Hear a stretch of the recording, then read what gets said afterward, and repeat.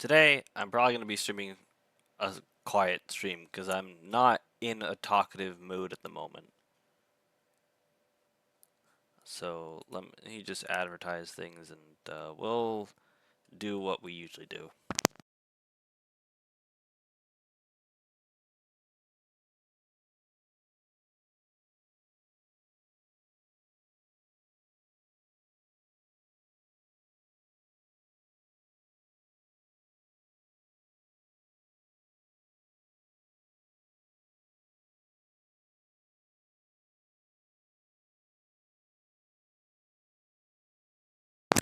Also, I have things still on sale on the website, and yeah.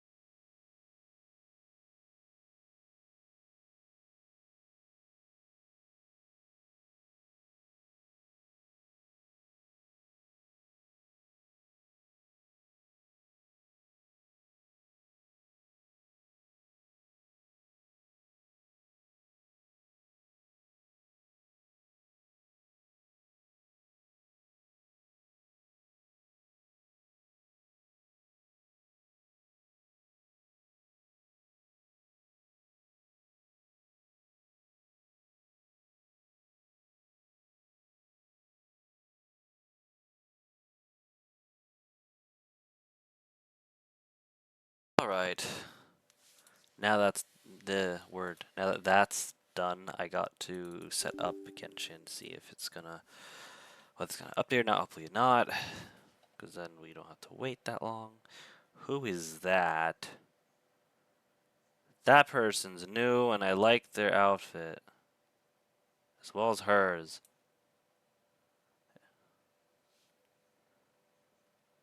Two new characters. More new characters. Let me wait for this thing to... Actually, okay, let me fix... I said let me fix it. Then I go here, hit this, go here. Check on my Discord to see... or not Discord, Twitch to see if... Yes, it's showing what I want it to show. Okay, cool. I'm probably going to be silent. I don't really... I'm not going to lie, I don't feel like streaming right now, but I have to. So,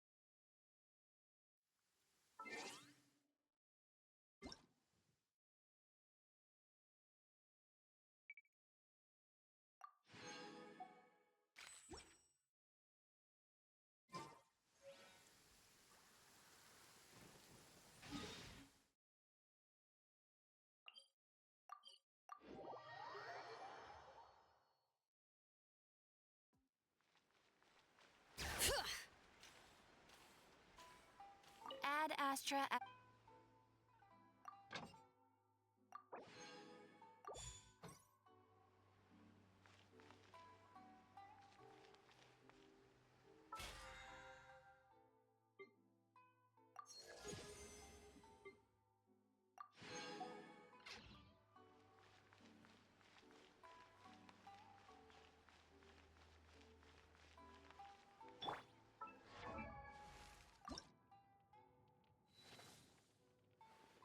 oh. I thought, well, okay. I thought I still had to send her, but I guess not. Let's go for level up shit. Let's go for these things. Oh no, now you can't fight bosses. Whatever shall I do? I don't really give a shit.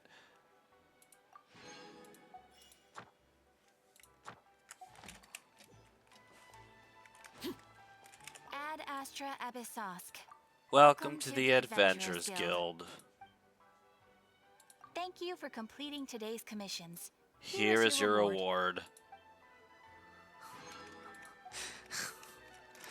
Oh, goodness.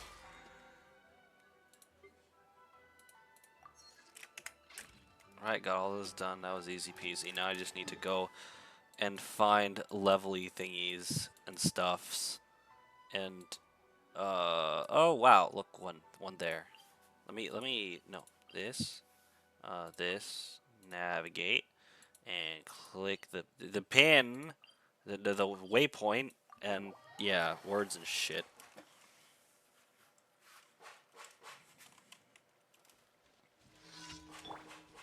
No, I'm not doing that. I don't want to do it. Don't make me do it. No, I'm not tearing those down. I'm tearing these down.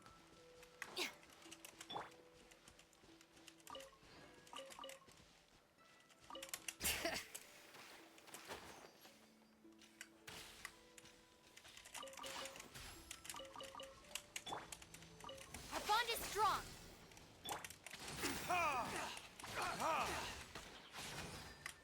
Oh, that was easy. Overruled.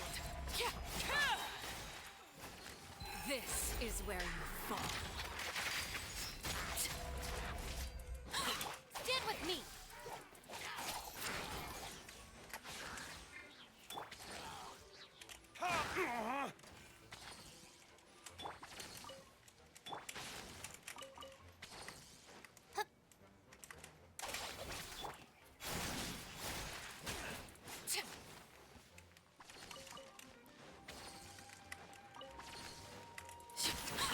Laid bare.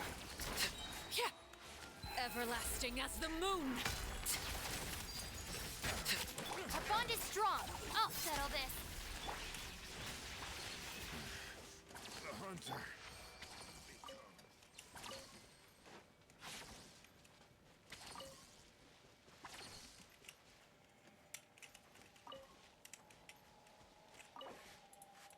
Use condensed resin. Okay, where's the next one? It's that way? Cool. I would like to use Zealand End, but I realized that I should probably save that power up for Cookie.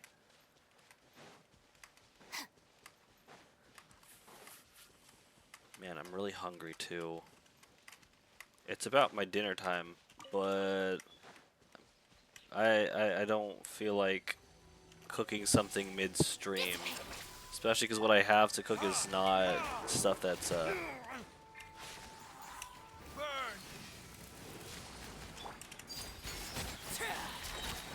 Witness my rise. Transfixed.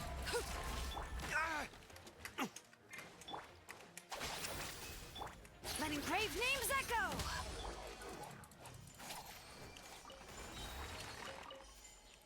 Well, that was a waste.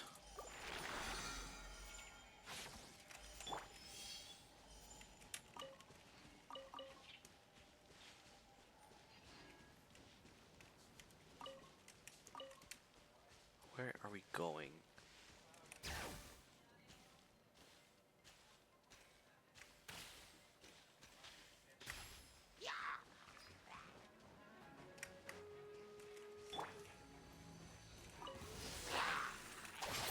Out of my way. Overruled. This is where you fall. Transfixed. Time for retribution! Stand with me.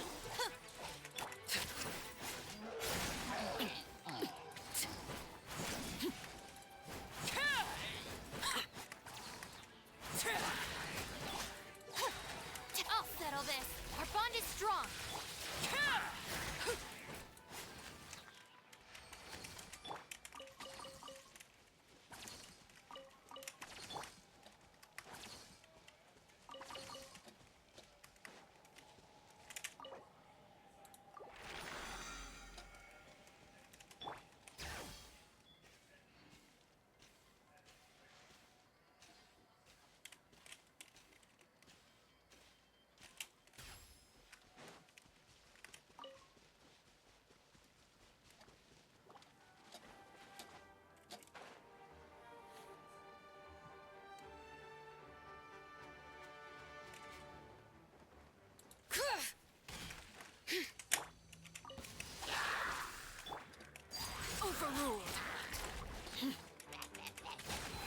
Witness my rise.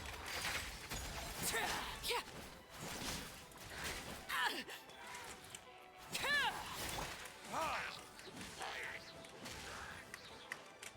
verdict is...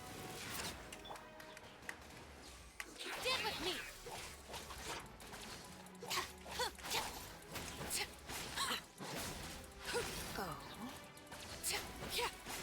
Laid bare. This is where you fall. Overruled. Time for retribution! Bring it. No, damn it. Our bond is strong.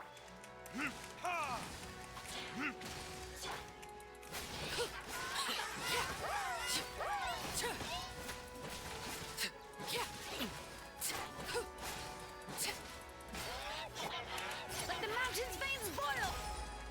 Sorry Son of a... for the trouble. Ugh, it's so annoying.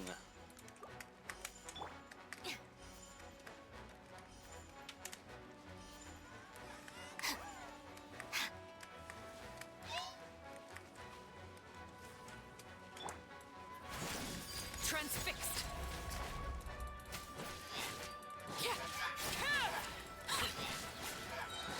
Everlasting as the moon. Laid bare.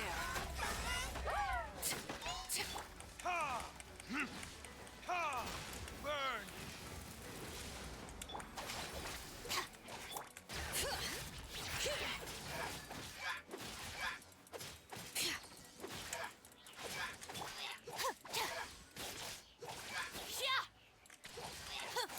Dissipate.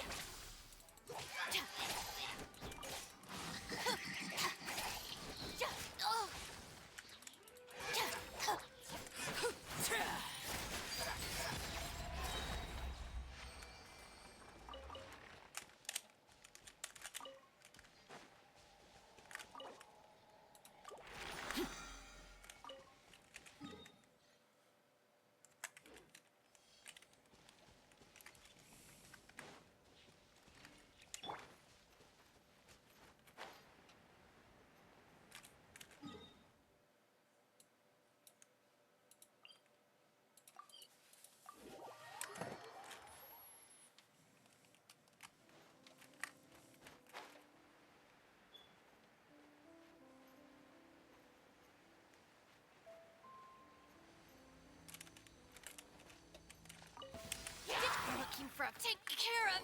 Are you? Dang. Oh my... Witness my rise. Laid bare.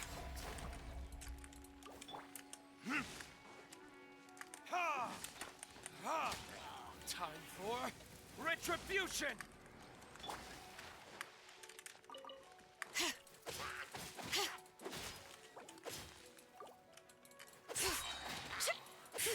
Hear the echoes of the valley.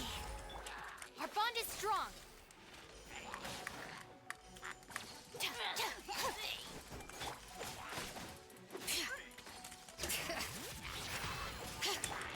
Transfixed.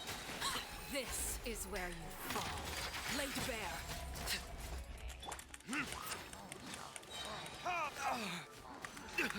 You will pay for that.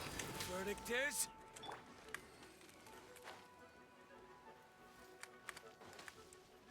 Stand with me.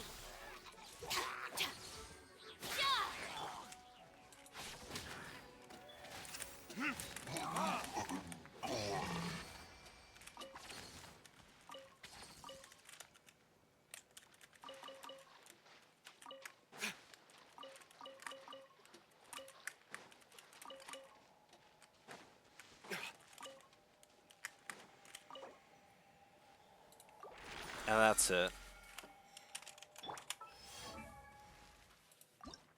And I bet... Yep. Great. That wasn't enough. Great. What am I doing? Honestly, what am I doing?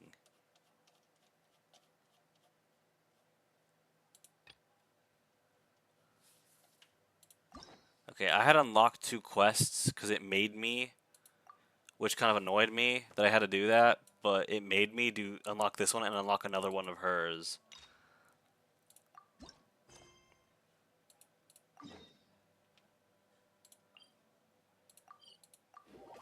So I'm gonna do that quest, but I'm gonna hold on. Yeah, I'm gonna BRB. I'm gonna try to figure out something to eat because I need to eat. So I'll also be muted for this because cutscenes anyways. So I'll be right back.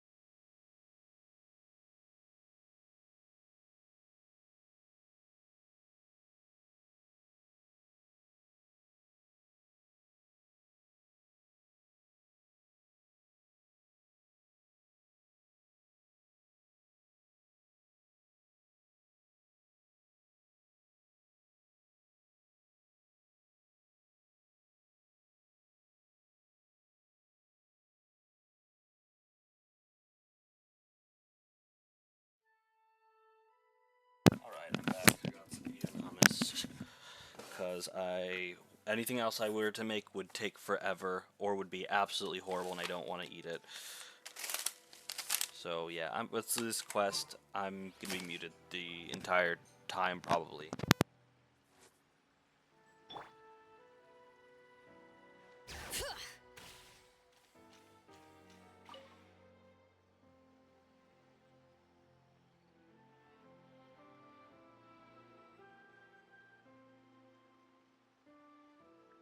Ad Astra Abyssosk.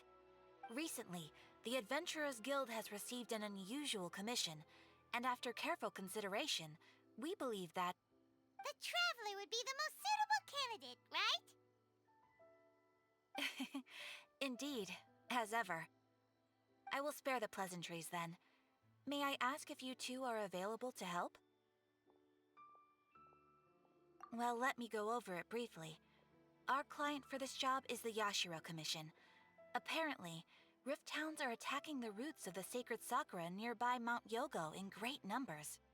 Rift Hounds? On Narukami Island? Yes. We are not sure where exactly these creatures come from. But this time, they are attacking in alarming numbers with great aggression and a clear target. The sacred sakura is of tremendous importance to Inazuma. I trust you are aware of this already? Good. Then you can see that this case is very urgent indeed. Is the Tenryu Commission aware? Yes, and they are already taking action of their own.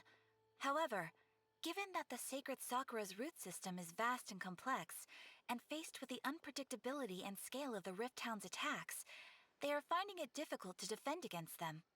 Their main priority is to protect the civilian population, so they are actively looking to cooperate with all other available forces to eliminate the monsters. The Adventurers Guild is one of the key parties assisting the Tenryu Commission with their work. But so far, the combined efforts to combat the Rift Towns has failed to substantially ameliorate the situation. You have our deepest gratitude. Your confident response puts me far more at ease. I will mark on your map the areas where Rifthound appearances have been recently reported. I hope you won't encounter too much trouble overcoming them. Relax. We'll be back before you can say Ad Astra Abyssosque.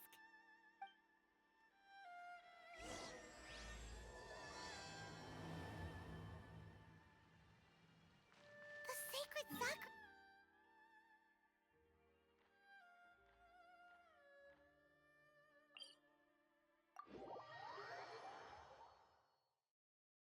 Keeping the sacred sakura safe was Hanachiru Sato's greatest wish, and now these mangy mutts are trying to destroy it!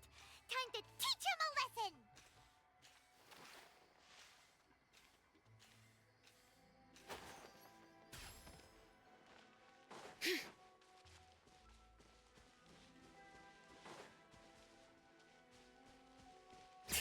They're attacking the sacred sakura! Stop them! Terrified! Overruled! Witness my rise. Ha! Ha! Stop right...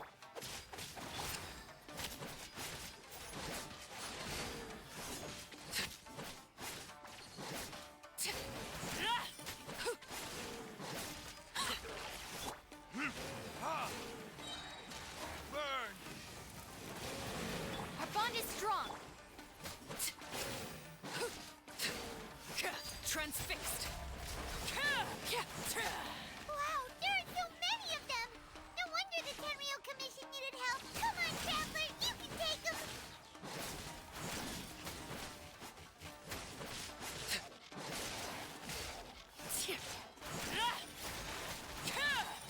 Everlasting as the moon. Laid bare.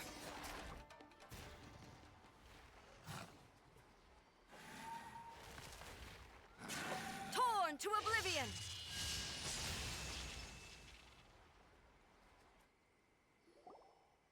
Shogun? Wait, no! Could also be A! Oh, it's you two. It has been a long time. We have not seen each other since the resolution of the Tenryo Commission crisis.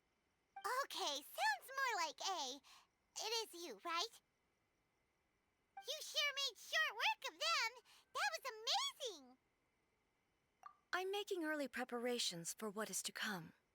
Last time we took a walk around Inazuma together, I witnessed the way the world is today. I was finally able to comprehend some things that I had never understood in the past. Since then, every time I encounter an obstacle in my thinking, I find myself having the urge to spend some time in the outside world. Makes sense. You must get super bored being stuck in there all the time. Might I remind you that I am not here to amuse myself. Recently, I have observed a number of changes in the external world from the plane of Euthymia. The most serious of these being the attack on the sacred Sakura by numerous Rifthounds. I considered this matter worthy of my attention, so I pursued them, and they led me here, where I happened to run into you. If the Shogun rather than I were to discover them, yes, perhaps she would have left the situation alone. Why? Because she's just a puppet? Precisely. According to the rules I designed for her, matters of this nature are to be delegated to the Tri-Commission. But Rifthounds attacking the sacred Sakura... It brings back bad memories of that terrible disaster. A disaster? Yes. 500 years ago, a great catastrophe befell Inazuma. Everything was engulfed in a pitch-black fog, and monsters ravaged the land. Countless lives were lost, and this homeland that the people had worked so hard to build barely escaped being obliterated entirely. The monsters committed many atrocities on Inazuman soil, and the Rifthounds were always their advance guard. Their duty was to tear open a passage through space with their claws and teeth, and then call in even more powerful beasts. So you've heard of it too. That's an episode of history that I am loath to recall. Maybe to you, It seems like my response to these creatures was an excessive one. But an excess of caution is not unwarranted in this case. Guess you can't argue with that. Since we are both here for the same reason, let us work together. From the traces they've left in the surrounding area, there should be many more monsters nearby. All of them must be eliminated. Paimon feels so safe when we're in Ace Company. Having someone uber powerful on your team kinda makes you feel invincible, doesn't it? Oh yeah, after we've dealt with the monsters, we should ask her to tell us more about Conria. This color! It's similar to the color when the sacred Sakura takes damage. Let's follow it. It should be this way.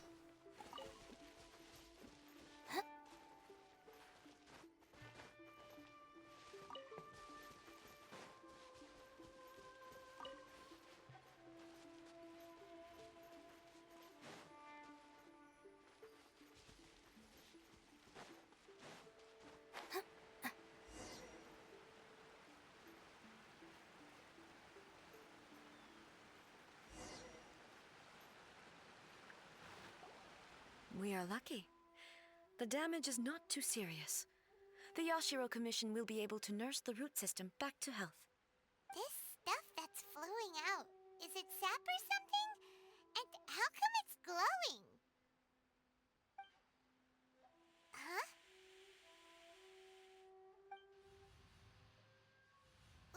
What's this? Could they be dead people? It wouldn't be the first time we'd seen ghosts on our journey. But why would they appear here? Let's search the area. Perhaps we will find out.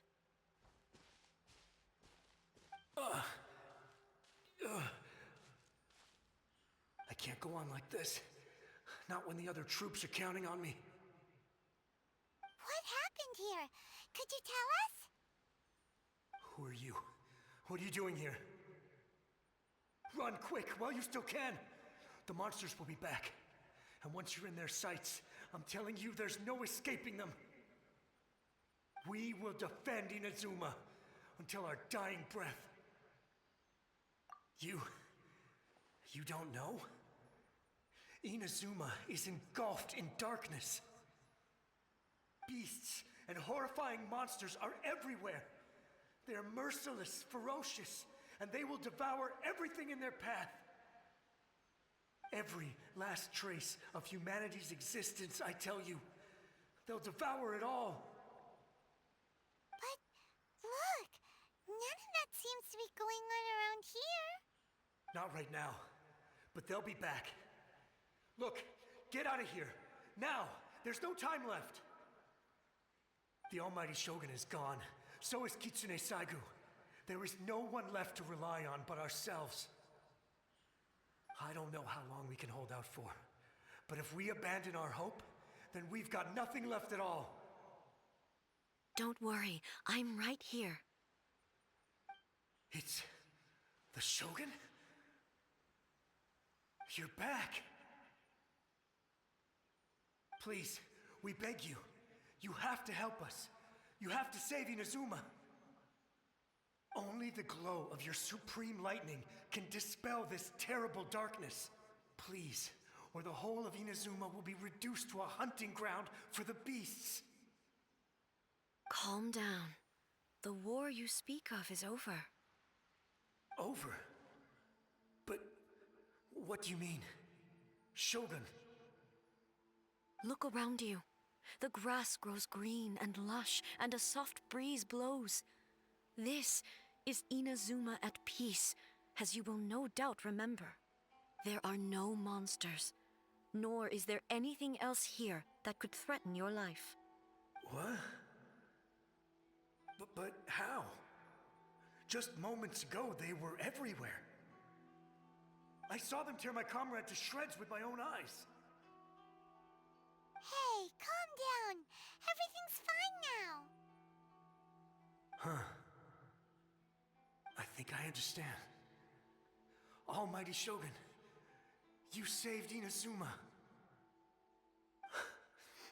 Yes, we were right to place our trust in the Almighty Shogun. As long as the Shogun is with us, Inazuma will last for an eternity. Thank you, Your Excellency. Thank you, thank you. What's wrong with him? He's gone. Paimon can't even begin to understand what that was all about. But somehow, Paimon feels all sad and hopeless. If I am not mistaken, what we just saw was a samurai's memory that was buried in the land. The sacred sakura can absorb and purify the filth in the ley lines. After the Rift Hounds attacked, some of this filth leaked out through the cracks in the trunk and formed a physical entity. An entity formed with strong filth would be highly aggressive. But when purified, it presents in the form of a memory. Purified filth quickly dissipates and will be absorbed by the ley lines shortly afterwards. In other words, it cannot exist for too long. So the memories of the ones that died are all appearing at this moment? Yes. That soldier was one of the many thousands who made the ultimate sacrifice. What he was describing just now was precisely the disaster that happened in Inazuma 500 years ago. Yes, Inazuma was facing many great crises at that time. Some were local in origin, while others came from the now fallen kingdom of Kanria. The disaster in Inazuma caused me great concern. I felt that I had to step in before it was too late, otherwise it would spread to all of Tevat. But my friend, Kitsune Saiku, reassured me that I had nothing to worry about.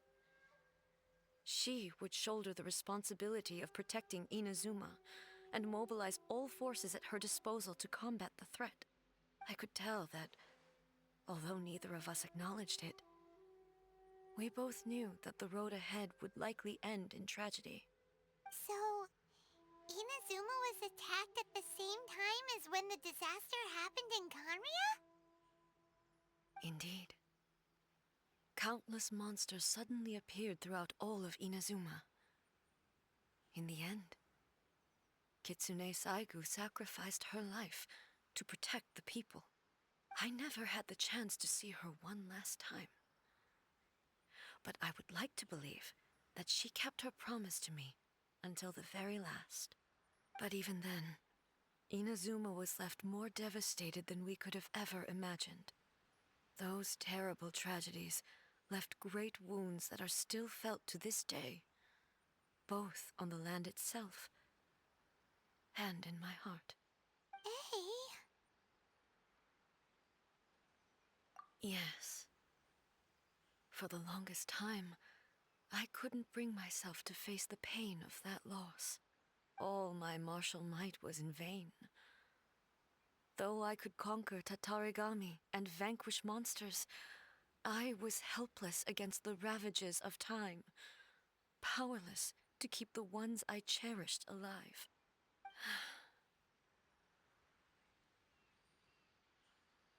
But after my clash with human ambition, I thought long and hard. Now I realize I cannot fixate on the past forever. When I traveled around Inazuma with you, I caught a glimpse of how the nation has progressed over the centuries. A glimpse of human potential. Everything far exceeded my expectations. Moving forward inevitably invites further loss, but also new encounters. Just think of that soldier.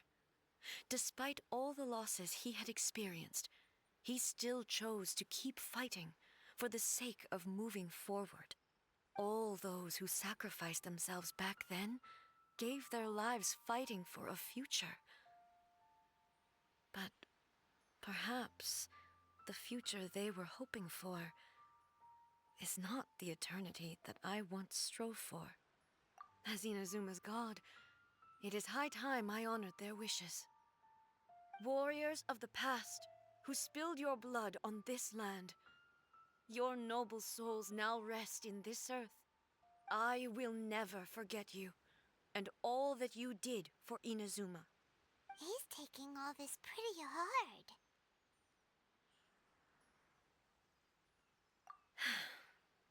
Come on. Let's keep investigating the damage to the sacred Sakura. Dissipate!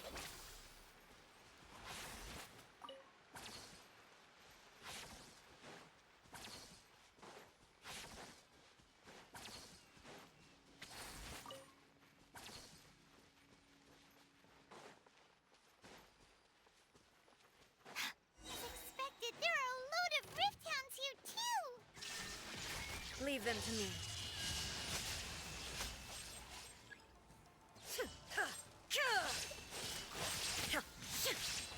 Shine down!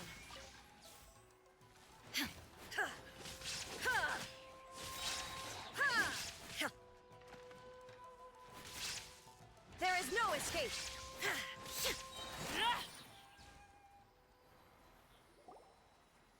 Huh? Something seems wrong with A.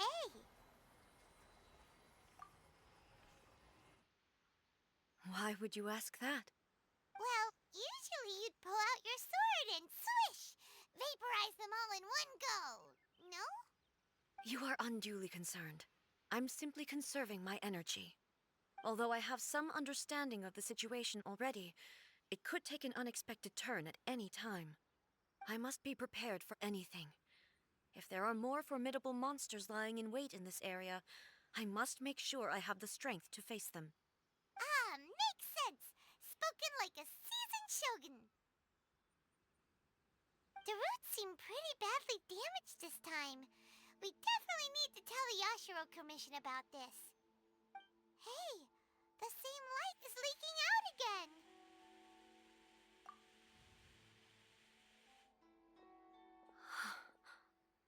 Furuyama? Is that you? Almighty Shogun, what brings you back so soon? I thought you were off fighting a battle in a distant land. Fighting a battle in a distant land? Sounds like this guy's talking about 500 years ago, too. Allow me to introduce Furuyama. He is a tea master and a member of my retinue. Though blind, Furuyama is unparalleled in his ability to appraise tea. He brews some of the very finest tea in all of Inazuma. Your Excellency, you shower me with praise undeserved.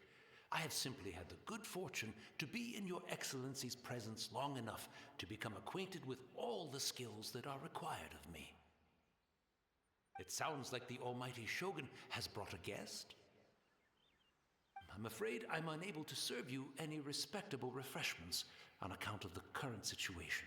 But please, sit and rest.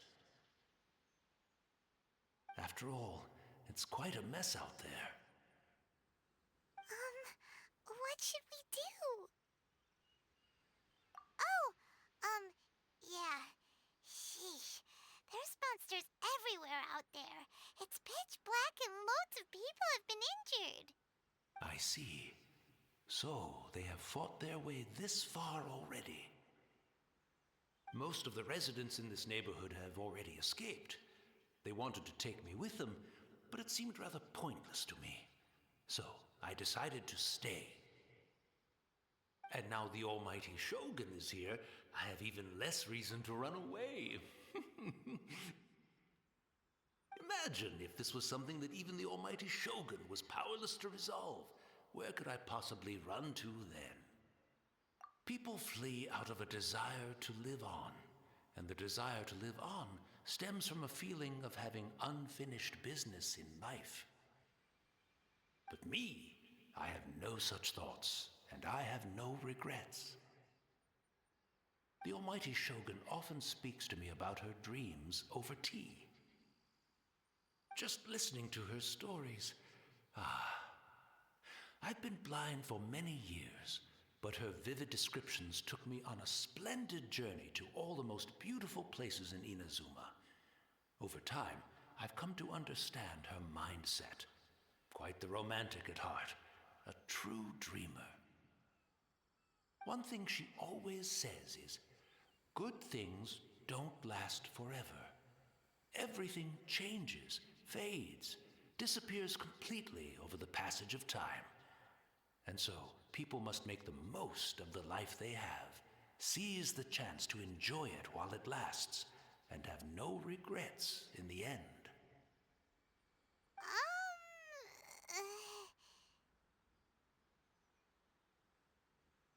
So you see, as bleak as things may be now, I have experienced countless wonderful things in life, and have no reason not to be satisfied. Perhaps you are right. It won't be long now before I have to say goodbye to the almighty Shogun for the last time. What a pity. I'll never get to see what Inazuma looks like after the almighty Shogun rebuilds it anew. But I suppose it doesn't matter. Everyone says that Inazuma has turned dark now, but to me, it went dark a long time ago. Once this catastrophe is over, life is sure to spring forth anew. But even if I survived until then, I'd probably be a hopelessly befuddled old so-and-so by then. So, never mind, eh?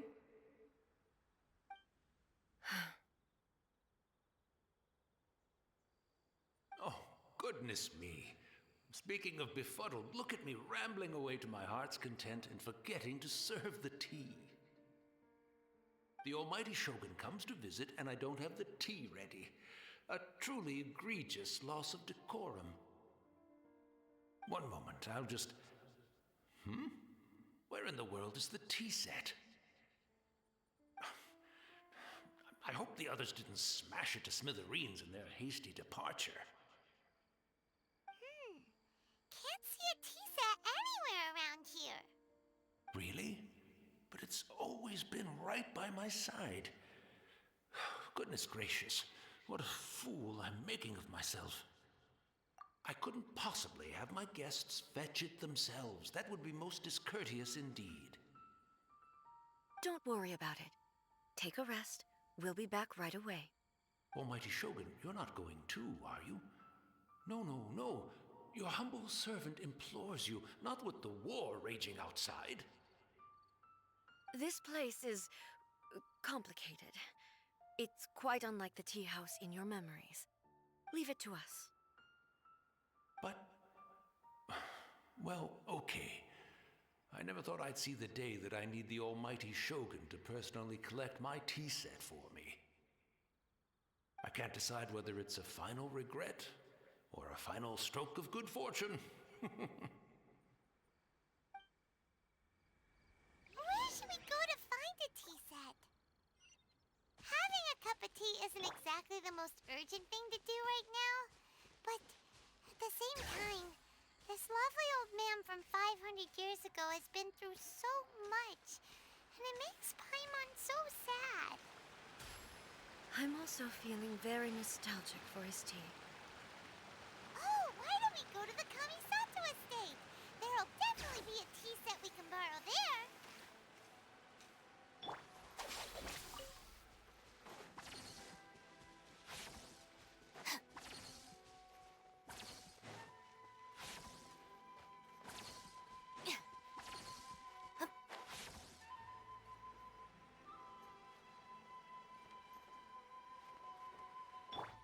Bring it!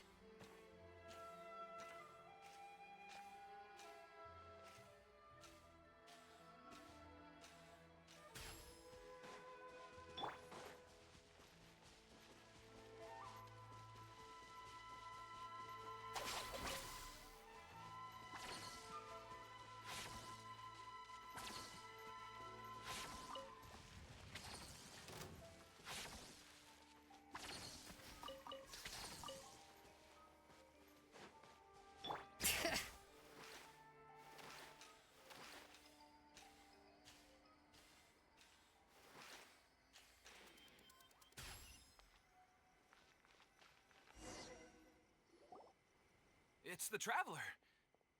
And the almighty Shogun. How might I be of assistance, Your Excellency? I wish to borrow a tea set from the Yashiro Commission. Oh, sure. I'll fetch that for you right away. Please step into the courtyard and have a rest, almighty Shogun. Oh, and I'll inform my lord about your visit immediately. Ah, and the tea set. I'll bring that here as soon as it's ready. Be at ease. I'm not here to see Commissioner Kamisato. Actually, I'd prefer to spend this time chatting with the Traveler. Please, fetch the tea set at your convenience. No. I am your humble servant. I daren't think of my own convenience when the almighty Shogun graces me with her presence. I'll deal with it right away. Well, it's not often we have the chance to chat. I'm sure you must have a lot of questions.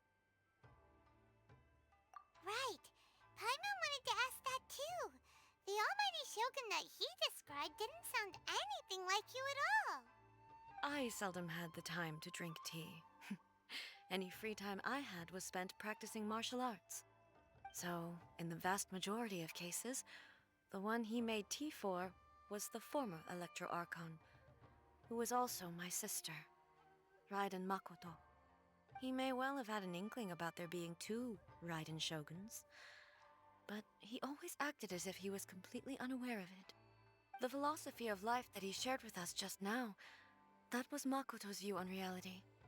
She always saw things that way. You and Makoto had pretty different views, huh? Indeed we did. It was the biggest difference between us. In her eyes, the most precious things in this world were dreams. The yearning for a better future held by living beings. They are similar, but not identical. When you came charging into the plane of Euthymia, I saw human aspirations light up the sky far above in the form of countless stars. This somewhat shook me. Now, it seems like she was right, while I took the wayward path. Wow. There sure was a lot going on beneath the surface. Makoto saw a bigger picture than I did. In her view, a dream is more imaginary, more abstract than an ambition. An ambition is a yearning for something material or a concrete outcome. It is finite in nature and will be replaced by a new ambition in due course. Makoto was more concerned with the force that drives humans to constantly generate new ambitions in the first place. It is something innate, rooted in instinct. In other words, it is something eternal. That's, quite a lot to take in. To put it simply, Makoto wasn't concerned about outcomes. I didn't understand at the time. How can we say that we are maintaining eternity when things are constantly moving forward and evolving? I suppose what it comes down to is the definition of eternity she set out with. Yes, it does. I always thought that she must have grasped some elusive, arcane wisdom to arrive at the conclusions she did. But in the last analysis, Makoto's philosophy was, on the surface at least, an elegantly simple one. Notwithstanding that it was also the more prudent choice, based on a more mature, far-sighted outlook. Do you feel you're starting to understand her better now? You have already witnessed my previous views on eternity. But now, I no longer cling to what was lost. I suppose that means our differences have been reconciled. Almighty Shogun, I found a tea set. This one in particular should be fit for your Excellency's use. It's quite beautiful. Thank you. You are too kind. A humble servant such as I does not deserve the gratitude of the almighty Shogun. It's all good, sir. She's actually pretty chill.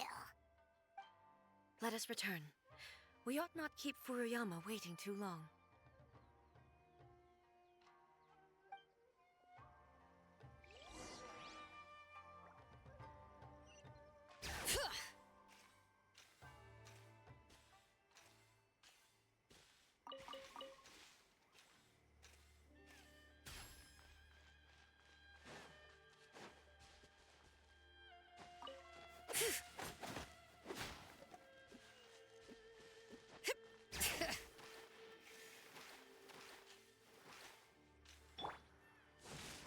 Our bond is strong.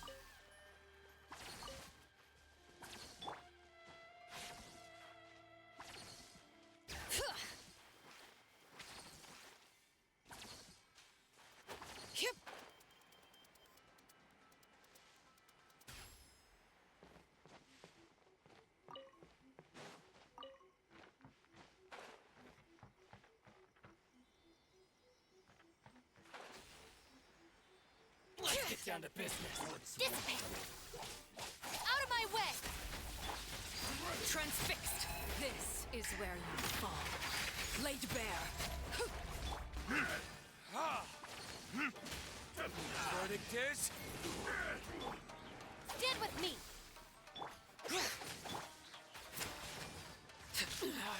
Go on. Yeah.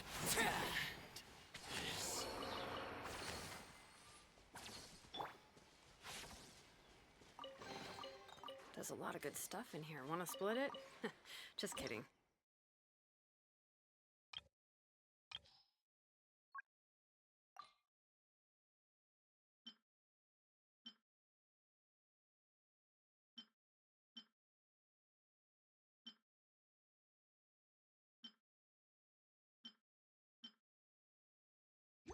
You can take it.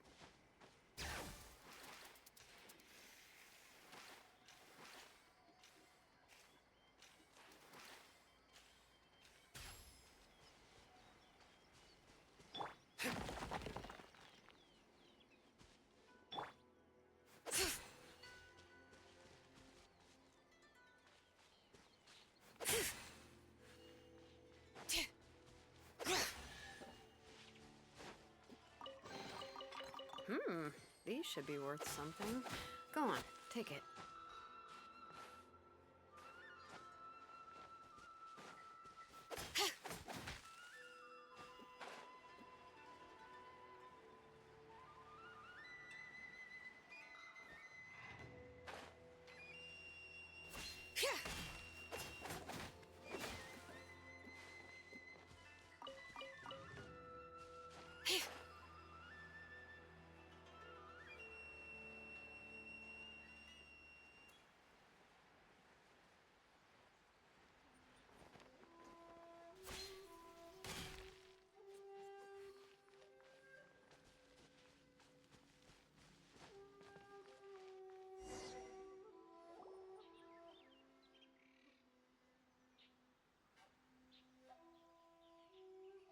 Hey, where'd he go?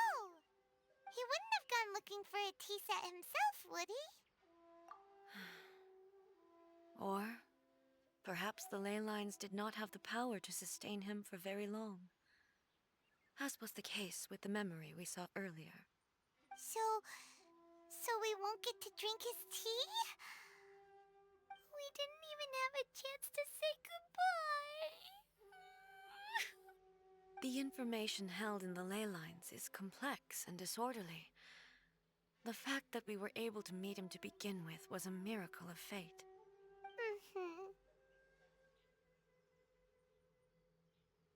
Well, this chance won't come often, and we do have a tea set. Perhaps I should try my hand at making us a pot of tea. I've watched Furuyama brew tea on many occasions. I doubt I should have any major problems doing it myself. The tea is ready. Please give it a try. So many thoughts were racing through my head as I was brewing it. I'm not sure how to explain it. You're right. But the things we've seen today have brought back many memories for me. I've been reminded of many people, too. Kitsune Saigu, Makoto, and all the other friends who I watched pass even further back. Back at the Yashiro Commission, I kept the conversation reasonably lighthearted. But now, I'd like to broach a heavier topic, if I may. The events of 500 years ago not only robbed me of my friend, Kitsune Saigu, they also took Makoto away from me, for good. She died in that disaster too? Yes. She went to Conria alone, without telling me.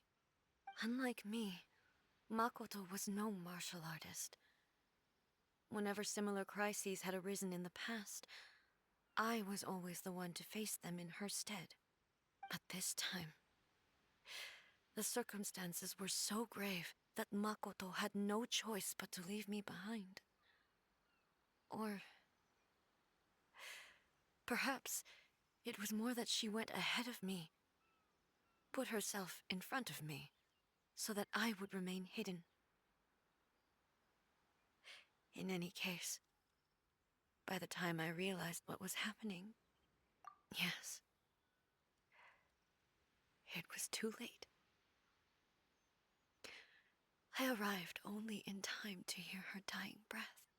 She had already lapsed into unconsciousness by that point, so all I could do was enter into her mind. As far as you're concerned, it would be somewhere similar to the plane of Euthymia. It was there that we bid each other a final farewell. I cried bitterly.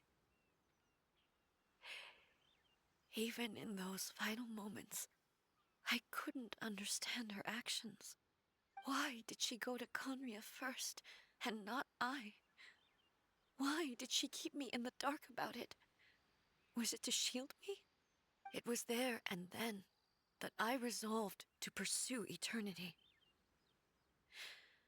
As a testament to that decision, I saved her realm of consciousness just before it collapsed completely and brought it back to Inazuma. That's quite a story.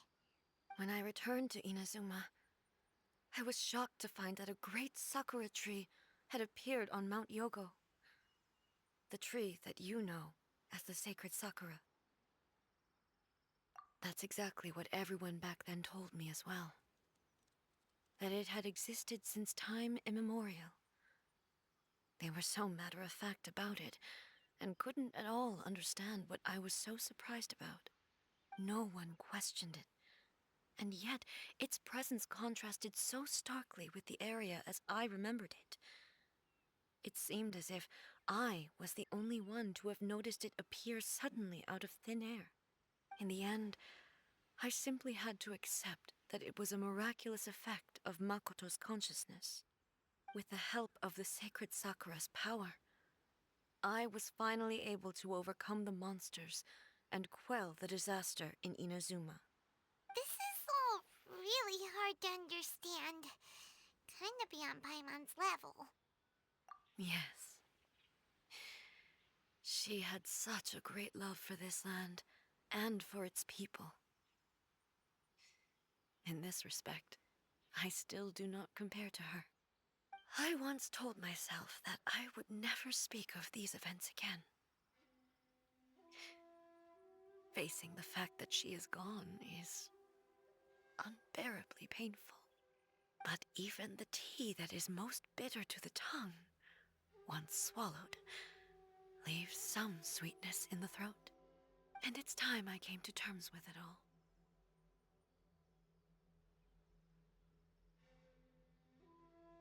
Oh, while we're on the topic, since you experienced that battle in person...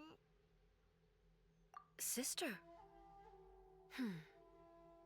I had heard that you were looking for your family. You mean to say that she was somehow involved in the Conria disaster? Based on what we've learned so far, it seems so, yeah. I'm sorry. I wasn't there for the whole thing. By the time I arrived, the worst of the fighting was already over. And also, my mind was consumed entirely with the plight of Inazuma and the fate of those closest to me. So, I am afraid I can't help you. Oh, well, that's a shame. But it can't be helped, I guess. Boy, both of you have experienced great tragedy. With this last cup of tea, let us honor the Tea Master's memory. Thank you, Destiny, for giving us the chance to meet again. We should go. Let's keep following the traces. Very well. Based on my investigation so far, I believe this next pack of monsters should be the last.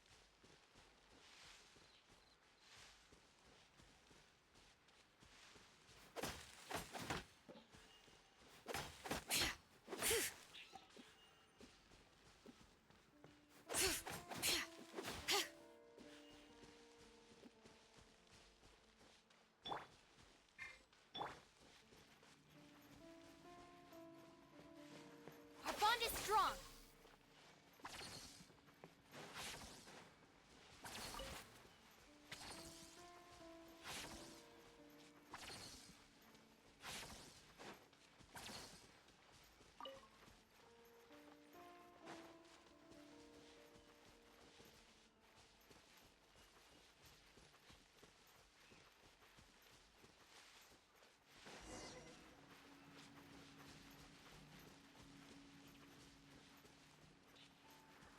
Stand with me.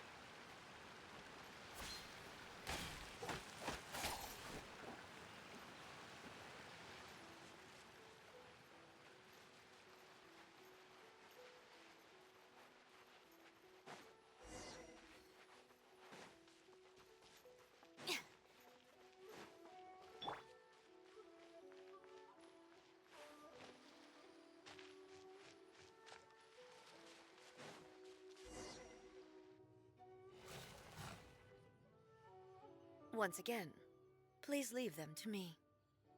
Hey, are you sure you're all right? You're scaring us. Fear not. Fighting is what I do best.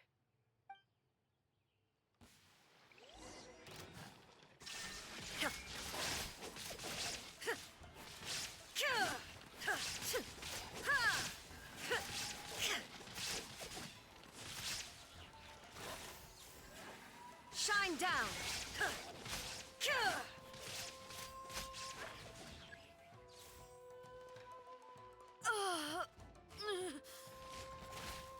Are you all right? I'm fine.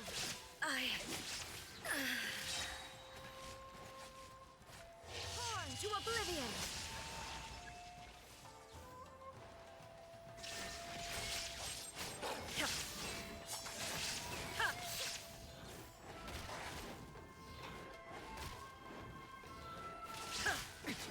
Erase all threats.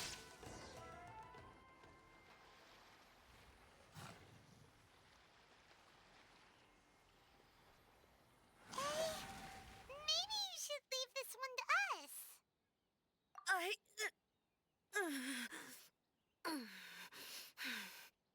My apologies. Don't worry about it. Just take a breather and get your strength back. We'll deal with the monsters.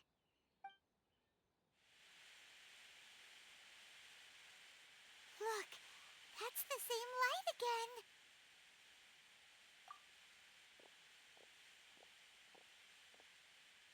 Where am I? Who are you? Almighty Shogun, you're here too! Are you injured, Your Excellency?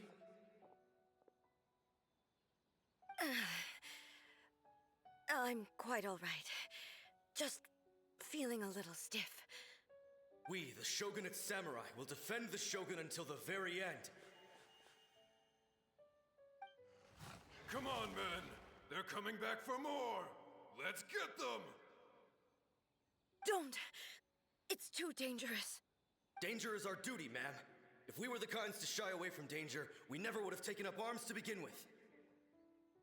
No need to worry, Almighty Shogun. When the situation looks bleak, we will draw on the power granted to us by the gods. Is that a vision?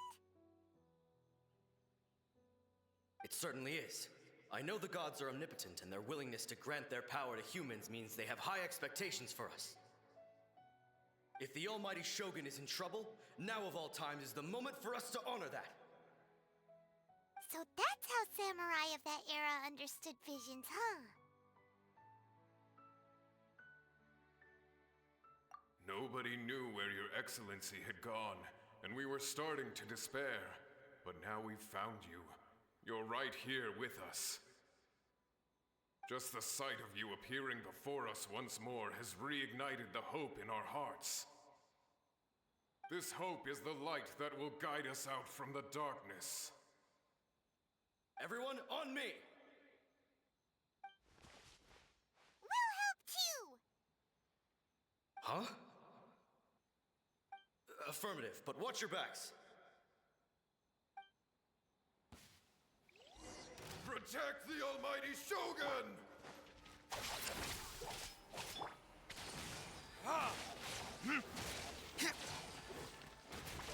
Yeah! Ta! Lightning purified! Ha! Ha! Burn! Everlasting as the moon! Transfixed! Stand with me! Ha! Ha! Yeah.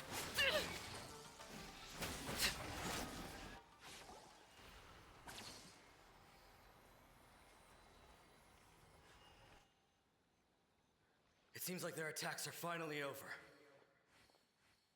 I've never fought so fiercely before.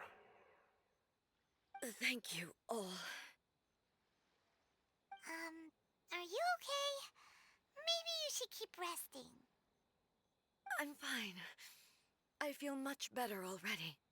You fought phenomenally. It was truly awe-inspiring. The monsters will definitely come back. And when they do, it'll be more than a few Rift Hounds this time. Quickly, escort Her Excellency back to Inazuma City, and regroup with the General's forces as soon as possible. When everyone sees the Almighty Shogun safely returning, their spirits will be lifted. Well, what are you guys gonna do? We will stay here and guard against the monsters' advance. We cannot afford to let them get any further. We are brothers in arms. As long as we stick together, we can face any number of monsters that come our way.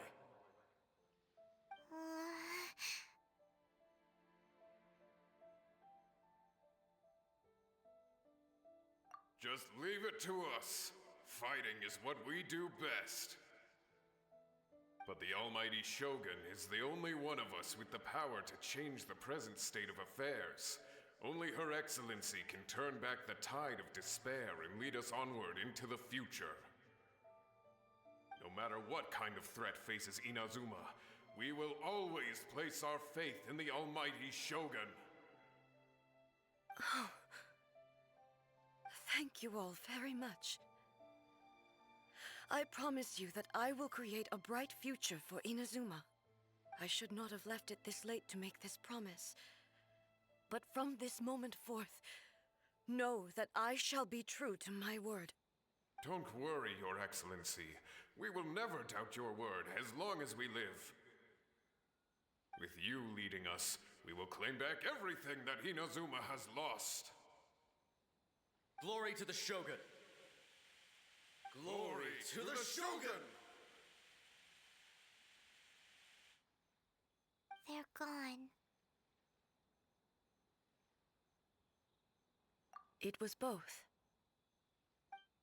The people's sacrifice has always caused me immense pain. But in dwelling on the tragedy, I overlooked their splendor. The grief blinded me to how brightly they shone in their final moments. The result being that in the centuries since their sacrifice, I have dishonored their will. You could take the view that whatever I say to them is meaningless, because they are but disembodied memories held in the ley lines. But even so, they are due a resolution. I owe it to them, and to all the people who have placed their faith in me to date. Well, Paimon thinks that even if it's a few hundred years later, you're doing right by them now, and that's what counts. Thank you for your comforting words. But this is my basic duty as Inazuma's Archon, and I have neglected it for far too long. I used to think just like that samurai, that I was first and foremost a warrior, and my only duty was to face whatever challenge came my way. But what Inazuma needs more than a warrior is someone like Makoto. Even though I am utterly unlike Makoto, and can never become the person she was, I still need to do the things that she would have done. Yes, they are. They are strong and resilient, and have much to be proud of. As the Raiden Shogun they revere, I should not be the one to hold them back. Well said. Sounds to Paimon like you figured things out. Change will come to Inazuma, and with it, new possibilities. This will take time, but eventually, the future will bring healing to the scars of the past. No matter how long it takes, I am committed to bringing this to fruition. This is my promise. Now that we've dealt with the Rift Hounds, this matter is halfway resolved. It does not appear that the threat will escalate for the time being. I will leave the Tenryo and Yashiro commissions to handle the follow-up work, such as investigating the origins of this incident and tending to the root system. Alrighty then, let's move on. It looks calm on the outside, but Paimon bets her emotions must be all over the place right now, huh? She seems to have changed a lot since we last met her. Huh? What's wrong, eh? Come on, keep up. What's going on? Are you feeling unwell again? My body... I can't move it. It looks like the situation is more serious than I thought. No need. She is calling me. The time has come.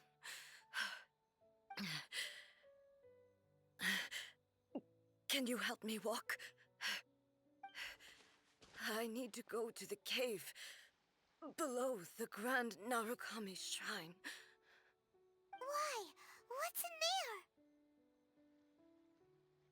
there? A battleground.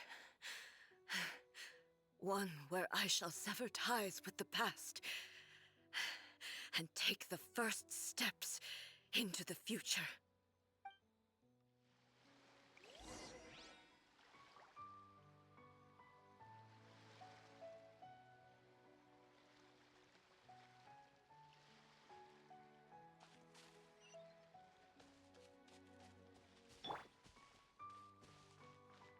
Bring it!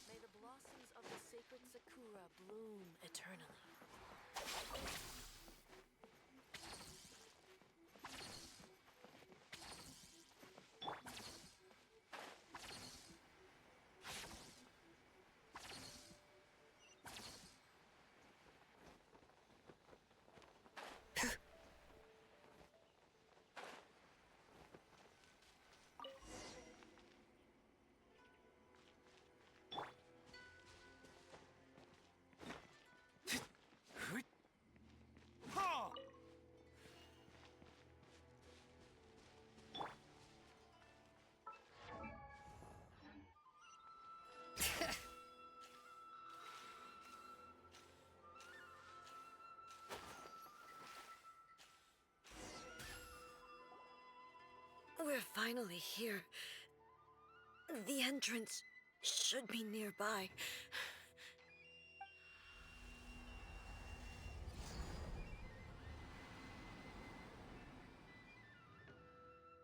Whoa! Where'd that Torii gate come from? It's getting worse again. But it's fine. I'm about to put an end to it all. This is a place I once sealed off with my own hands. The entrance to Raiden Makoto's realm of consciousness. It looks like she will no longer allow me to do with this body as I please. Huh? What are you talking about? And who is she? Makoto?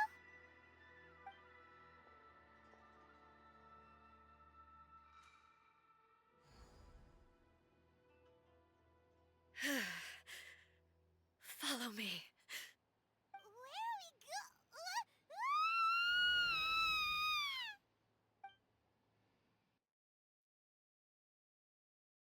Got a bad feeling about this. Please don't be another boss fight that's insanely ridiculously hard. Where did we get sucked into this time? Whoa. This place... Look! Look over there! It's another A!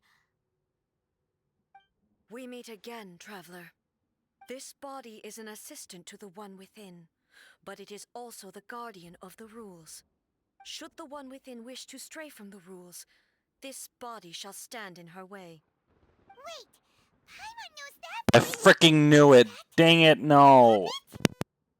You have wandered the realm in my body, and you appear to have grasped the true essence of eternity. You believe your present self has greater certainty than your former self. Thus, you believe your present self is correct, don't you? But have you really been enlightened with new ideas? Or have you been degraded by irreversible erosion? I'm here to show you my answer. We are both warriors, and the dialogue we must now have Hi, shall be Bingsu. conducted by the blade alone. Wait! The atmosphere in here just took a turn for the worse! Are you alright now? The discomfort I was experiencing earlier was caused by the Shogun rejecting my continued use of her body. As she indicates, once I started entertaining the idea of change, I became hostile in her eyes. But inside a realm of consciousness, I exist independently of her. She cannot affect me in this way. Though she is a puppet, the Shogun has her own consciousness too. When necessary, she appears here to confront me. Paimon gets that everyone has their internal battles and stuff, but not like this! It's a bit extreme! Hey, showdown with the Shogun? Never thought we'd see that day! The rules I set for the Shogun are... No. The Shogun herself is the manifestation of my past ideals. The very foundation stone of eternity.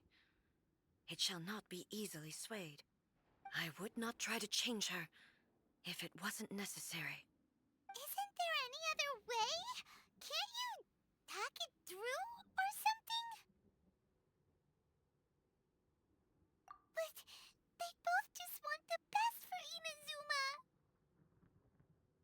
My form is a symbol of supreme majesty, in which has been vested power over all the realm. It is the cohesive embodiment of all that constitutes the Raiden Shogun. It inherits Ei's pain, the pain of inevitable loss that comes as she moves forward. So too does it inherit her determination to reach eternity. Every action undertaken is for the sake of resisting erosion. Determination, courage, love, hatred, all of these will be degraded and distorted by the incessant flow of time. Only rules shall remain constant for eternity.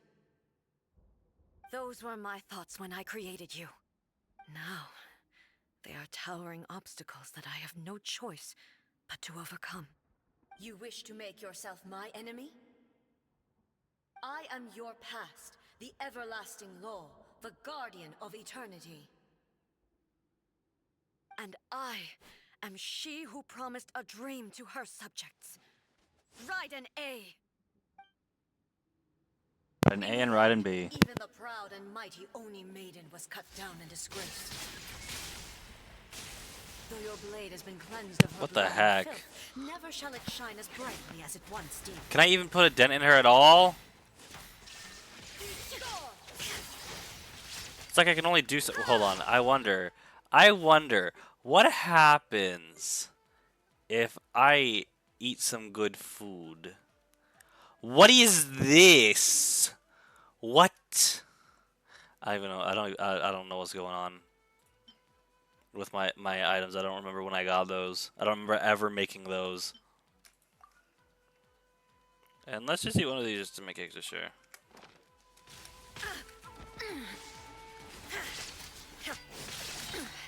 Insolent.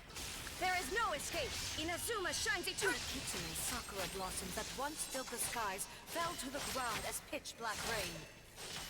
As long as the ley lines flow, the relentless erosion of time will never stop. She's such a cheater. She's completely recovered? Dude, you're such a cheater. Ha! There is no escape. A fleeting shadow. Ha! Ha! Ha! The divine lightning that envelops all of Inazuma will fade silently into the Why does she get to keep doing that? That's not fair. Never be another. Never. For the She shouldn't be allowed to do that. That's fucking cheating, bro.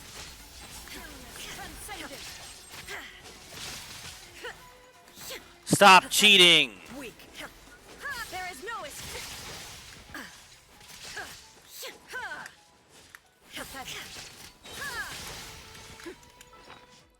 Okay, let's do something quickly. Where's the healing shit? Seriously, all I have is garbage. Bro, what the heck? Evasion is futile. Inferior. Shine down. Inazuma shines eternal. Oh, come on. Why is it right when she's... What the f... just happened? Have you finally defeated her? What the fuck? It appears your martial prowess has not dulled. But how long can your will remain strong? How the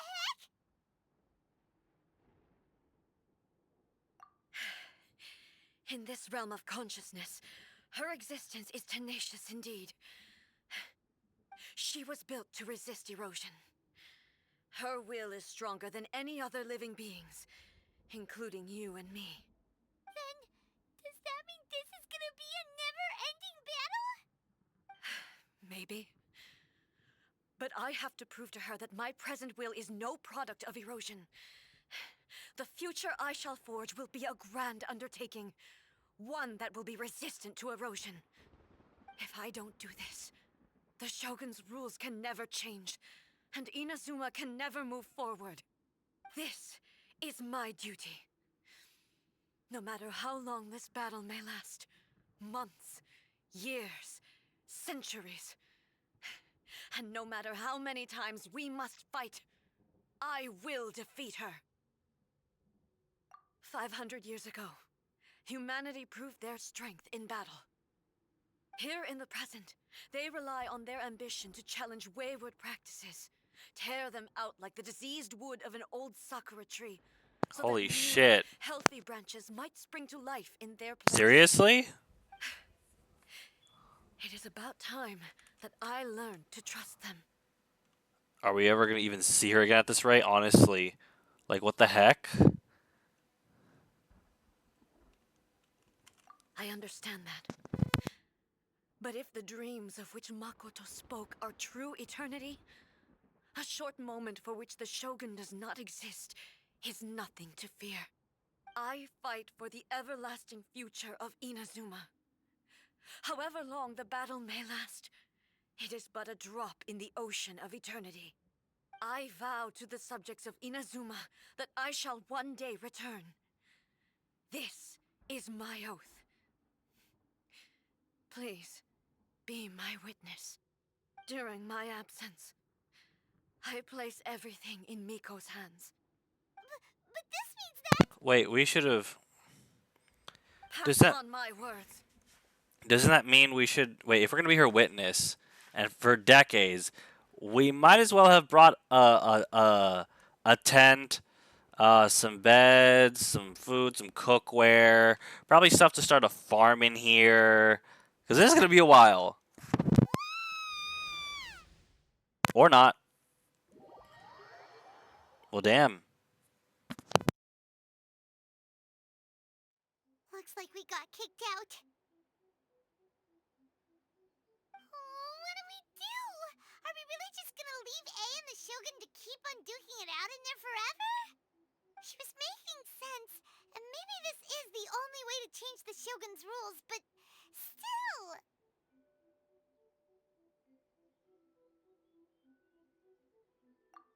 Right? Also, A can be pretty stubborn at times, and has a history of rushing into difficult situations. What if she gets too obsessed with winning, and she forgets why she's there in the first place? It could happen, and then she might never leave again. Yeah, we should help her out, like we did last time. The Oh quicker no. she gets through this, the better. Is there any way we can cut down how long she needs to spend in there? Or, you know, help her win the fight? Well, whatever. We can't let anything bad happen to A while she's in there. Oh, but we also can't get in there anymore. Okay, well, first things first. We gotta find a way back in. Oh, come on, brain juice. Don't fail Paimon now. Okay, maybe if we both ram into it at the same time really, really hard. Oh, you're right. Paimon nearly forgot about her. Who knows if she really understands these consciousness realm plane thingies more than we do, but there's no one else we can turn to. All right, up the mountain we go.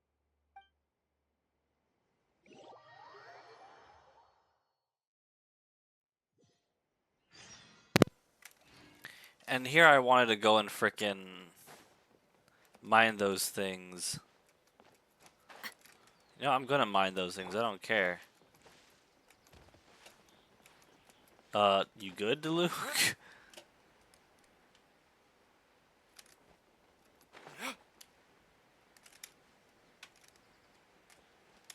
Wait, where the? Oh, is it down here? Did I just hear somebody out in the middle of nowhere? The heck?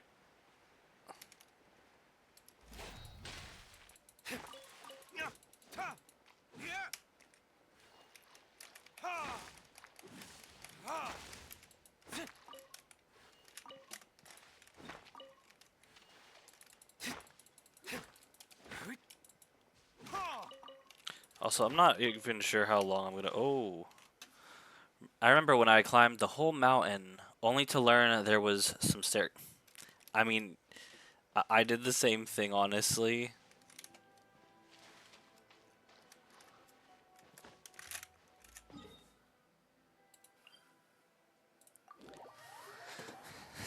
I'm gonna see how long I can stream this today, because everyone experiences it. Yeah. No, let me try again.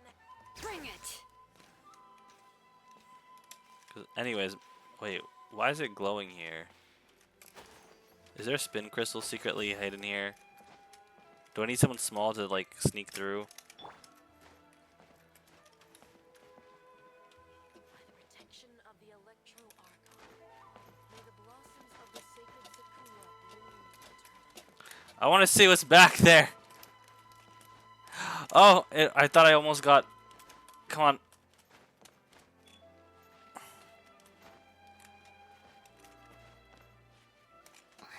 Can I somehow... Oh, whatever. Not what I meant to do. But yeah, my arm hurts basically. Someone's not in the best of moods. Let me guess. You're all tangled up in another situation and need me to unravel it for you. I hope you realize how lucky you are. If it was anyone else, I don't think I'd have the patience to keep greeting them with a smile after the first few times. But you're always smiling. That was a figure of speech, do you understand? Nitpicking my turns of phrase. The sheer audacity. Oh, yeah. Something really big's happened. It's A. He probably knows. Or not. Oh, okay, I see. So, A's decided to palm Inazuma off on the humans, while she goes off on her own to fight a fierce battle that doesn't even have an end date. Impossibly stubborn. Jumps straight to the most extreme course of action imaginable, presumes her sheer will can see her through, despite a near impossible goal that requires nothing short of the very peak of her abilities. Yes, that sounds like A all right. You know as well as I do that she's always been like this. Why start fretting about it now? Rushed into it without thinking. Well put. Oh, she acts like such a child sometimes. So you seem to be under the impression that I am able to offer some sort of help? Who gave you that idea? Is she playing dumb? She's doing this on purpose, for sure. Uh-huh. You're learning, little one. But really, the truth of the matter is that I don't know much more about Raiden Makoto's realm of consciousness than you do. All I know is that it's the foundation of the sacred Sakura, and from what I've heard, it's a little different from A's plane of euthymia. Because Raiden Makoto is no longer alive? Not just because of that. The nature of the space itself is different in some way. But I can only speculate. You're the ones who have actually been there, so you tell me. What was it like? Anyway, we needn't worry about There was a details difference. It was too much. empty, barren, and it was It'll just be a blue. little difficult to explain things later on, that's all. First things first. Follow me to the entrance.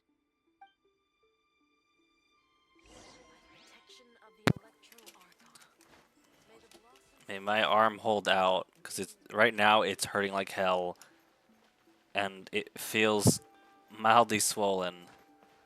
And honestly, this is the worst time for this too, because I'm working on an art thing that I have to do. I don't want to spoil. Well, it's something for the comic. I'm working on something for the comic, and I would have loved to get it done before the 14th, for reasons. I mean, I already talked about it, that I was gonna have samples of the comic, but I realized there are a few pages missing, and I wanted to do certain something for each of the chapters, and so that's what one of the things is. It's just a title image, really, and I'm struggling now because my arm hurts. My ways. It's just a question of how crafty I need to be. To the outsider, the realm of consciousness is a very abstract concept. Luckily, I'm A's familiar, so I can sense her rough whereabouts. In other words, even though I can't pinpoint the exact spatial location of this realm, I can still send you to where A is. So, it's abstract, but has a location, but you don't know where it is, but you can still send us there. What? Yes, no need to try and understand it. Let me put this simply.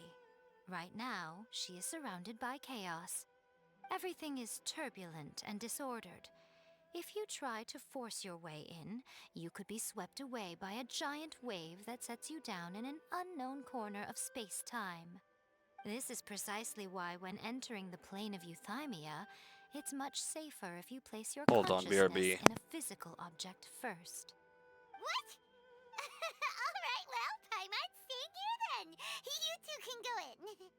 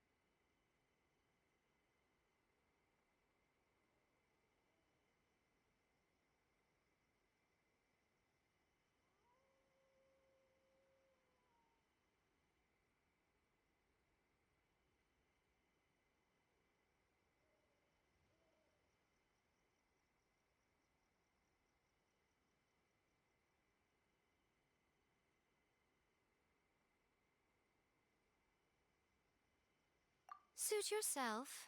Worst case scenario, all we stand to lose is A. So what's the big deal? Paimon added up to here with both of you! Fine!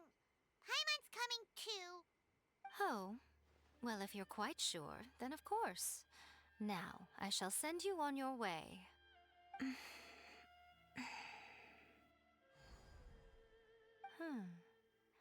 I say. Oh, nothing. It just seems extraordinarily chaotic, that's all.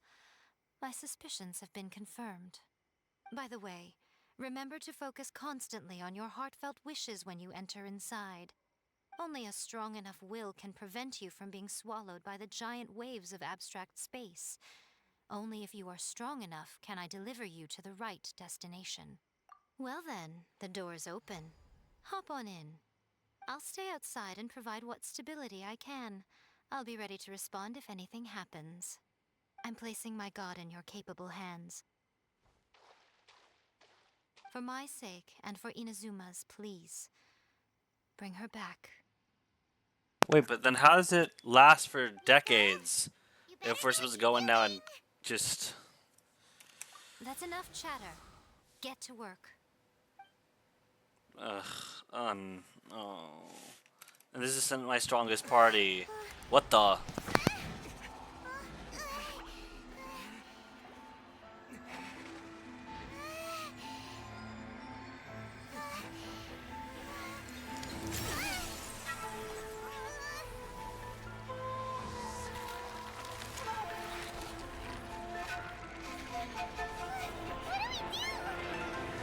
Remember to focus constantly on your heartfelt wishes when you enter inside.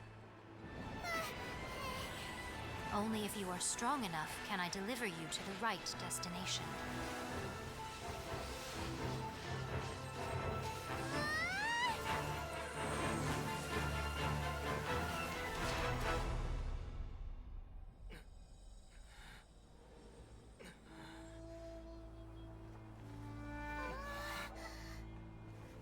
Why are we Electro when my travelers? I guess it was pre-rent. I mean, it is pre-rendered. It is pre-rendered. What am I saying? I don't know what I'm saying. Of course it's pre-rendered. Ah, there we go. Fixed. How can this be? You have returned. But how were you able to get back in? And how come you have not changed at all in all these years? This is Time goes by faster there, I It is presume. as if we have returned to the moment when the laws of eternity were first established. Your will today is as strong as it was back then. Over countless battles, not once have you lost, and never have you shown the slightest hesitation. Had I made all enemies of eternity stand against you, you still would not have wavered. For your firm commitment to enforcing the rules, you have my admiration too. You bring honor to the title of Guardian of Eternity. Now these two return once more to this space. An inevitability of fate, perhaps. Then, let this be our final duel. The conclusion to that which began 500 years ago. That's not decades. That's centuries. So you're finally willing to... 5 centuries. Stand back, traveler.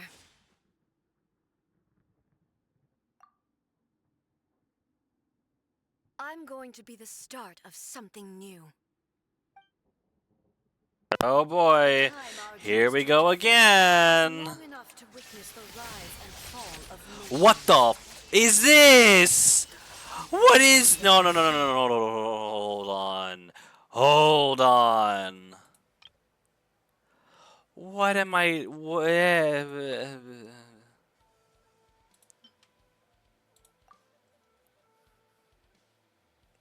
I'll just use that just because, yeah. And the will they demanded, sufficient to penetrate minds. Actually, I think I'm kicking her ass. Please don't heal. Don't cheat, please. I hate cheaters. I will endure forever. Goodbye. Bye, bozo. That was easier than the first time because, oh wait, yeah, because she wasn't cheating. This is the end. You have won. I believed you were incapable of transcending the past. But it seems my belief was baseless, and I underestimated your spirit. But a will that cannot be eroded has no way to embrace the future. You need not worry about the future, and you aren't alone. I know your power more than anyone else. Had I relied upon my strength alone, I would have lost this duel for sure. Yet, my reason for fighting redefined my martial prowess and redrew my limits. I now carry the gaze of the myriad of expectant eyes that look to the light in the heavens. And whenever I think of this, I feel something stirring within Muso Ishin. The blade that I inherited from Makoto seems to be trying to guide me, to encourage me. I noticed it also. Just now in the heat of battle, it seemed to unleash a new and unfamiliar power. This power is beyond the limits of my understanding. This blade belonged to Makoto. Perhaps it can only respond to me with its full power when I truly understand and believe in her. When I clasped Muso Ishin in my hands, I had the feeling that she was by my side once again. It was at once a familiar feeling and a strange one. Makoto barely wielded a blade in her life, and yet her blade brings me closer to her. You have my approval. Your present will is not the product of erosion. I shall no longer stop you from attempting to modify the rules. From this day forth, this body will remain your assistant. I won't design any more rules that can never be changed. You used to represent my past, but from today onward, you are me. Makoto never saw me as a fearless weapon. Likewise, I should not regard you as a mere tool. You truly have changed. I suppose this is what humans call growth. I understand. I shall become your shadow, just as you were once Makoto's shadow. The duties I perform will not change. But as a warrior, I look forward to the chance to fight like this again in the future. Do you say this because you have not yet reconciled yourself with your defeat? It was simply a new experience for me. One that is worth reliving. Have you finished fighting then? Like, for real this time?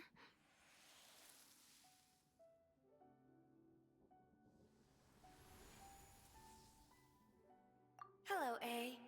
And greetings, those who have come to bear witness.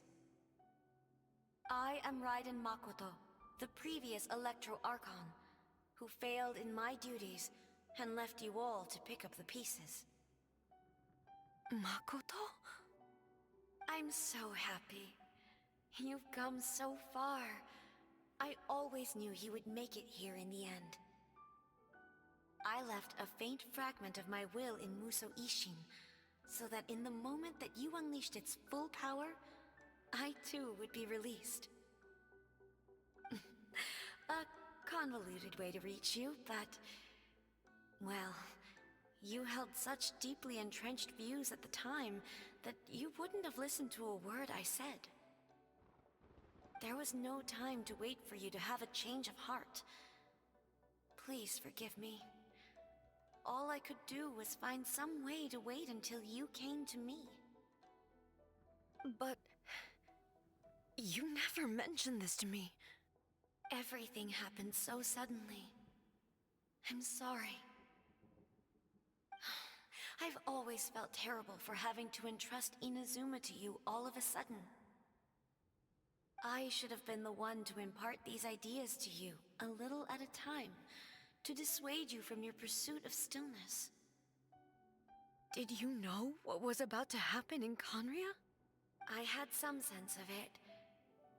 That place was not somewhere that any Archon could afford to ignore. In my present form, I can no longer perceive time. I don't know how long we have been separated before this reunion, and I don't know what Inazuma has experienced in the meantime. But I know that this must have been an extremely arduous journey for you. And I'm sure you must have wanted to shed tears many times along the way. Don't look down on me. See? You admit it. It was with this possibility in mind that I left a parting gift for you. Something to soothe Inazuma's pain. Here, take it, before my last shred of consciousness fades away. But it is you who must take the most important step.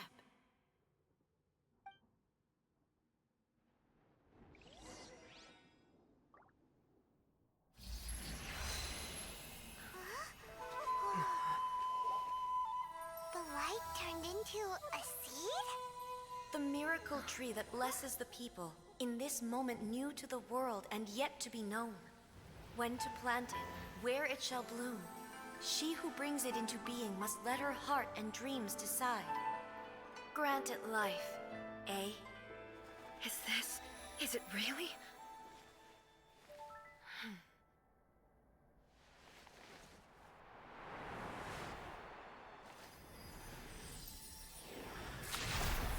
Eternity extends time into infinity. Dreams illuminate each moment within. When both shine in unison, the sacred Sakura blooms from the darkness, finally free from the clutches of the heavenly principles. Now the nightmare has dissipated, and reality is made whole. The vision we both yearn for is still further ahead. My only regret is that I cannot witness Inazuma's future, nor can I walk this journey with you.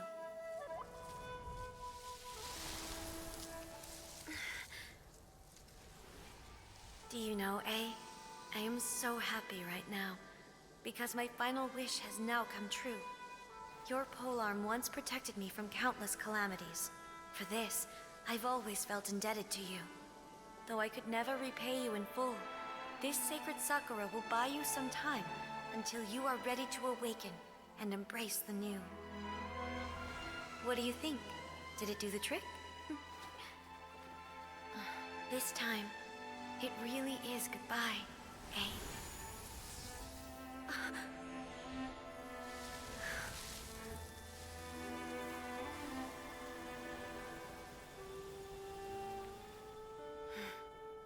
Goodbye, Makoto.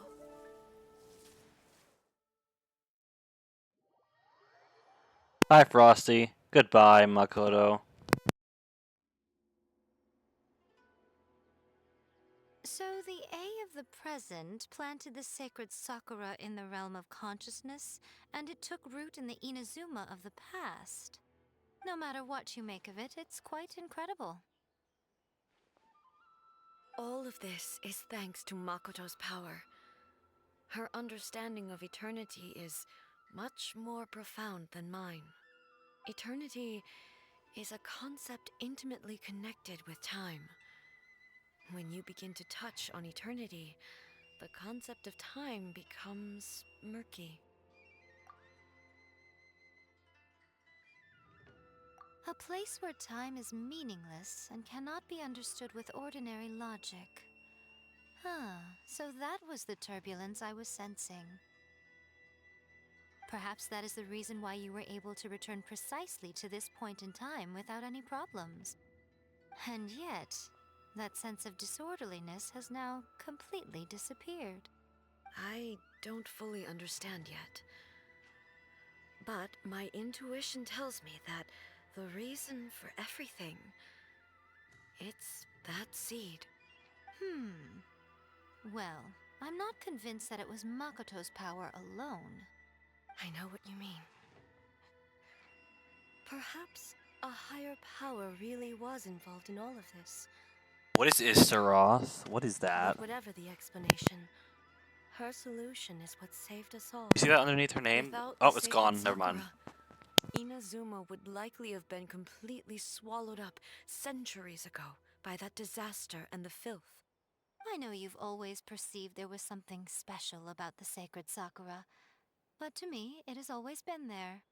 You've tried in the past to prove to me that there's a connection between the sacred Sakura and Makoto's consciousness, but unfortunately, you never did persuade me, did you?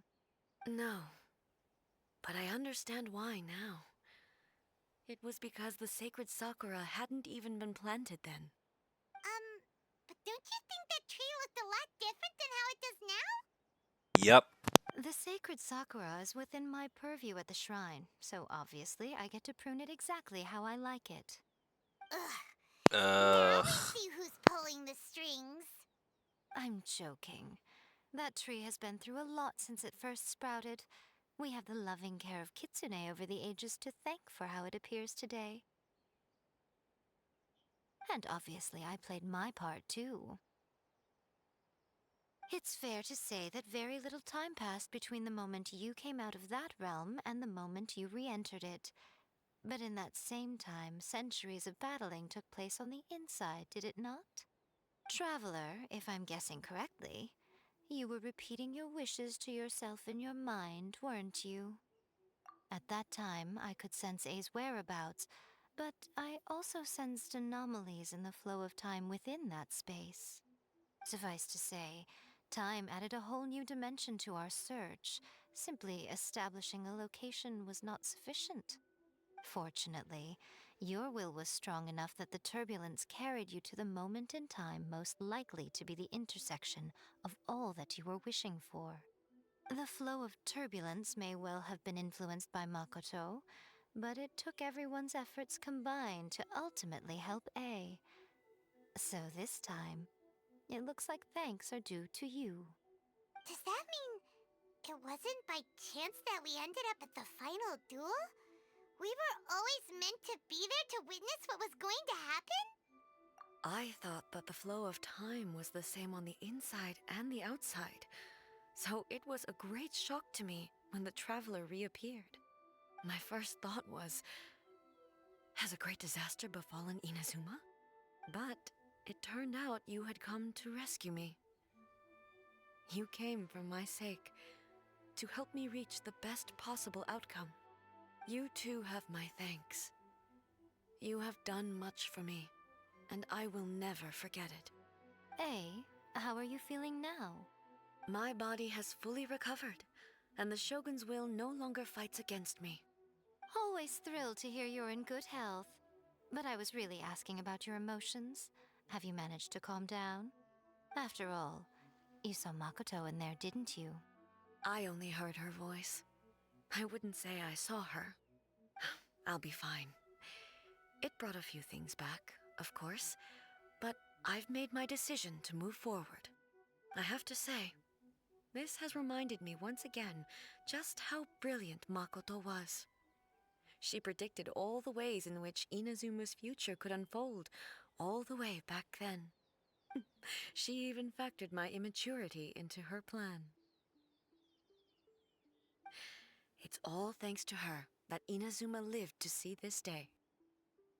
I just planted a seed. Yeah, it was thanks to everything you did that you got to see her again. That's amazing! Thank you. Today, at long last, you and Inazuma finally emerge from the shadows cast by the events of centuries past. Makoto and you are Inazuma's past and future, and both are indispensable. It's rare to hear such comforting words from you. I graciously accept them. Oh, come on. You only think it's rare because you never used to listen to a word I say. Makoto said the exact same thing! Great minds think alike, hmm? I wonder, does that qualify me to, maybe, take the position of Shogun for a couple of days? Actually, no. Forget that. Far more trouble than it's worth. We will have to end the frivolities there. There is much work to be done. The Shogun and I will closely review the Inazuma of today to find out where things currently stand. Then, we will give careful consideration to the future. After that, I will abolish the Sakoku decree. Really? That's huge news! I am no longer pursuing an eternity defined by stasis. In which case, there is no further need to keep the nation under lock and key. I don't doubt that many challenges lie ahead for Inazuma. I'm looking forward to it.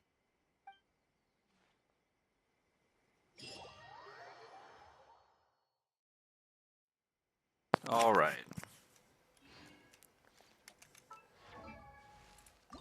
It's probably not enough to level her up. Yeah, no.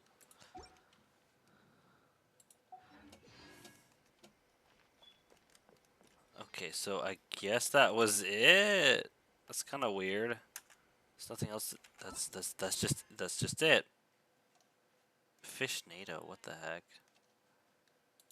Oh, I can do it now. I thought I had to. It made me unlock a thing for no reason. I'm annoyed. Find Farina and Poisson. Okay.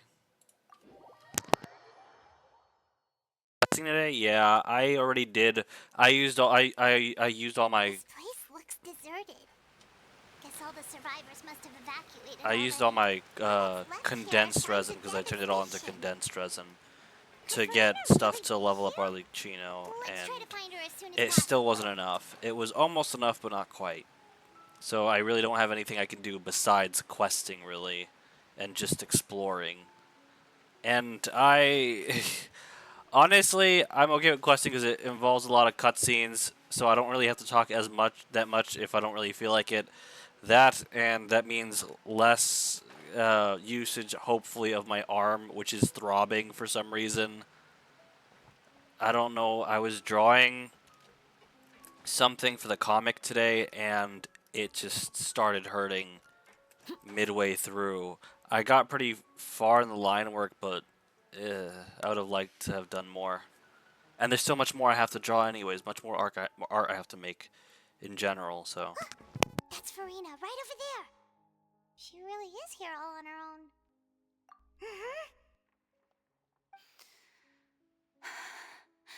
Should I just give up? This is all meaningless. What was meant to happen did happen after all. Everyone's dead. I'm sorry. I am so sorry. Give up, Farina. There's no point in holding out. I'm sorry. But what can I even do other than to repeat meaningless apologies over and over? Who's that? Don't worry, Farina, it's just us.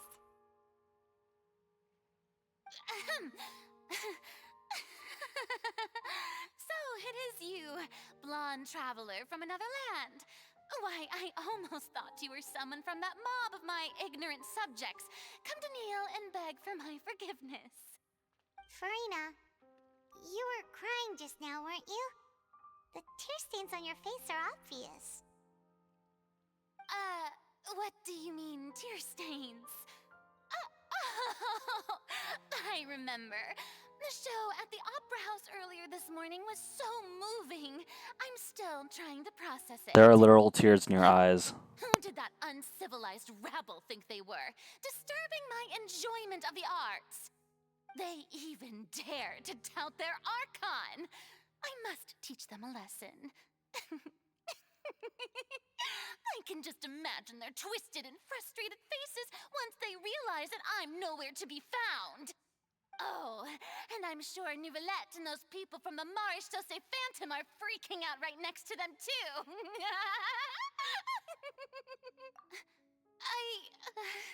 Of course not. Hey, there she is! The Hydro Archon's over there! Quick, after her!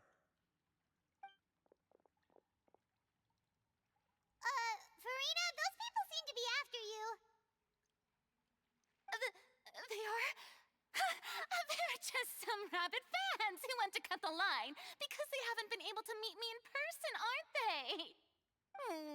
That's against the rules. I can't let them get their way. Farina just ran off! Quick, we have to catch up with her!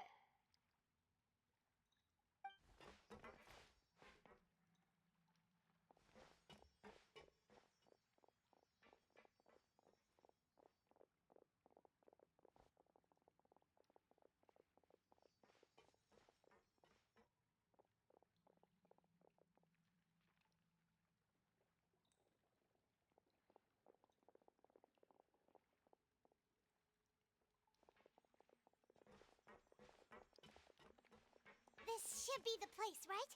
Hey, Farina! There's a good hiding spot over here. Quick, come to Paimon before the rest of them catch up to you. What? What is this place? Hurry, they're almost here! Fine, fine. I suppose haste is warranted. Lead the way.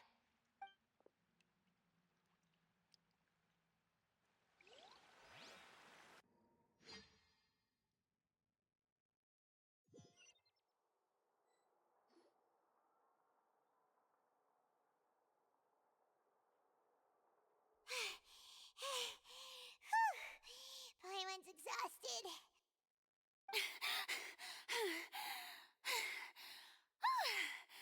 I'm so tired. I totally thought they had caught me. No, I mean, I merely gave in to the sheer enthusiasm they displayed. You're right. Yep, that's a good girl.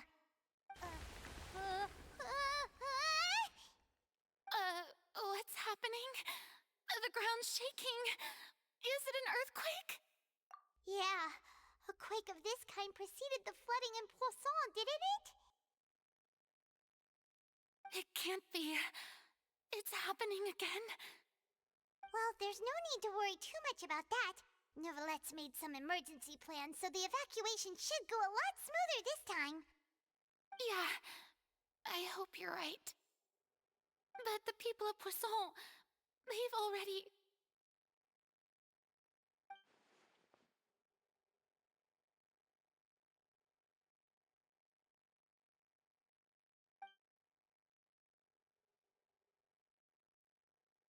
It's true. I've been investigating the prophecy for hundreds of years. I once had informants all over Tevat, searching for clues and feeding information back to me. I've tried all kinds of ways, too, to hold back the sea. Anything to keep the coastline from advancing. But all my efforts proved to be futile in the end. Really, the truth has been clear to me for a very long time. We cannot make an enemy of the divine. No matter what we do, the will of the heavenly principles will have its way, and the prophecy shall be fulfilled. Give up. I do love the sound of that phrase. It would mean finally coming to terms with fate, but also for me to finally be free.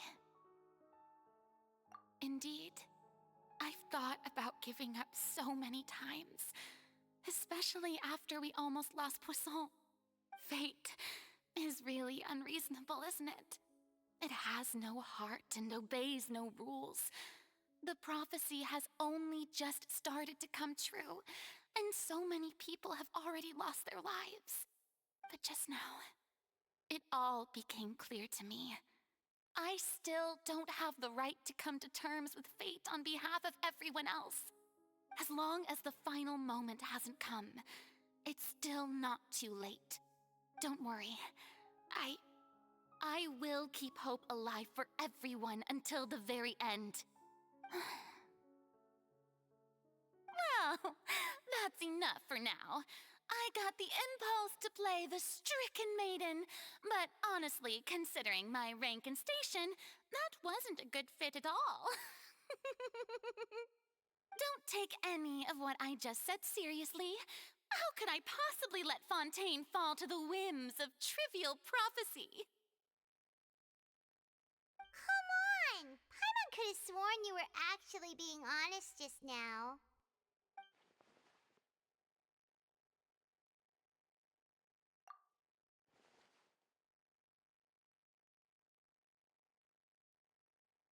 share my burden. That's impossible. It was fated right from the start that this would be my duty alone.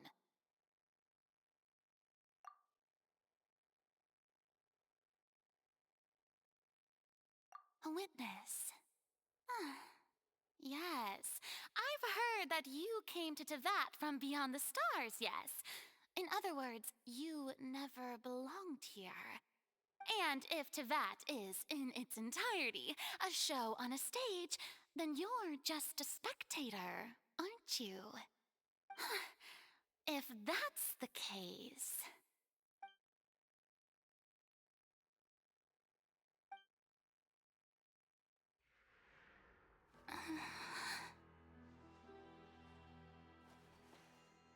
I...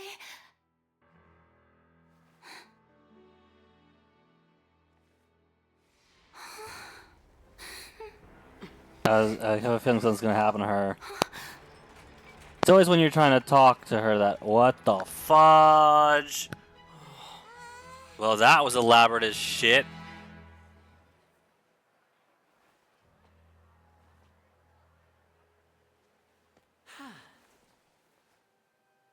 Well. Ladies and gentlemen, this concludes my opening performance.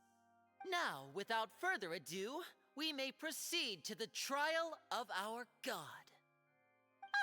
So, this is what it is. Yes, you deserve praise for the effort you took to raise the dramatic stakes. Do not forget, however, that I am Fosalor, the god of justice, the embodiment of justice itself. Does it not strike you as even the least bit absurd to bring the very concept of justice to trial? May I interpret these words as your refusal to stand trial? In that case, you will have the opportunity to defend your honor through a duel. You would draw your blade against a god?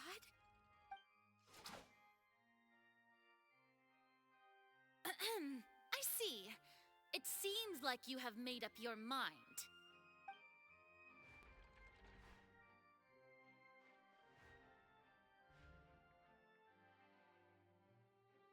Paimon can't believe it.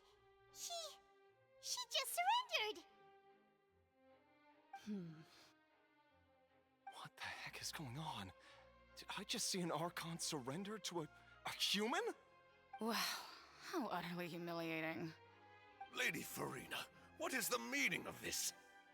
Shh! It would seem that there has been a misunderstanding. To be clear, the raising of both hands is not always an indication of surrender. Looking for excuses again, huh? I raised my hands just now to indicate my acceptance of the trial. No duel shall be necessary. I will admit that I've been running away for a long time. I'm sorry, everyone. I was unable to protect the people of Poisson. It is my duty to stand trial for my crimes. You are not the only ones to be disappointed in me. I, too, am exceedingly disappointed in myself. But now, it is time for the Hydro Archon to show you her courage and resolve. I, Farina, will use this trial to show the world the true meaning of justice! This time, I will protect you. Applaud and rejoice! One of the most outrageous and fantastical arcs known to the opera epiclese is now unfolding before your eyes. Mark my words, this shall be one of the most exhilarating and brilliant shows ever to grace the stage of Fontaine! The trial of the Hydro Archon, Fosalor, will now begin! Woohoo! Oh, now we're making history! Why does it feel like Farina just took over the whole thing? Like, come on! Didn't she just get forced to stand trial for her crimes? Also, even though she's still acting super dramatic, she is taking this seriously this time, right? All right, then. Who will be my opponent in this trial? The court asks the prosecutor to please take the stand. Is that so? Very well.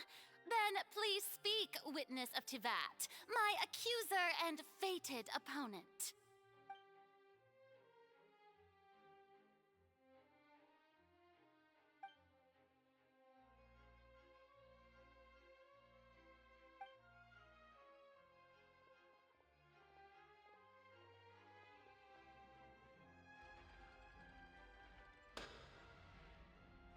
Also, please allow me to ask, as a final question before the trial begins, just how much work did you do to force me onto this stage?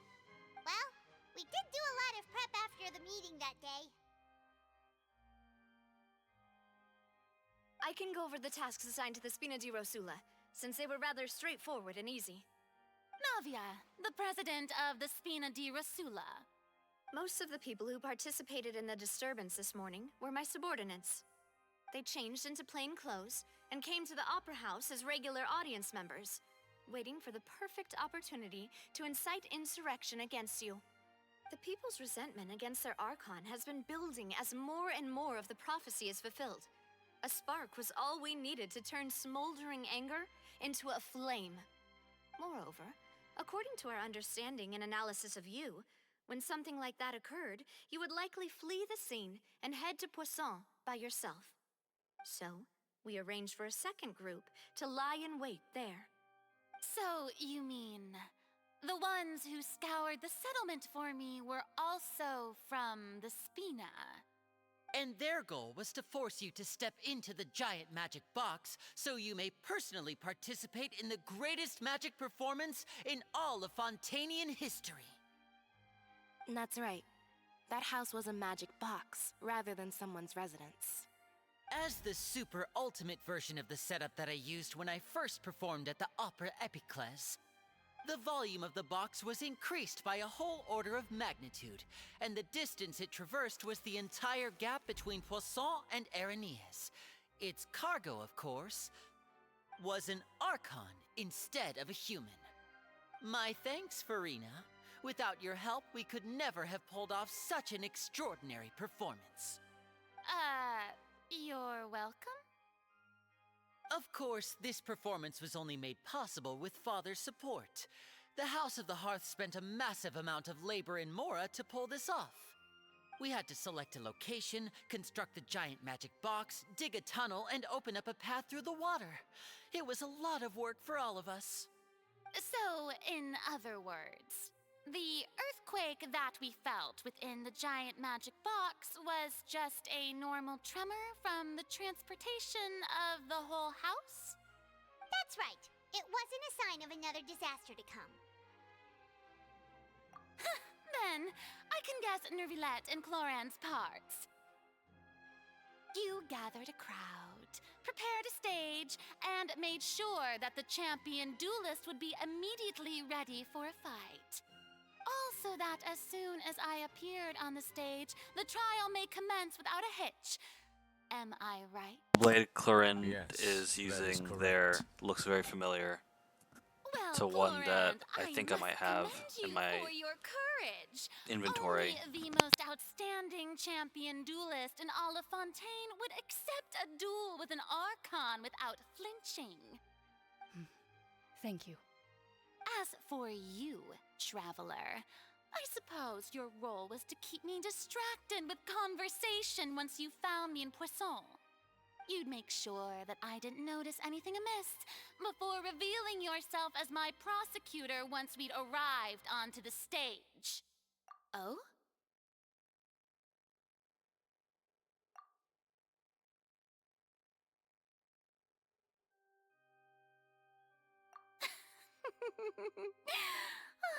Is that so? Then I suppose I must have missed my final chance. It's fine. It matters not. What's done is done. The stage is already set, so there's no reason to disappoint the audience. Let's see this trial through to the very end.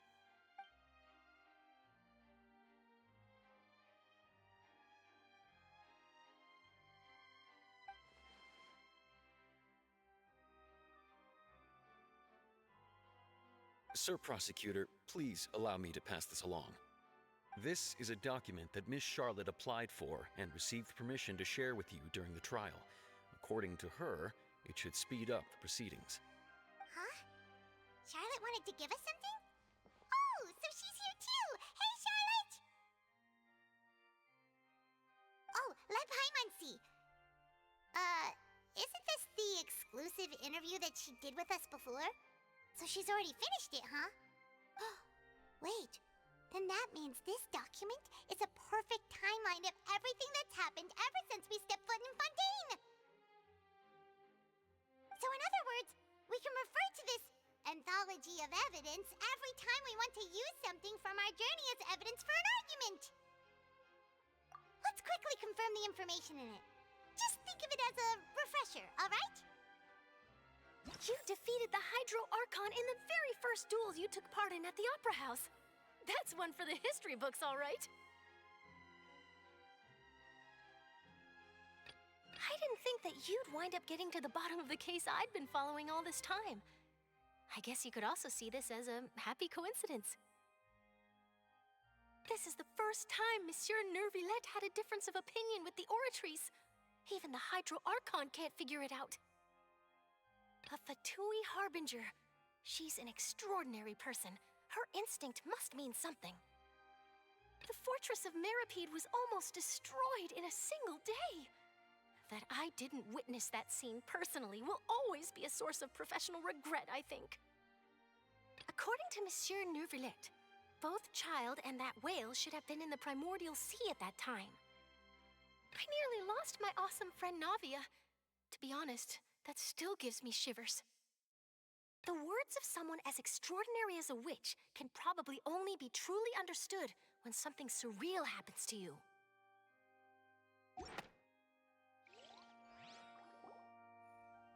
The prosecution and the defense are both in position.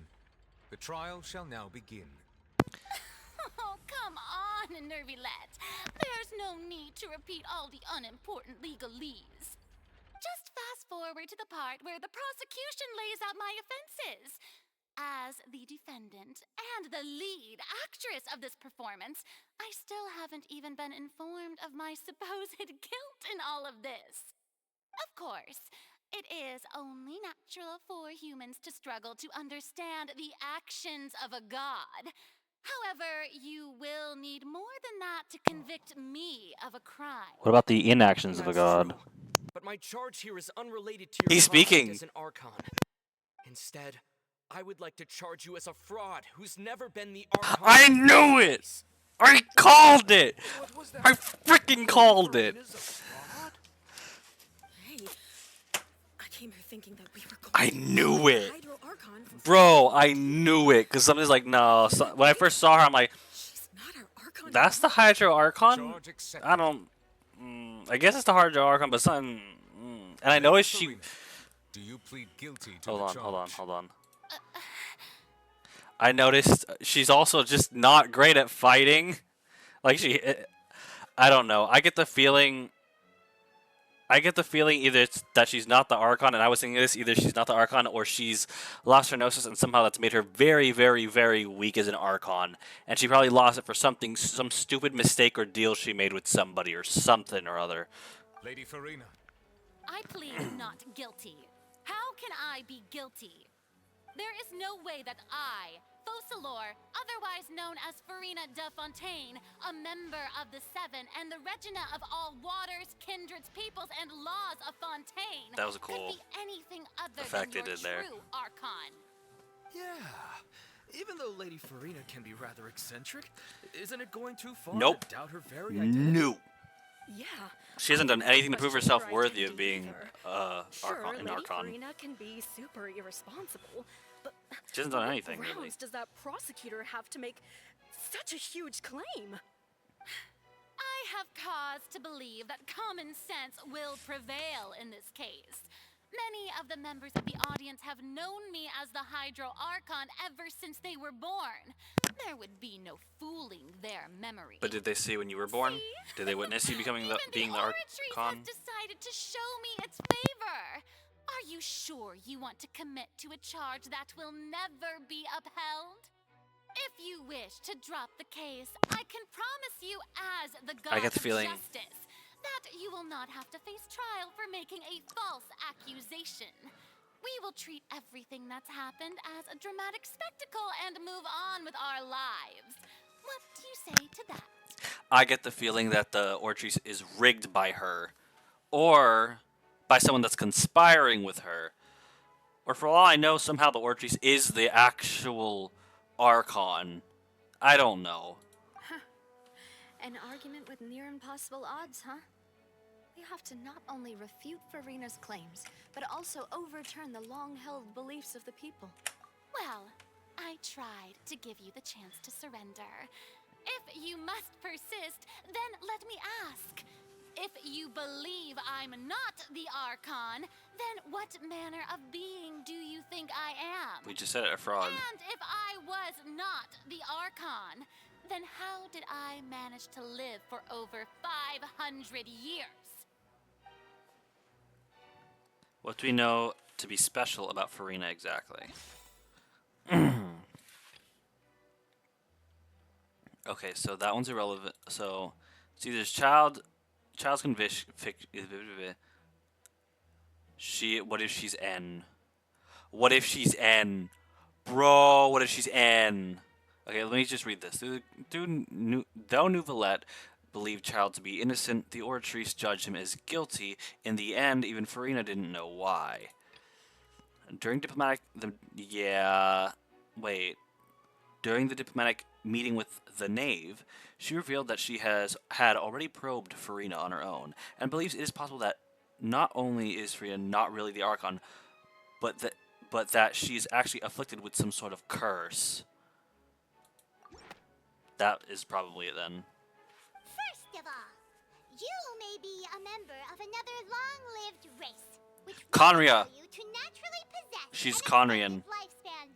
And second of all, She's a Conrian. even if that wasn't the case, But there it's could be other ways to extend your but life. her being Conrian doesn't make sense because her pupils would have to be diamond shaped, like star diamond shaped, not tear shaped. Then again, and to say, oh well, it's because they're tear shaped that she's Conrian. I'm like, but that doesn't make sense because then that's the same thing as saying if anyone has a weird shaped pupil, that means they're Conrian, which would mean Nouvellette is Conrian because he doesn't have normal pupils. But he's not. He's a dragon dude. Who gave you that idea? Was it the Knave? You'd sink so low as to use a Harbinger's words against me. And yet Harbinger has done more for this place than you have, huh?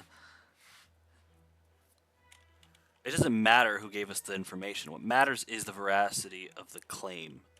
A curse? I once thought it possible that the aura of an Archon might naturally resemble a type of curse. But in light of this claim, perhaps what I sensed was not your divinity, but a curse after all. Nouvellette sensed it too, huh? So, Farina, instead of an Archon, you could just be a cursed human? Lady Farina is actually a human? Well, it is true that it's extremely difficult to tell humans and gods apart just by looking at them. It's not impossible.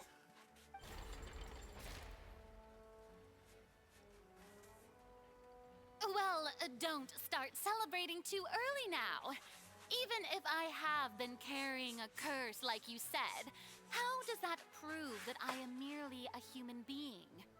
Besides, everyone knows that the main difference between a human and a god is the possession of authority. Gods can do what humans cannot. That's why they're worshipped as gods. Alright, then prove you can do something we can't. For centuries, manifestations of my authority have served the nation of Fontaine. One need only to turn their eyes towards the Oratrice Mécanique d'Analyse Cardinal in this very opera house, or consider the indemnitium that is used in every Dude, aspect that was of created by life. the previous Archon. You cannot take credit for that. Wait, that one trial proved the opposite. Farina actually has no control. Yeah, it's child's conviction. You tried to reference the Oratrice. But weren't you as confused as all the rest of us when the Oratrice declared Child to be guilty without any proof? Otherwise, you should have come up with a good explanation for that by now. Didn't I make myself clear at the time? The decisions of the gods are naturally difficult for humans to comprehend. That's an excuse. There is no need to provide an explanation. Bullshit. Lady Farina, I believe a reminder of your current circumstances is in order. While the court is in session, the principles of justice and the law must come before all else. Precisely. While you are an Archon, you are also first and foremost the defendant in this trial. You will prove yourself unable to defend against the prosecution's charges if you continue to withhold vital information against the rules of the court. I never thought you'd use that kind of rhetoric against me. That was no trick of rhetoric, Lady Farina. I've merely reiterated the rules of the court. Rules that all should respect and follow. I need to get water. My throat's feeling weird. You neither knew why Child was declared guilty, nor did you understand the structure and operations of the Oratrice.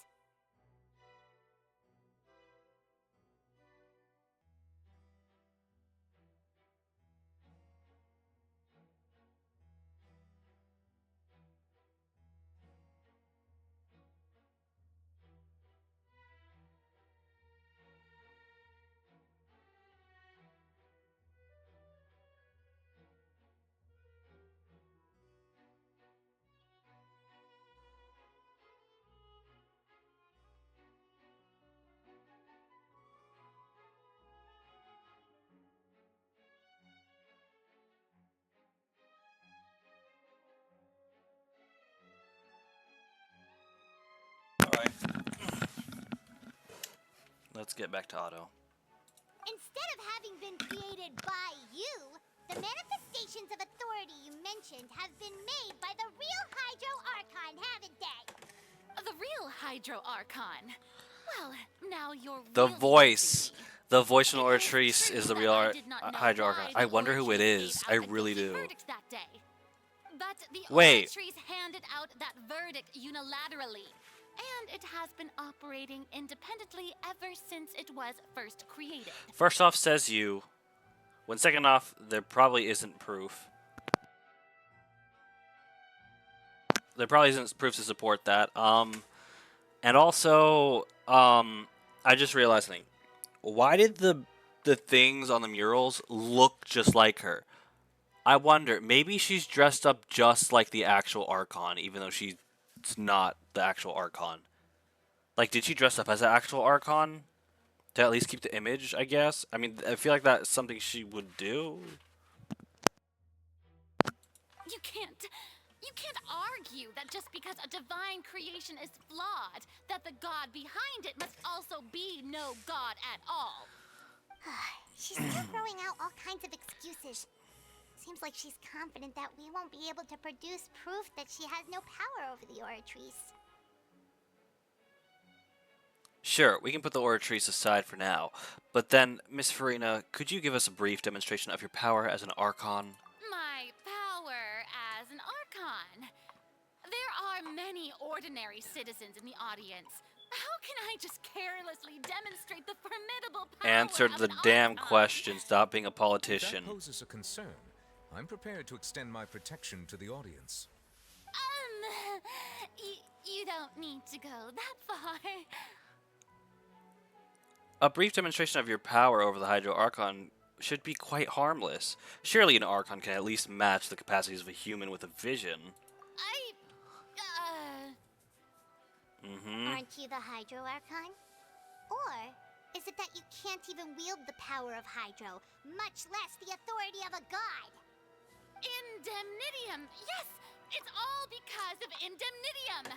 All Archons derive their power from the faith of the people, and I've converted the people's faith in justice into indemnitium. Thus did I give up all of my divine power to provide everyone with energy for their daily lives. Have you ever seen a more magnanimous god? Wow. Isn't that a huge stretch? Yeah, no matter how generous an Archon can be, how could they give up all their power? Can a god with no power even still be called a god? It seems like nobody's buying Farina's excuse. Why would they? Hey, come now, everyone. Please don't stare at me as if I was a liar. I'm still the same Farina you knew, right?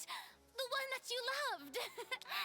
Shouldn't you want What if her name's not Farina at all? What if the real Farina is either locked away somewhere or died or something, and she's just trying to keep?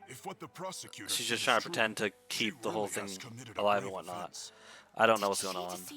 So many theories. And all of our parents and grandparents too? And then all of our ancestors? Ever since they were born? Enough. That's enough. Tell me then, if I'm not I the knew real it. She was gonna ask Hydro this. Archon, then who is? They always do that. They always do You that. have no evidence of another Hydro Archon's existence, nor can you find anyone who can back up their claim to be such. Then what grounds have you to say that I'm not actually the real deal? Wow, she came up with yet another argument. How can we refute her now? Seems like she really doesn't want to give up.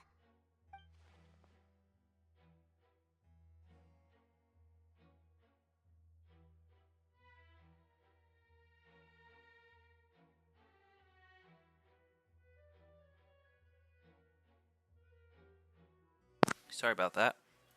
If we can't prove that she isn't the Archon, we have to. We can try to. Whoa, okay, never mind. Now I didn't get to see what they said. What evidence can prove that Farina is a human? It's either that, or that, or that.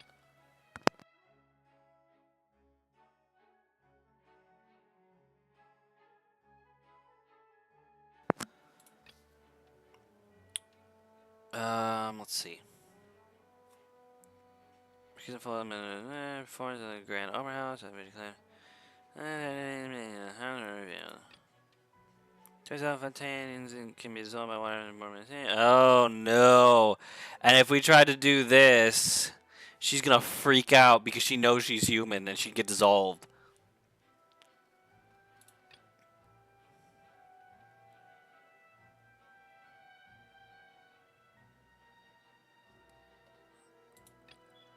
Yeah, it's gotta be this.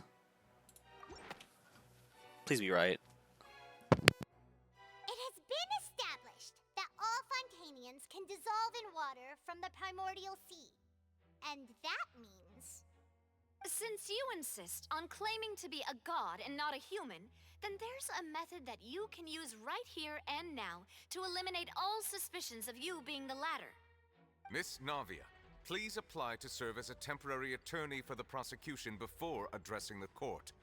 Though you act in partnership with the prosecutor, you must still adhere to proper procedure. Super sorry, Monsieur Chief Justice. I swear this really will be the last time that I'll speak out of turn. Now, I've brought some seawater from Poisson. As everyone knows, a massive flood struck the area not long ago, taking many lives, including those of some of my closest friends. So, Miss Farina, would you dare to touch some of this seawater? If we are to believe that you are indeed the real Hydro Archon, touching this seawater would have no effect on you. Ooh, we got you back into a corner. All you do is strengthen your case. But if you don't dare to touch it, then we would have basically proved the reverse. Oh, and I must remind you that after the disaster at Poisson, nobody wants to see any more people dissolve. I do hope you'll act prudently and choose the simpler path of admitting guilt. Navia from the Spina di Rasula. The Spina has governed Poisson for many years. I guess her suggestion is valid. If Lady Farina is indeed just a human, she's probably Fontanian like all the rest of us. Would she really dare to try? Don't do it.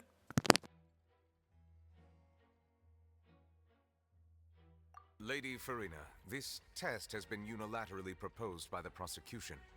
As it falls outside the realm of standard court proceedings, you possess the right to decline participation.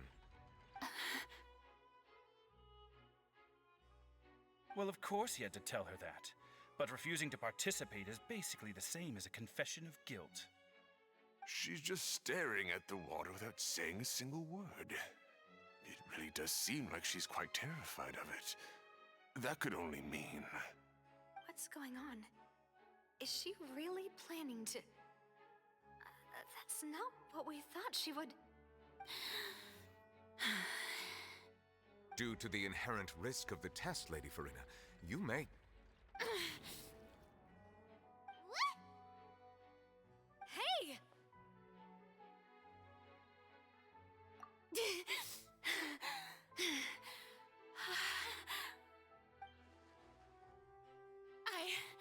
I'm fine! Look! Look at me, everyone! My hand is still here! I haven't been dissolved! Will you believe me now? I really am your Archon!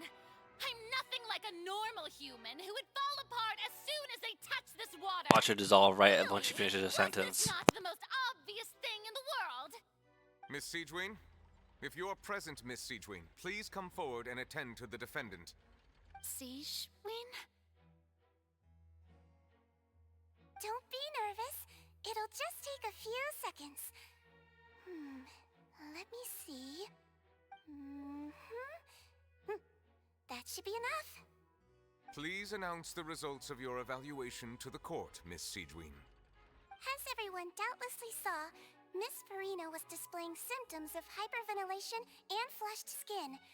These indicate that she was experiencing the adverse effects of exposure to primordial seawater. The extent to which she was affected is the same as other humans when exposed to primordial seawater of a similar concentration. Wait. Maybe the flesh... Wait a minute. Maybe the flush skin and the hyperventilation could have also been from her being scared to attempt it.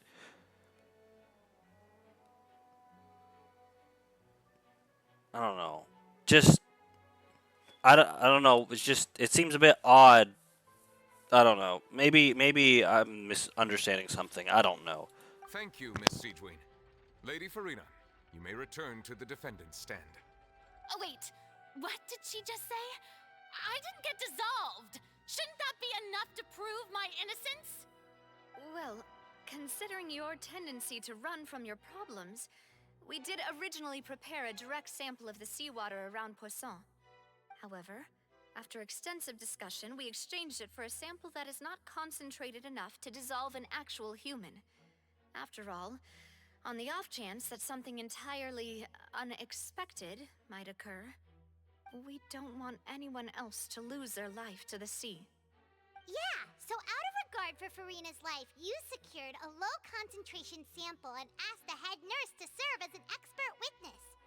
It's a great thing that the direct sample wasn't actually used. Farina could have... I can't believe... You...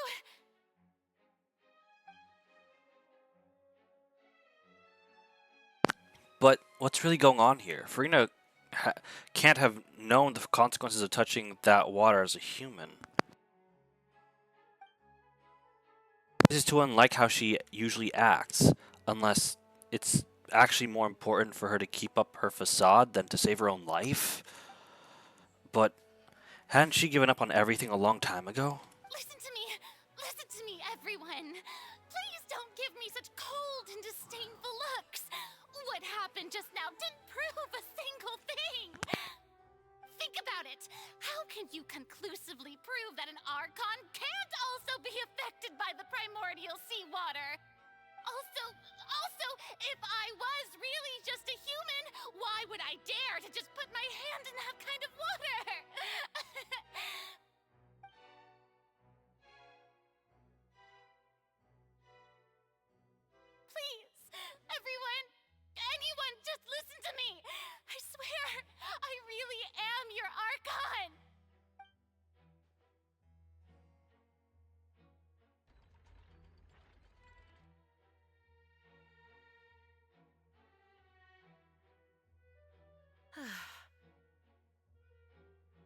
think anything she says at this point will sway anyone.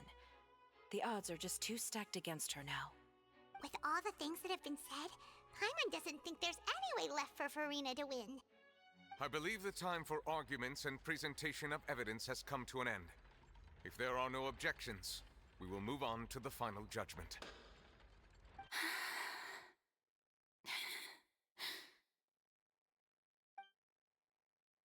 I don't think anything she says at this point will sway anyone. She's too stacked against her now.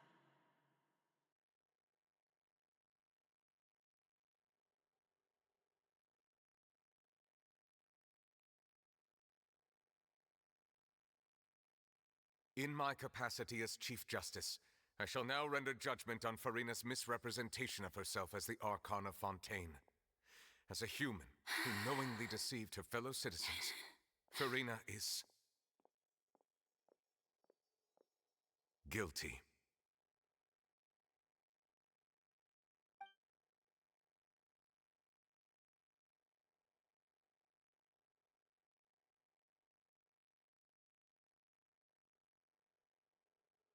We shall now turn to the Oratrice Mécanique d'Analyse Cardinale. Why does that look a lot like the thing where the Archon is sitting in her throne with tears? Why does that look? Made me think a lot of that. That's concerning a little bit. According to the judgment of the Oratrice Mécanique d'Analyse Cardinale, It's gonna say innocent. Watch. Well, what's wrong? What's the Oratrice's verdict? Damn it.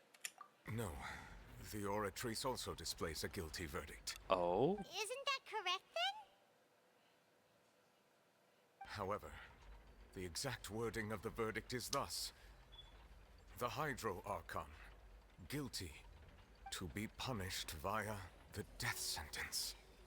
What? The death sentence? That's actually one of the available sentences? I've always thought that it was just a myth. The one and only time the death sentence has been handed out at the court. What the fuck? It's been given to the very Wait, person we hold on. That is what the So she really is the Archon, but she's still being judged as guilty. But if she's the Archon, then she can't be guilty. She's innocent. What the heck is going on? Farina's been sentenced to death by the Oratrice? We just wanted to use the trial to show her the seriousness of things so she'd tell us the truth. How did things escalate this quickly? This outcome is indeed quite strange. According to Fontaine's current definitions of justice, as well as its recommendations for criminal sentences, is this sentence really appropriate for the crimes that have been committed? Yeah! Even Fauché wasn't sentenced to death by the Oratrice. You know, the real evil mastermind behind the serial disappearances case. Oh, that's true. Oh, that's true. Indeed. Not only is Farina's sentence overly excessive, the very point of our trial today was also to prove that Farina has never been the Hydro Archon in the first place. But now, the Oratrice seems to have deliberately invoked the title of the Hydro Archon. What does this mean?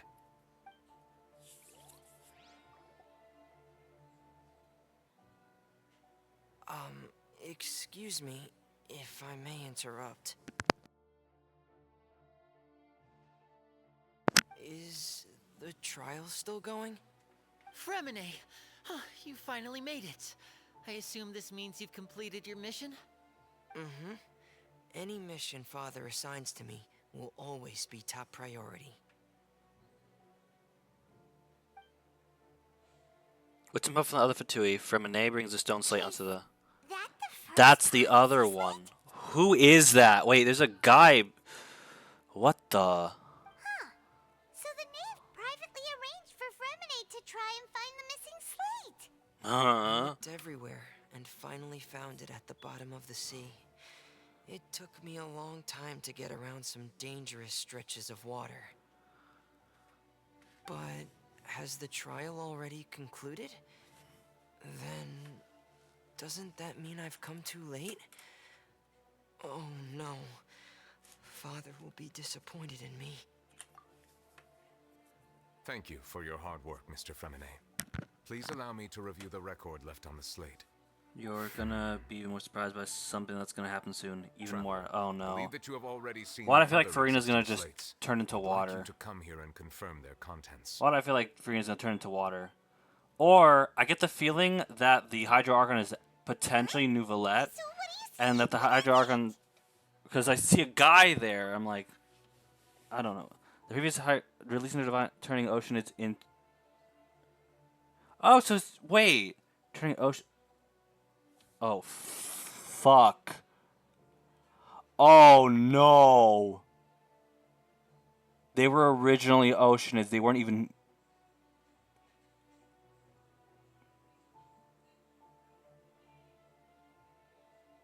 And I bet everyone's gonna turn into an Oceanid or something weird, horrible like I've that. now made sense of the And I'm gonna be Hydro really Archon's pissed crime. off and frustrated and It has confused. to do with Fontaine's lost history. Isn't the Hydro Archon just guilty of deceiving her people? Oh, wait. Oh, I'm no, so that's scared. Farina. I'm terrified. Already proven that she's not the Hydro Archon. So when you say Hydro Archon, do you mean the real Hydro Archon we've been kind of talking about?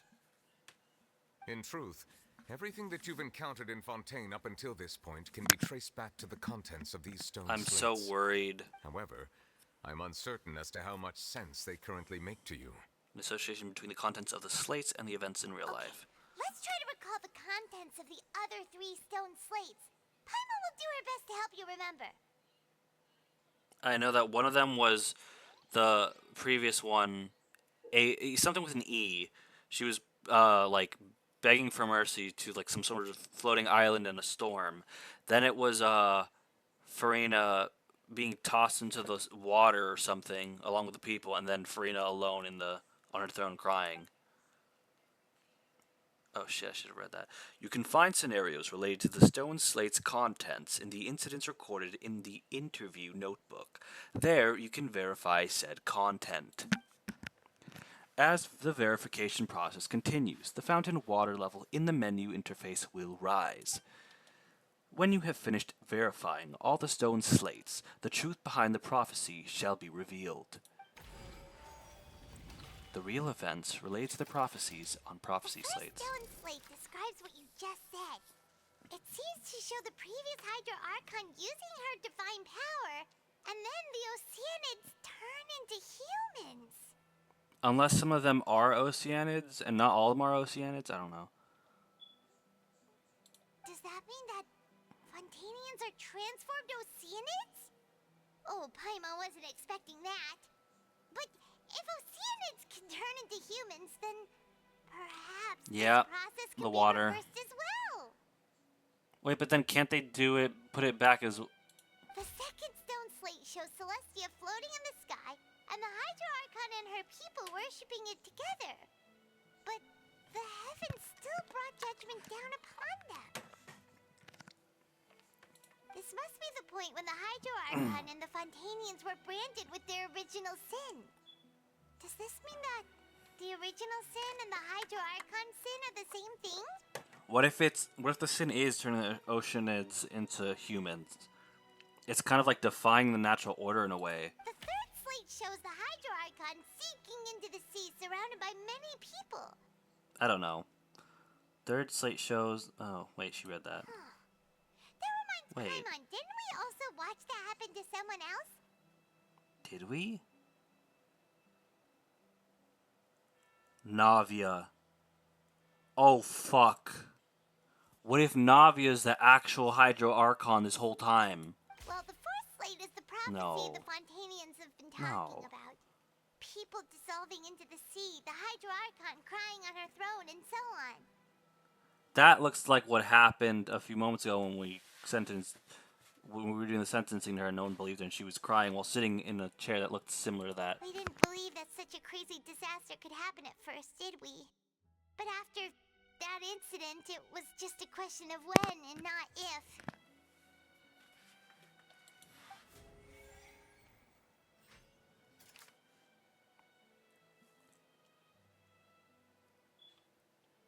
It seems to show the former Hydro Archon using divine power.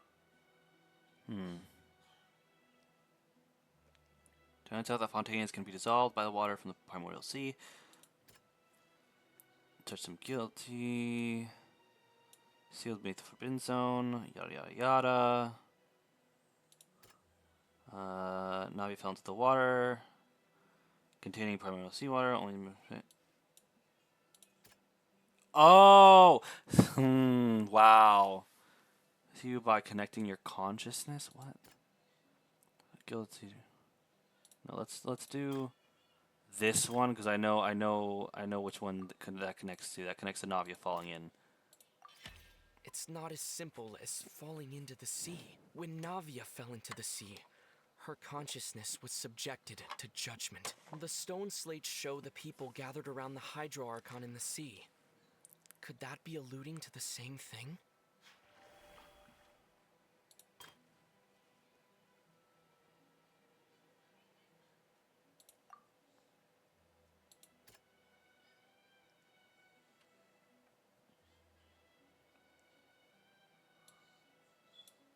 Wait a minute. Why does that make me think of that a little bit too? Because he still got judged guilty regardless. What? Wait a minute. This is a little bit confusing. Is perhaps... Why do I get the feeling that this doesn't the prophecy doesn't literally mean what it shows, but kind of is a weird interpretation of just things to happen? We'll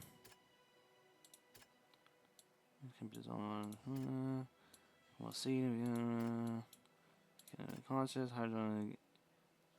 Hydro Archon guilty to be punished. Unless it's that. It shows a scene that basically identical and described in the prophecy.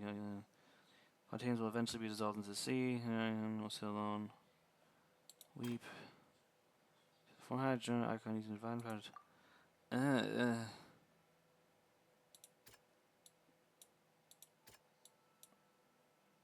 What if N...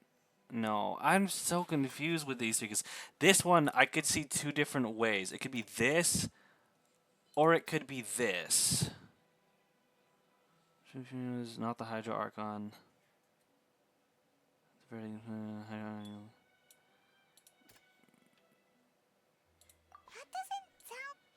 So it's this one then. Perhaps what is about to take place has all happened before.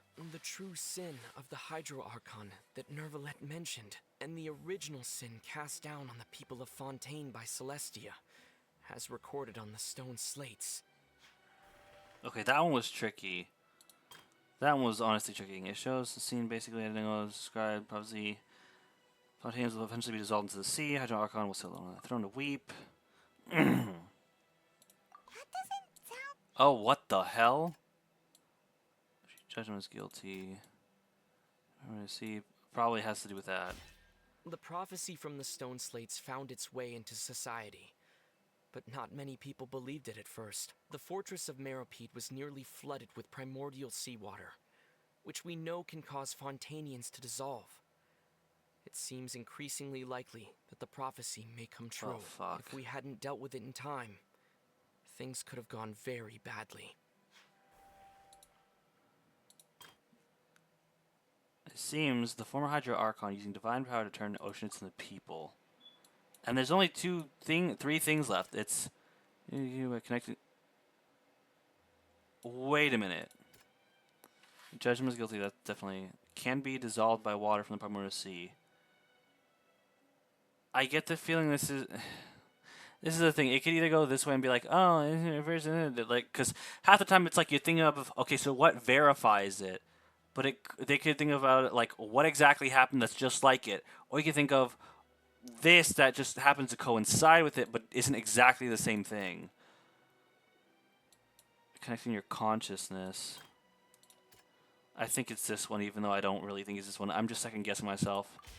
And I was right to second guess myself this time. The serial disappearances of young women that Fontanians can be dissolved in primordial seawater. And the first stone slate tells us that long ago, the Hydro Archon used her power to turn Oceanids into humans. This might be the reason that Fontanians can dissolve. That's what I had a feeling. That's what they were gonna try to go for, but I was like, they'll dissolve into the primordial sea but won't cease to exist, their essence will flow in the seawater, converge, and take the form of an oceanid.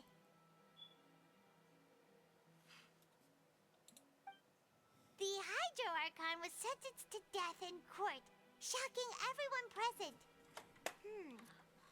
Perhaps this means that her sin was actually Fontaine's original sin.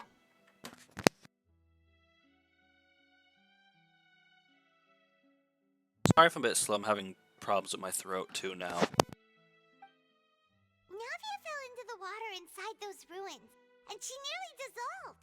She was surrounded by the people of Poisson in a court within her consciousness, and was forced to take part in a trial meant to make her stay.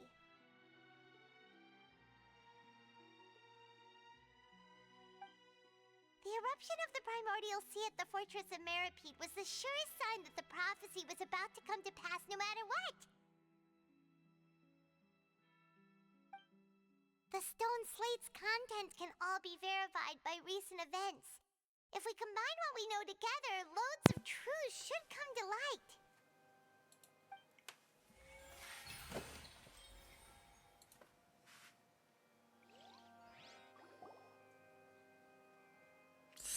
Struggling a little bit to see how this comes together to a degree.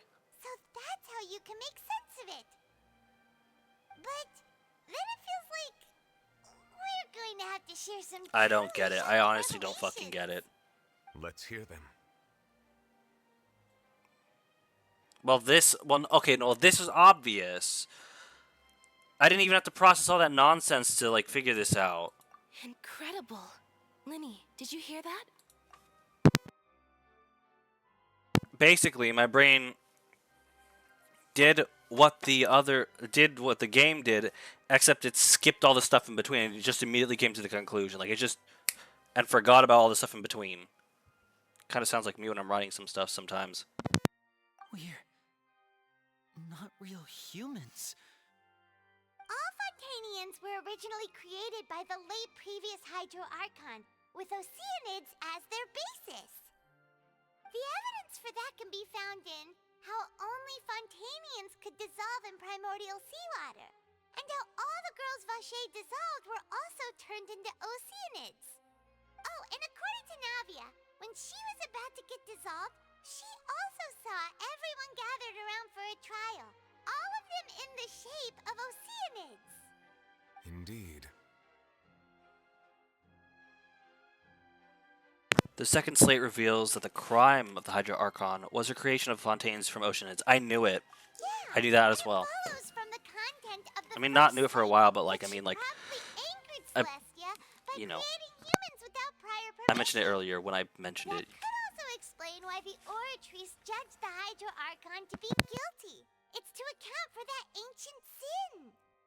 The Hydro Archon's true sin was creating us? And yet, after many hundreds of years, the Hydro Archon's creations have turned around to try to judge the Archon within the Opera Epiclese. The twists of history are often the most unexpected of all. As for the third slate, I'm convinced that it should come after the fourth slate. Oh. Yeah, isn't the image here just like when Navia fell into the sea? So wouldn't it be trying to show the image of the Hydro Archon also falling into the sea once the prophecy has been fulfilled in the fourth slate? The fourth slate depicts the fulfillment of the prophecy as it's already widely known. In the end, the people will all be dissolved into the waters, and only the Hydro Archon will remain weeping on her throne. Only then will the sins of the people of Fontaine be washed away. Did Paimon get all that right? You've made some keen deductions. I must say, given how much you still don't know, it is impressive that you've already managed to connect so many pieces of the truth. However, while you were able to decode all the information on the slates, they've also been etched with an additional layer of hidden information using a different power source. When we were at the ruins, I tried to decipher the hidden information recorded in the slates. But since we only had 3 slates at the time, I was unable to come to a full conclusion. Now that the slate collection is complete, I shall make another attempt to decipher the narrative recorded within. If everything goes well, we should finally be informed of the unadulterated truth.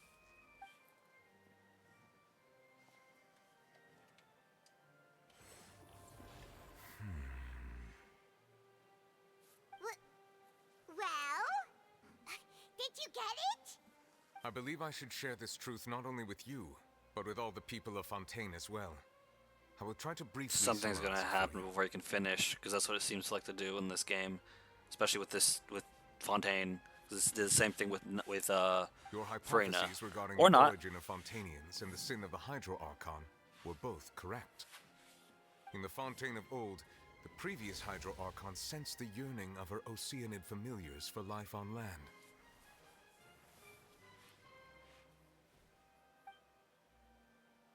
The Oceanids were enamored with the beauty and romanticism of human beings, and wishing to have those experiences for themselves, expressed to the Hydro Archon their desire to become of a similar kind. However, even though water as an element is intricately linked with the power of life, the Hydro Archon, as one of the seven, did not possess the authority to create a new form of human life. Not one to give in, she eventually found a way to create permanent humanoid bodies for her familiars by appropriating the power of this planet's primordial sea. She poured primordial seawater into the Oceanids' blood vessels, creating humanoid mimics in the process. But if Fontainians were to ever come into direct contact with water from the primordial sea, the power within their bodies would escape these artificial restraints and return to the sea. As a result, their forms would collapse, and they would be reverted to their original forms as Oceanids. Of course, the Hydro Archon never received permission from the heavenly principles to create a new human race. And thus, the Hydro Archon and all of her creations came to shoulder the original sin of appropriating the power of the primordial sea. That is the true history of how the people of Fontaine first came into being. So we were all Oceanids before we turned into human beings? That's way too much information for me. I think I'm just going to pretend that I never heard a single thing. Wait, but if that's the truth, we can't let the Hydro Archon be sentenced to death. After all, her only sin was creating us. This really might be too much information for your regular Fontainian, but it does answer a lot of our questions. Alas, your hypothesis regarding the third and fourth stone slates was inaccurate. The slates' respective positions are, in fact, correct. A key point of the visual on the third slate is how all the individuals depicted in the water are humans rather than Oceanids. They have not been dissolved, which implies that the water depicted in this slate is not water from the primordial sea. The nation of Fontaine is the nation of Hydro, as well as the nation of Trials and Justice. Instead of being the literal element, the water in the scene symbolizes judgment and justice. You may also recall Navia's experience. When she fell into the sea, her consciousness was surrounded by that of many others who intended to hold a trial to determine her fate.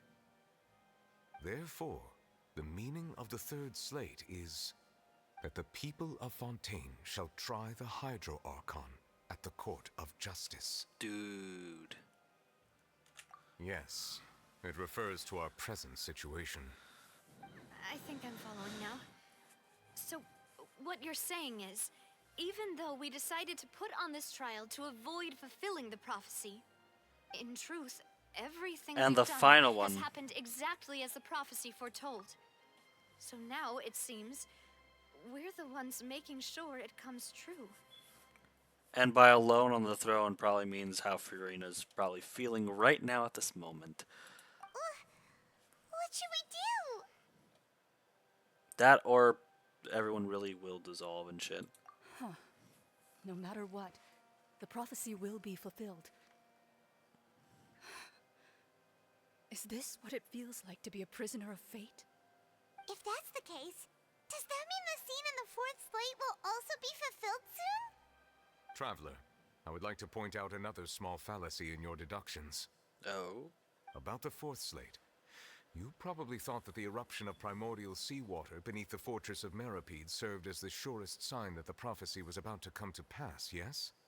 However, I believe that rather than being a sure sign, that eruption could in fact only be a small warning of something far worse to come. Oh, and I As bet for now the everyone's root gonna cause die. of the catastrophe, I believe you've already encountered it once before. It's the sluice gate. Oh, shit. This eruption was just a small warning of the things to come. We must find the root cause of the disaster. Oh, shit. Oh, I'm worried. Oh, I'm so worried. The prophesied disaster will likely spread from here. Yeah, all those are... Oh, dear, I'm so scared. A case unfolded a miscellaneous... Identities as agents of the House of the Hearth revealed. Torchy doesn't feel guilty, even Farina didn't know why. She's actually afflicted with some sort of curse. You saw a child floating in the sea with as well as an indescribably massive whale. Oh. I don't know which one it is. Wait. The evidence that verifies the intrusion of the primordial sea into the fortress of Meripede is...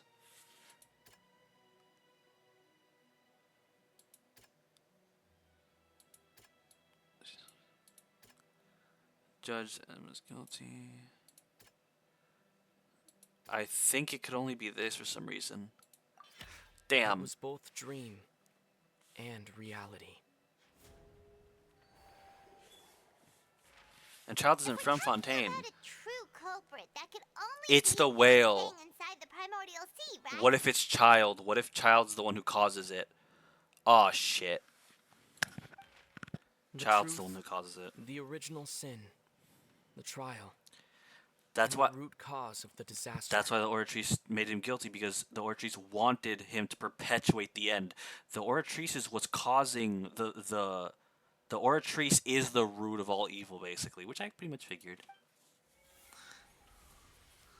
I don't trust that freaking robot. Like, why do you have a robot, a machine, dictating things like that? You shouldn't. Oh, fuck. Oh, no, no, no, no, I don't want to. No, please don't. Don't. Oh, no, no, no.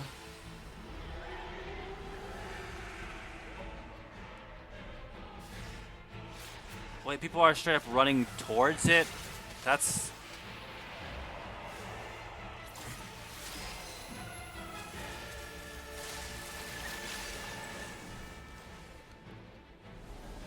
Whatever that thing is, it's what's causing this. No! Please don't!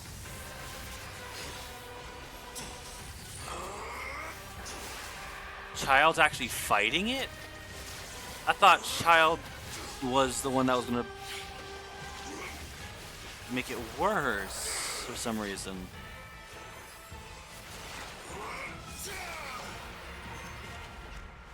Did they actually kill it? Or did killing it... What if killing it is what causes it to happen? Don't tell me. Oh, I'm worried a bit.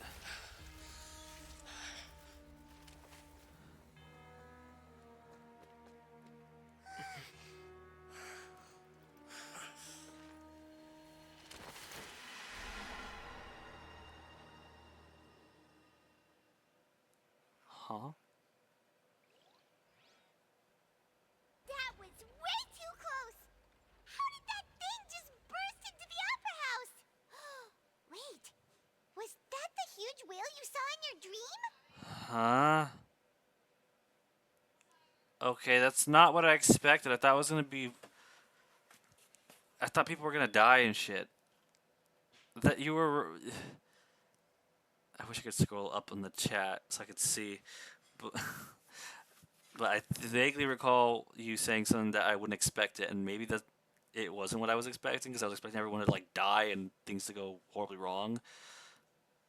I'd wager that it's also the one that child saw when he was So young. we've met it at last. I understand very well why it has chosen to make an appearance here. That whale does not belong to Tevat. It is a monster that has traversed the stars, weeping all the while. Okay. It has been greedily consuming the energy from the planet's primordial sea. Where did it come from and how to get here? That is the main cause for the rising sea levels. Wait a minute, wait. Okay, wait. I was mostly hinting that at the whale and child. Okay. I mean, with the little deduction thing, it kind of hinted that something like that was going to happen. And also, starting to formulate a little bit. Now I'm having more theories. No, I don't. And once it has finished consuming all of the energy contained within the sea, its next step will be... You said that when the Hydro Archon first created Fontanians out of Oceanids, she filled their blood vessels with primordial seawater. Precisely. That whale finds the blood of Fontanians. Oh, it's trying to eat everyone.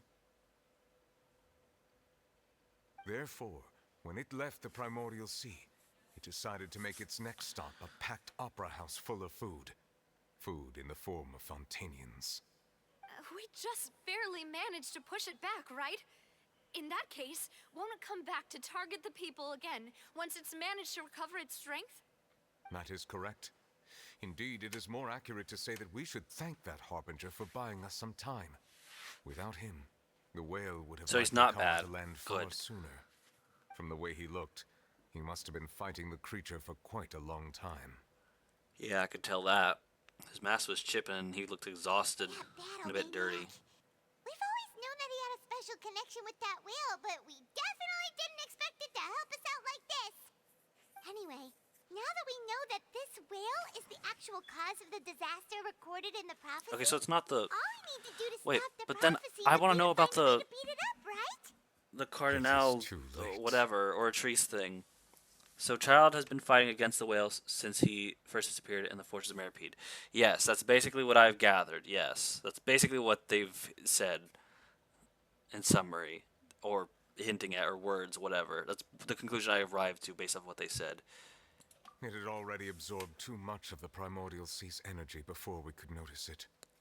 At this point, it has become practically integrated with the sea itself. And if we kill it, it's gonna cause it to. So we Even either if let the it eat entirety people. of Tevat were to be destroyed, it could still survive. Shit. And swim off towards So some other world. it's a giant parasitic life form. That's not something I will accept. But if we kill it, the waters will rise. Everything we can, Won't and we they? even found the true culprit. We've come Or maybe so I'm wrong. far. I mean, they didn't hint at it You can't just happening. tell me that the last hurdle is some impossible foe. That's just not fair. Indeed. I That's guess we're not going how a grand whaling. performance should end. I'll fight it to the end, no matter what. It's just a whale. Like, what's it gonna do? Prophecy will be fulfilled no Wail matter at what, us? huh? Oh God, why am I like this? The prophecy. Yes, what has been prophesied will be fulfilled. You may view such things as the history of the future. After everything, it still turned out like this. We couldn't fight against fate. That's whaley bad. Yay! Thank you.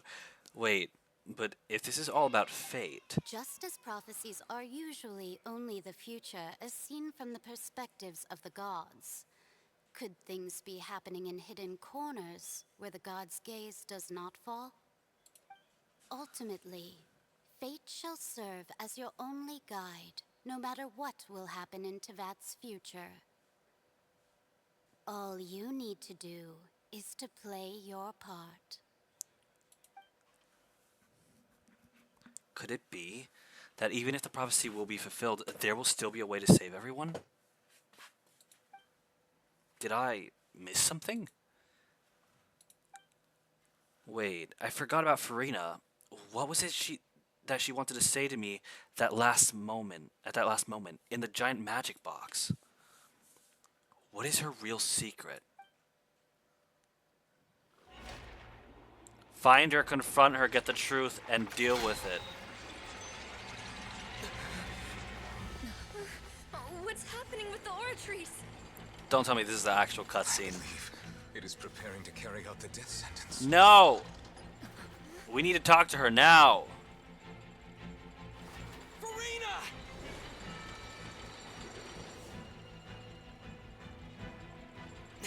No, I still need answers.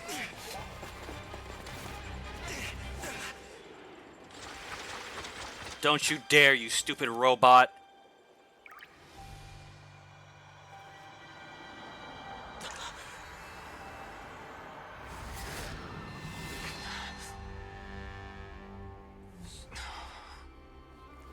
What the? What is this? Who is that? What's going on? That looked like Farina, but in a different attire. Oh wow. Is that it's Jeria, I think was her name. You. Is that Jeria? It is a Jeria. Sorry. That shocked expression on your face. She is sounds just too different. amusing. And I she looks couldn't a help bit myself. different. You are not Farina. I like that she doesn't look exactly like Farina, because I was tired of the Archon's The previous sweet and sound of bewilderment. you know how Nahida and previous Nahida was like exactly the A sure same sign looking. that my attempt to deceive everyone was a resounding success. But to answer your question, I am Focalor. You know, the god.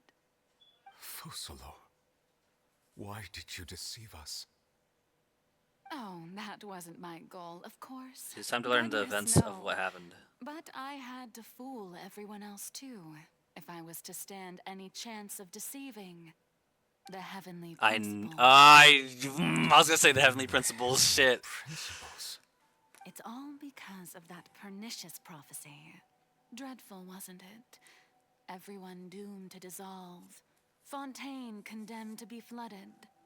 One was not amused. In fact, one was positively bemused when that problem was thrust upon me by my dearest predecessor. Wait. That's the former Hydro Archon. So Egeria, Egeria, this is Focalor, and then Farina's just hardly gets separate, more maybe, or disastrous it than a maybe preordained this is a different form of national Farina, like her true catastrophe. form or something. Now does it? She knew full well that the prophecy would surely come to pass.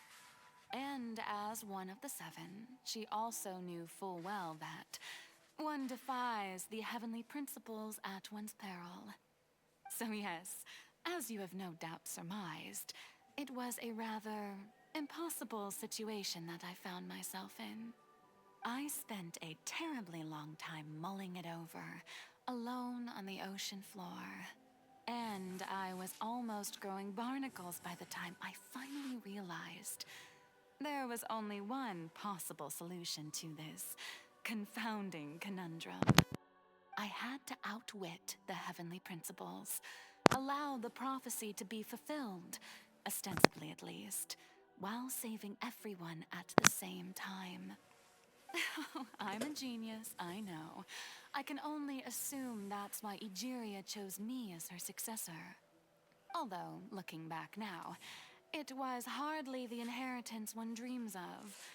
Between the task of saving the nation, the quotidian duties of the Hydro Archon, and not to mention the original sin of creating a new race of humans, I dare say she left me quite a colossal mess to clean up. But one can only play the hand one is dealt. I did not choose this, any more than I chose to be one of her Oceanid familiars. I'm sorry, what? So you were also once one of the Oceanids, transformed into a human by Egeria's hand. Yes, I was. I always dreamed of becoming human. And I still do, even now. In my eyes, to be human is to be part of the So greatest opera ever known. This could still be Farina, just her true form, I guess. And that's why that would explain why that would be explained by why her hand why she reacted to like the water that we gave her, because she's still technically an Oceanid. After becoming a god, I Wait. separated my divinity from my body and spirit, leaving behind only a self that was as naive and bewildered as my past self on her first day as a human being. Okay, so Farina and Focalor is basically Raiden Shogun and A all over again. Is basically what it is. Also, it seems to be proving that beings that are not like Archons basically seem to be derived from other beings. Like an Oceanid can become an Archon, which technically the Oceanid became a human. So even the human can even maybe not. I don't know. But it seems that obviously Archons have to start off somewhere. They come from somewhere. They're not just like, oh, they've, you know. But that was probably pretty obvious then again. The me you see before you now is that divinity. And the human Yep. counterpart So I it's left behind, this is A and I named Farina. Focalor's She A could and feel Farina's joy, Raiden Shogun. sorrow, and everything in between. She Except could be as vain and less of a conceited, puppet and more of a or as meek and vulnerable actual as she wished. like Her strengths being were with a the kind conscious. only a Weird. human could Well, no, possess, but Raiden Shogun has her own as were consciousness her too. shortcomings. But in my eyes, Farina's humanity was what made her perfect. She was perfectly human in every way. The person I always wanted to be. To put it simply, two things. One, Raiden Shogun is a puppet, whereas A is the actual like spirit. But it's the same thing, but somehow still different. Which honestly, to me, is no different really. But I guess they're gonna say it's different probably for the sake of but it's different. Farina's basically the puppet, but in this case, she's human. Instead of being consciousness and or being and a fake puppet, it's body and divinity, which could just I don't know. To me, it's the same shit. I don't care what anybody says. It's the same shit. You can argue with me all you want. It's the same shit. Second point, basically, she's sick of being perfect. This is what she's saying here. Anyway, so then I cursed her. Oh, Part wow. of the plan, of course. The plan to deceive the heavenly principles. Damn. Do you still remember the final scene of the prophecy? The Hydra Archon alone, weeping on her throne. That rhymes. In order that the prophecy might appear fulfilled, I invited Farina to be an actress, to play the part of the Hydro Archon in the prophecy. Under the curse I placed on her, so long as Not exactly. Wait, was that Focalor's recent divinity, comment? continued to exist, she could not die. But nor was she free to live her life in the pursuit of happiness. Instead, Damn. she was forced to take the stage in the opera house, to embrace the role of leading lady, to forever play the part of the god from the prophecy, all to create a deceitful appearance of that prophecy coming to pass. That's I'm sorry, but that's ass. That sucks. That's fucked up. That you used her like a fucking pawn, man. That's messed up, bro. I suppose now you probably understand Okay, hold why on. your court is called the Opera Epiclese. I'm seriously questioning these Archons, but at the same time, I get the feeling, the reasons why these Archons keep screwing up is because they're imperfect. Probably because, despite the fact that they're Archons, they probably derived from mortal means, which would make sense. It only gets sadder from here. Of course it does. But Farina is only human, isn't she? Even though she has had a long life, her mind is no stronger than that of any other ordinary human being. I cannot begin to fathom what she has had to endure. It must have been torture for her. It has indeed.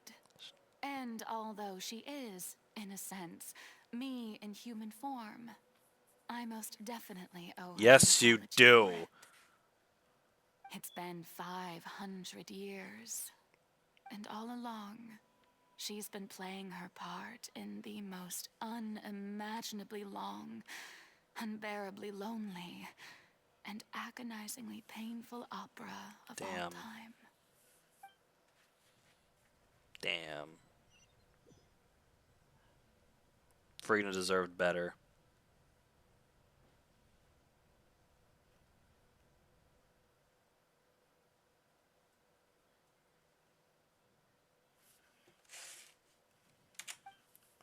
With sufficiently strong hydrosensitivity, I can form an emotional connection, just like I did with that Oceanid in the Fountain of Lucine.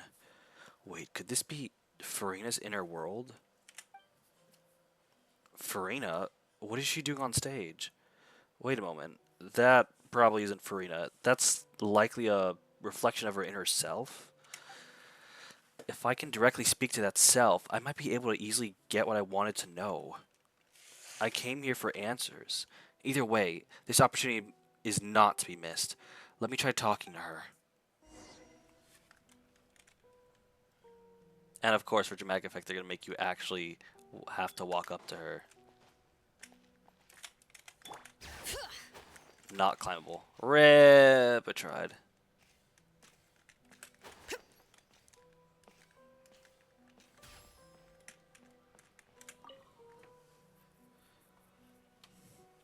Oh, who permitted you to come onto the stage?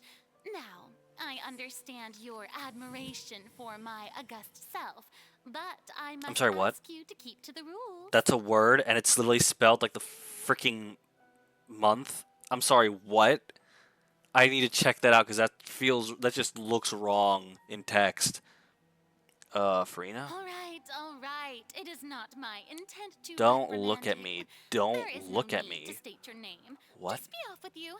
Do not distract me from my performance. I don't see an audience here. Oh, do Just not let the stage jest. lights go off, please, if only for 1 second. I am Focalor. The eyes That way of I can be. countless Oh Fontanians shit. are upon me. I must, at all times, display the utmost elegance and nobility. Oh fuck me. I am not tearing up right now because I definitely. Something's off. There's no getting through to her. Even in her heart of hearts, she's still playing the role of the Hydro Archon. Oh fuck me. What sort of resolve must she have that even her inner self and subconscious would have such an impenetrable defense? I have to find a way. Hold it in. Granted, that's basically the same exact thing that Farina's doing, which is why I probably feel the way I do. Dear audience, the performance is experiencing a technical difficulty, but worry not. The guards shall resolve it soon enough. This is where you fall. Transfixed. Shackles. Oh, great. Time for retribution. You know what this makes me think of? Every time that I've been told to tough shit out, every time that I've been told that I can't, that I can't be, that I cry too much, and that I need to think more positively, and things like nobody likes a negative Nancy. Nobody wants to be around a pessimist. Hey, what gives? The audience is still watching me, you know. Guards? Wait, where are the guards? Guards! Every time that I've had to force a smile, every time I've had to pretend to be upbeat, every time I've had to lie to everyone, and especially to myself, every time it's basically gone to a point where at times I've even, it's become second nature to just say as an immediate response, oh, I'm fine. I'm doing good. Even if I'm not doing good. It's basically when they ask you if you're fine and you say that you're fine, but you're really not fine. Oh, for fuck's sake, why now? Go to hell. Frickin' bot. Ruin the frickin' mood, damn it. But when no one's looking, when the lights are turned off, when there's no audience,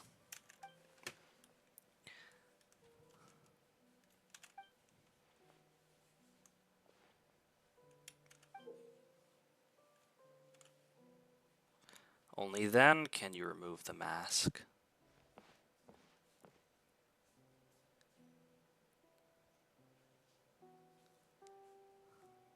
Only then can you be you.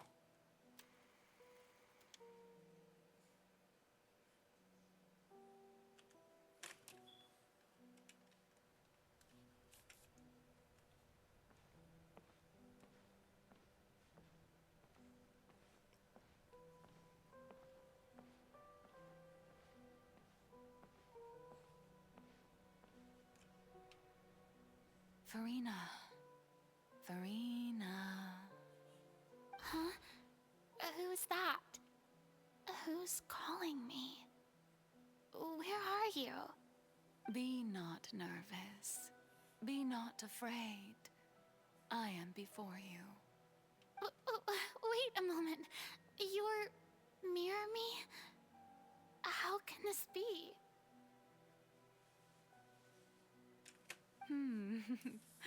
Mirror you, huh? You know what? That's not bad. Let's go with that.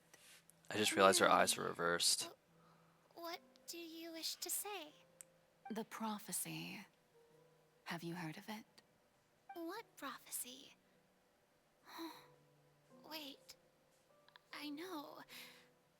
I think. I don't know why, but it's in my head somehow. The people will all be dissolved into the waters, and only the Hydro Archon will remain, weeping on her throne. Only then will the sins of the people of Fontaine be washed away.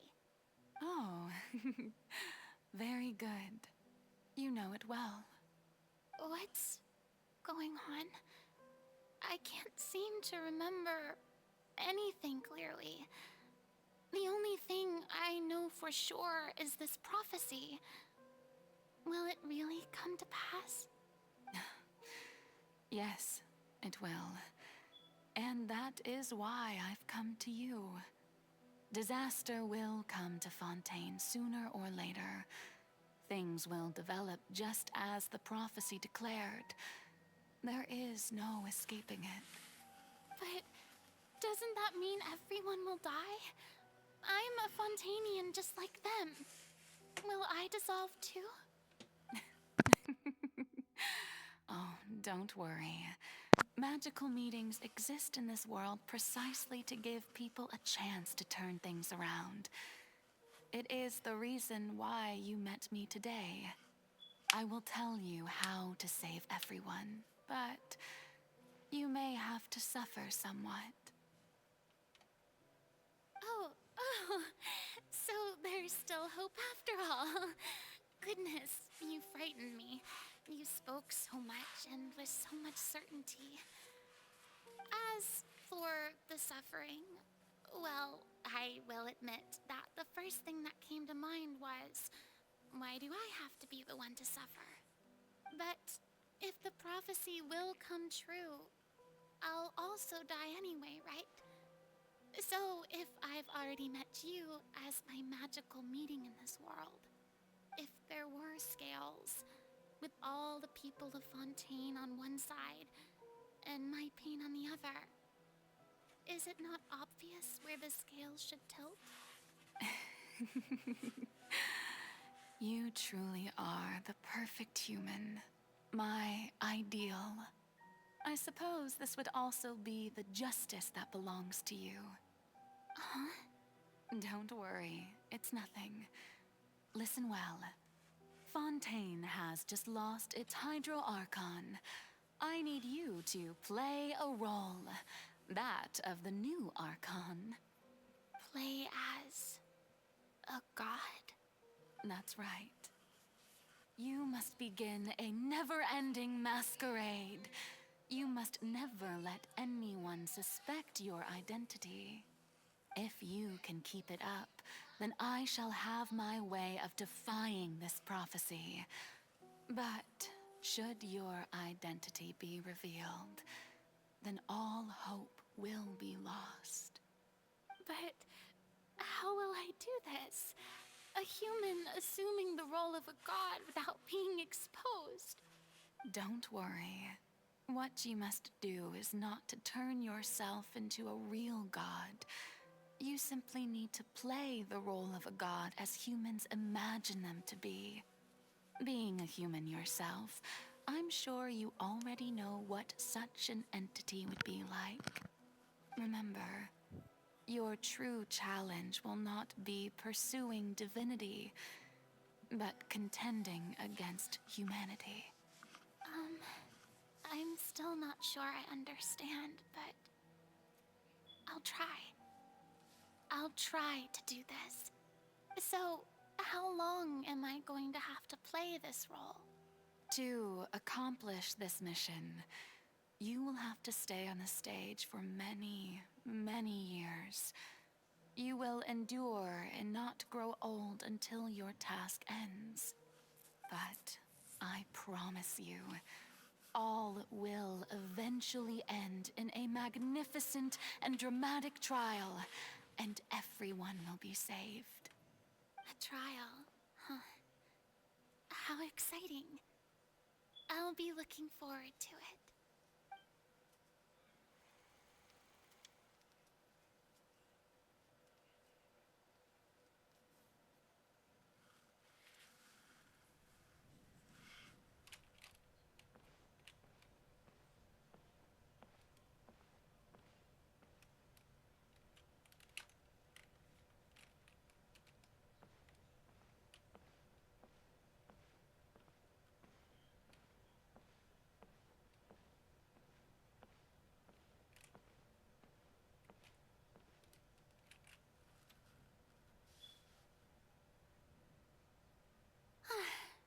The Maison Cardinalise has announced my accession, but this is my first time facing the people.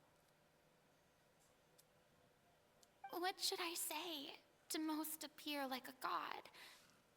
To be honest, I still don't know. Perhaps I should first try to act natural.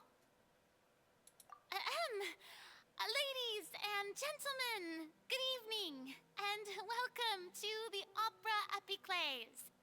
I'm sure you've all heard about how I have taken on the role of Hydro Archon. Indeed, I am Verena de Fontaine, your new Archon. In truth, I know little about becoming a nation's new god, but it will be my honor to guide you all. As the god Focalor, the god of justice, I shall do all within my power to lead you into an age of fairness and justice. Once again, thank you all for coming. If you should have any questions or suggestions, please send them to the Maison Cardinalise. The future of Fontaine will require us to work together, after all. This should do it. I thought I might stammer, but thankfully, I was able to convey my thoughts just fine. Okay, and next. That's the new Hydro Archon. Is this some kind of joke by the Maison? I would have thought that a being that surpasses humanity would be a bit more assertive. Hey, did you hear that? She even told us to send her suggestions there at the end. What a load of assholes, first off. Second off, I really fucking hate that. I've had that whole comment about being more assertive. Why does that remind me of? Why does that remind me of like the amount of times people are like, because I've had a lot of people tell me that I need to be more assertive, and like usually like the people who are more popular are usually the ones that are more assertive and whatnot, and also like, who the fuck are they to impose their expectations on somebody else? I mean, I get it. They think, oh, it's a god. I feel like this is also just a metaphor. If you think about it, this is a metaphor for, because there are people like this. I'm like 100% sure there are people like this in real life, that sometimes they feel like the expectations of everyone around them, it's like everyone tries to basically, how do you say it? They act like they basically what they do is they expect so much from them, but it makes me think of like how it's like they expect so much from them, and so they set the bar high for them, but at the same time they're treating them like shit with how they're expecting so much from them. It's like a weird thing. Shouldn't gods be all-powerful? She's being so modest. What's the difference between her and an ordinary person, then? If you ask me, perhaps the succession didn't actually happen. She might just be a maison-back puppet. Wait, what's going on? Why is everyone suspecting me of being a fake? Oh, this is bad. If I get exposed here, there'll be no saving the people from the prophecy. Right. All this pressure. Sad that I just need to play The pressure to be someone you're not. as humans imagine them to be. The pressure to live up to others' expectations. Think. What do the people want? The pressure to be perfect when you can never be perfect. Assertive, with a strong sense of presence. One who can dispel all doubt. That is the character I'm fated to play.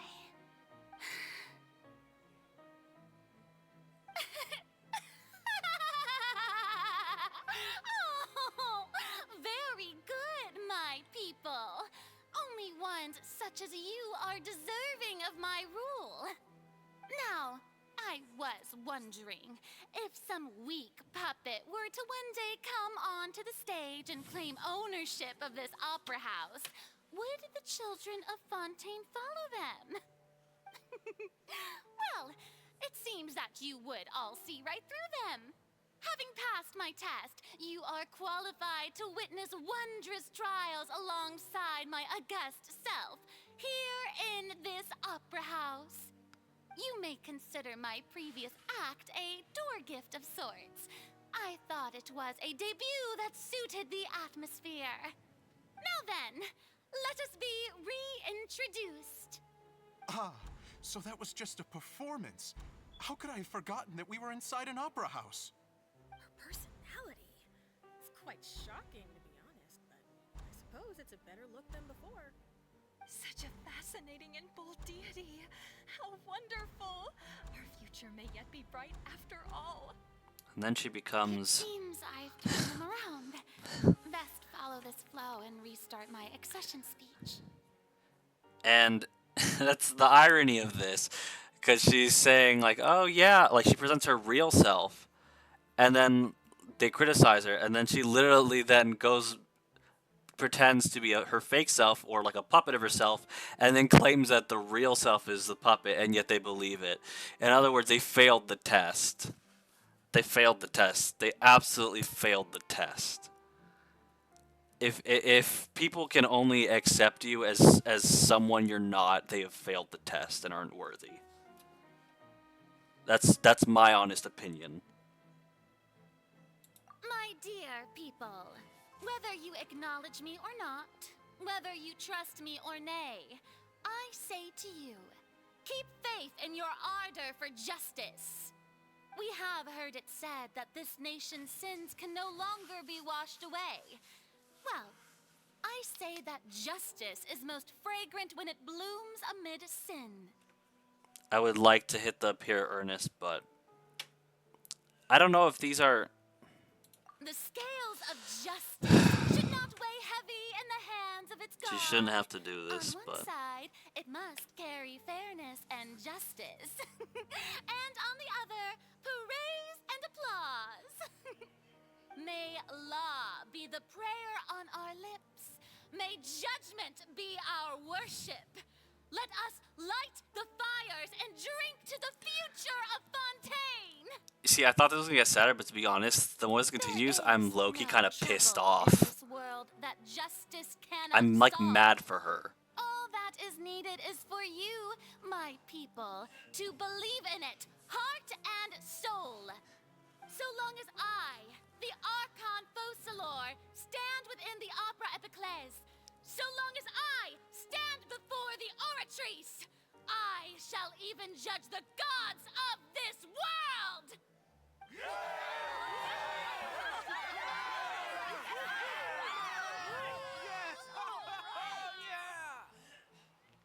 so not worth it.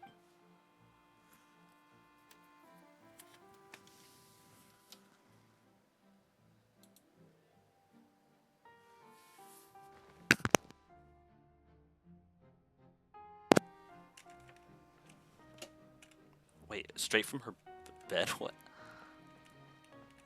Oh, wait, she's walking now. She's not even slowly... Lady Farina, here are today's case reports, as well as a summary of the follow-up for your perusal. Come now. Was I not just at the Opera House in person? Leave these kinds of things to Neuvillette. Besides, none of these trials were the one that I'm looking forward to the most. If I may be so impertinent, what kind of trial are you truly looking forward to? A magnificent, dramatic, and wondrous trial. A trial to end all things. How could you hope to understand?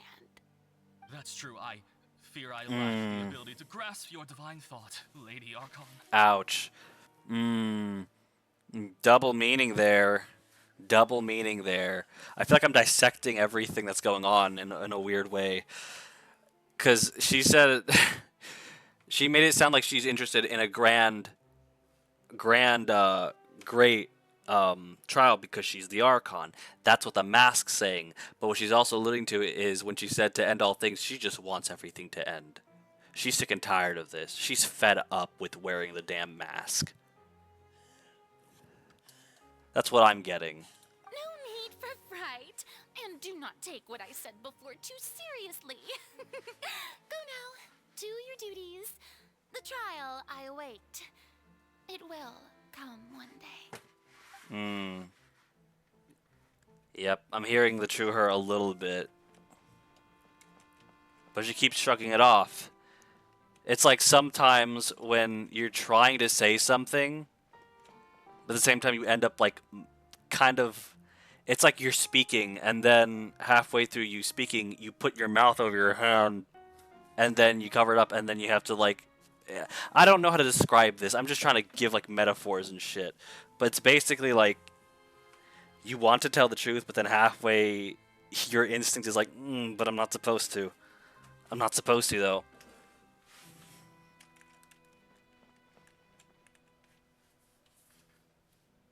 Lady Farina, I don't know what to say.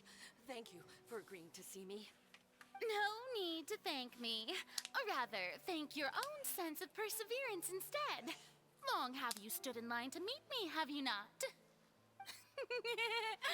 Oh, I'm afraid that's just an inevitable consequence of my divine charm. All right.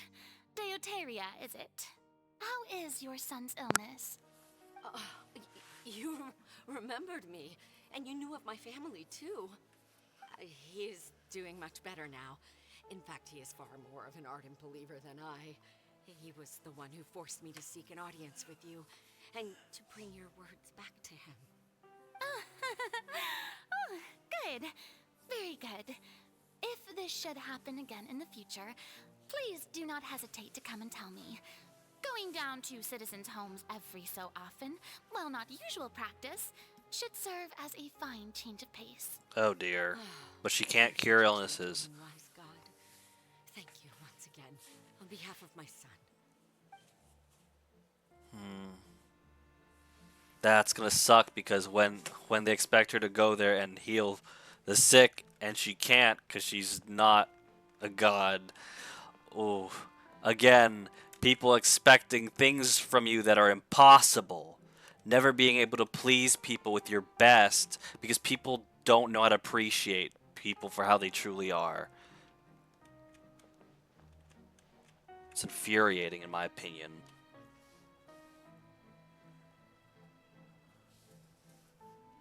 Lady Farina, here are the latest hydrological reports. As for the specific parameters you asked to take note of, I'm afraid things still don't look good. I see. It's as I thought then. As your god, I did already expect this, but I wanted to see how far your human wisdom would allow you to analyze it. All manner of signs indicate that the prophecy will still come to pass. Forget it. That's not something you need to worry about right now.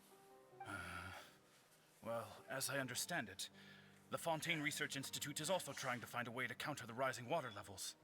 Really? Have they found anything? I'm afraid that they haven't found any effective solution thus far. Oh, is that so? Well, no wonder. This issue has reached the realm of the gods, after all. Still, their spirit is praiseworthy.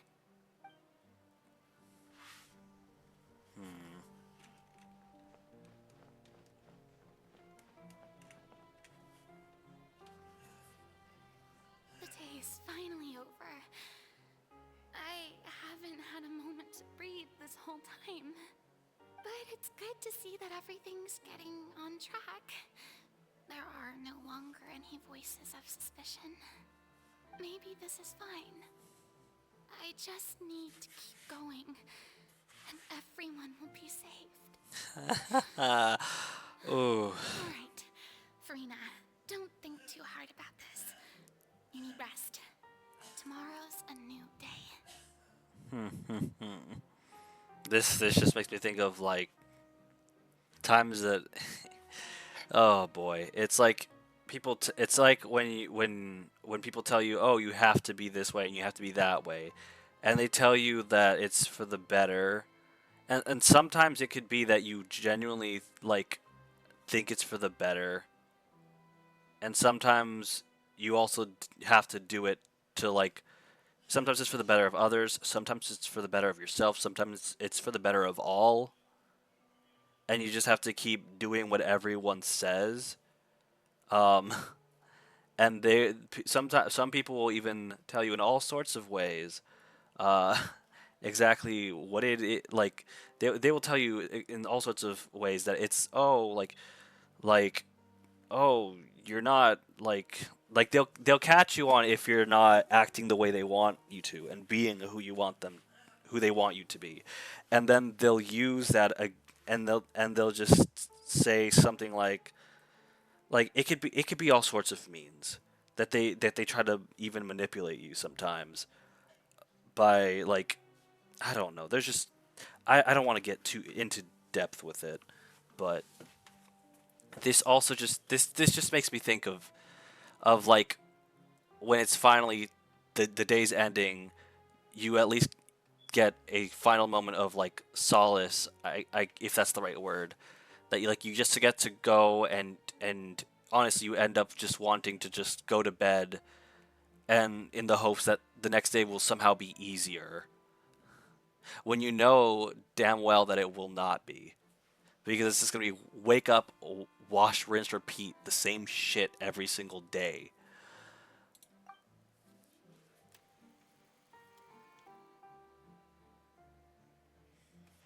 On top of the fact, hold on.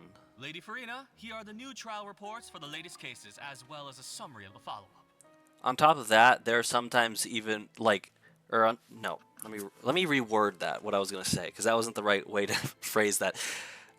On top of all of that, I've noticed the fact that like throughout this whole thing, she couldn't tell anyone about this. The fact that she was like she had to keep it quiet. I'm trying to remember what I was gonna say. My mind blanked. But sometimes it's kind of like sometimes when there's things like this, it's like you're not allowed to. You're not like it just sucks not being able to tell, and you can't because it would supposedly ruin everything. It would ruin everything for everyone supposedly, and it would ruin everything for you supposedly. And because of that, you're kind of forced into a scenario where you have to lie all the time, not just to protect other people, but to protect yourself. And I really fucking hate that. Because she's technically doing the same thing, because she's thinking that it will not only just save her, but other people. What she's doing, which is basically lying to everyone, pretending to be someone she's not, trying to please people and fit the image of their image of her. Do I know how that feels? I can't say. Obviously, no one has gone through exactly, well, as far as I'm aware, that exact situation. But I do know what that's like to a degree. They'll for that. I've seen them already. There's no need to go back over scenes I've witnessed in person before. Lady Farina, I've waited so long for this chance to see you in this manner. Indeed, my dear, loyal citizen. This joyous moment is an honor for us both. Goodness gracious. As I said, Lady wash, rinse, Farina, repeat. We're detecting Monotony. significant hydrological anomalies near Poisson. Understood. Keep monitoring. Keep me informed should anything come up at the Institute.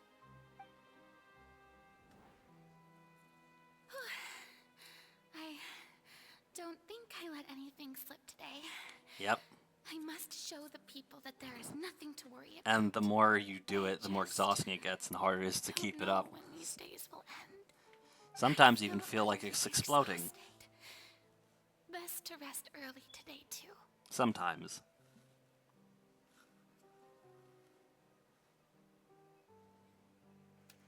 I'm worried though. Where else is this gonna go?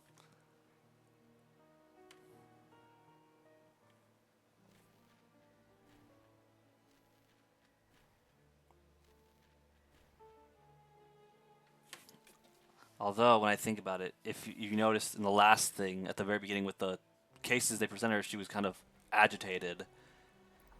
The insanity. But she starts getting agitated. She was getting okay. It's like a dream being able to speak with you up close like this.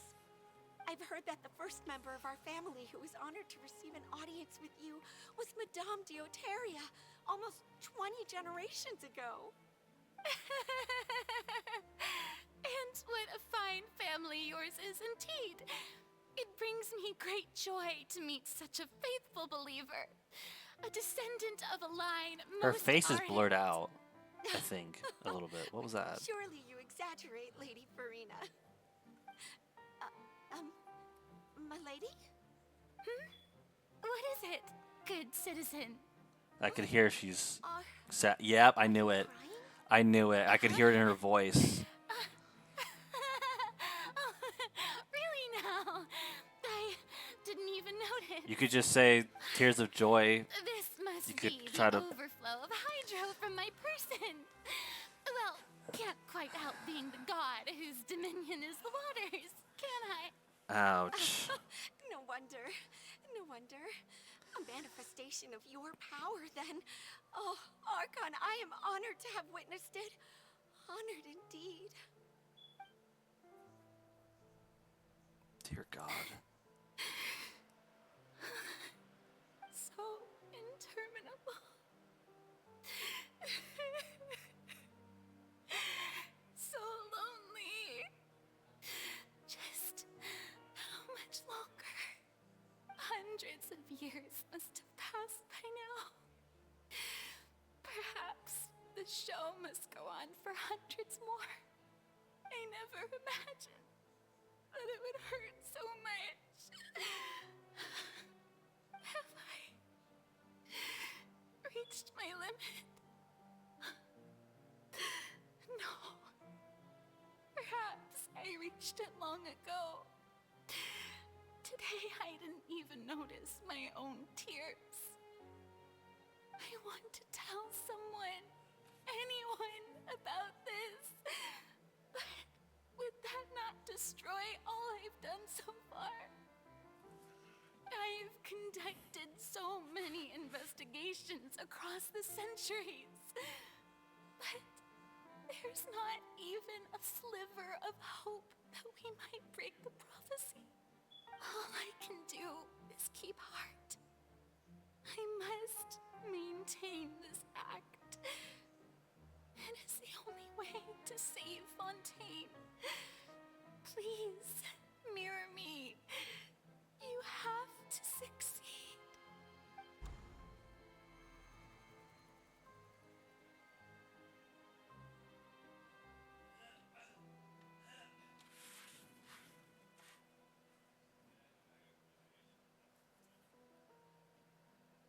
Farina, you don't have to shoulder this burden alone. All Although I don't know what you might be keeping from everyone, your people are more than willing to share your burden with you.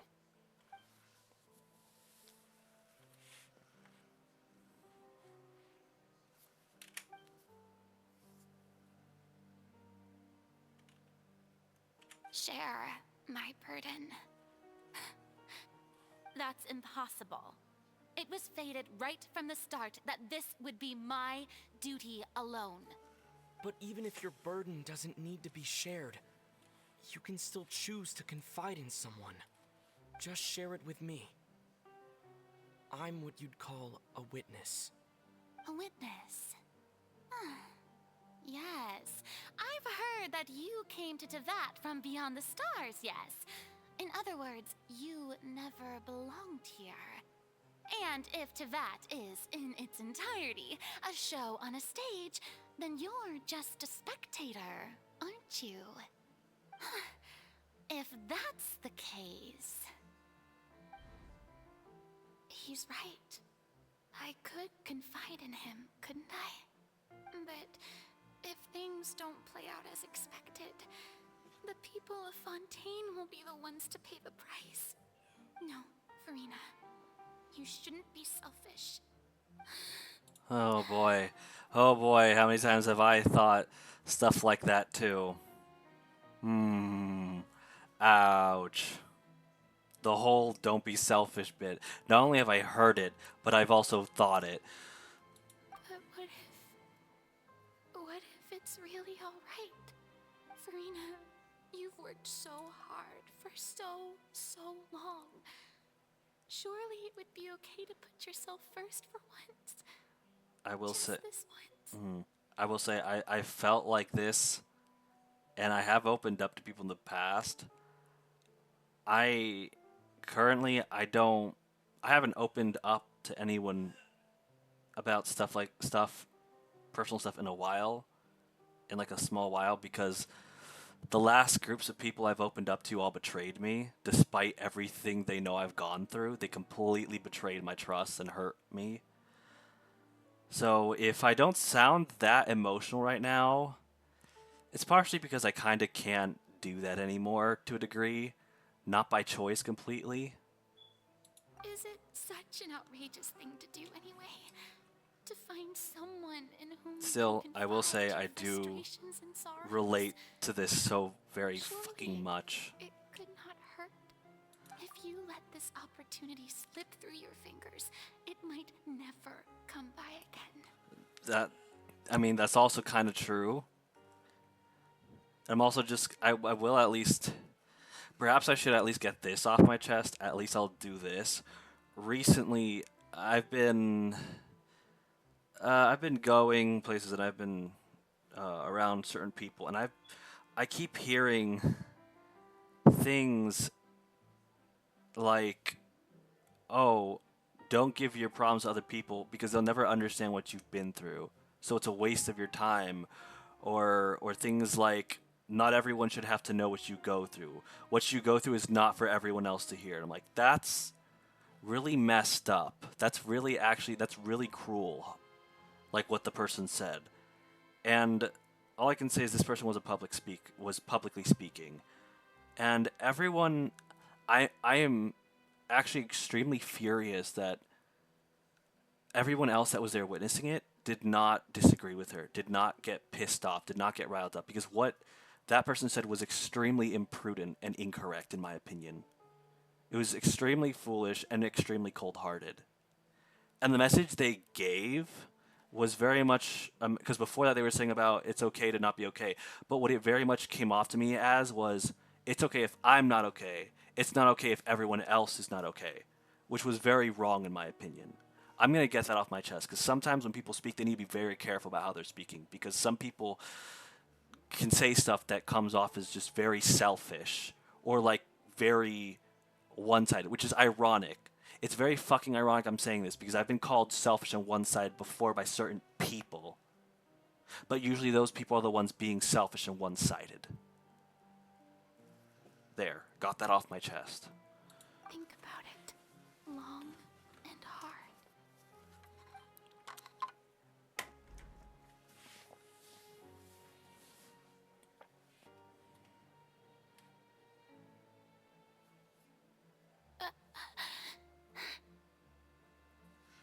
honestly, I definitely like Farina's character beyond just the fact that she can walk on water.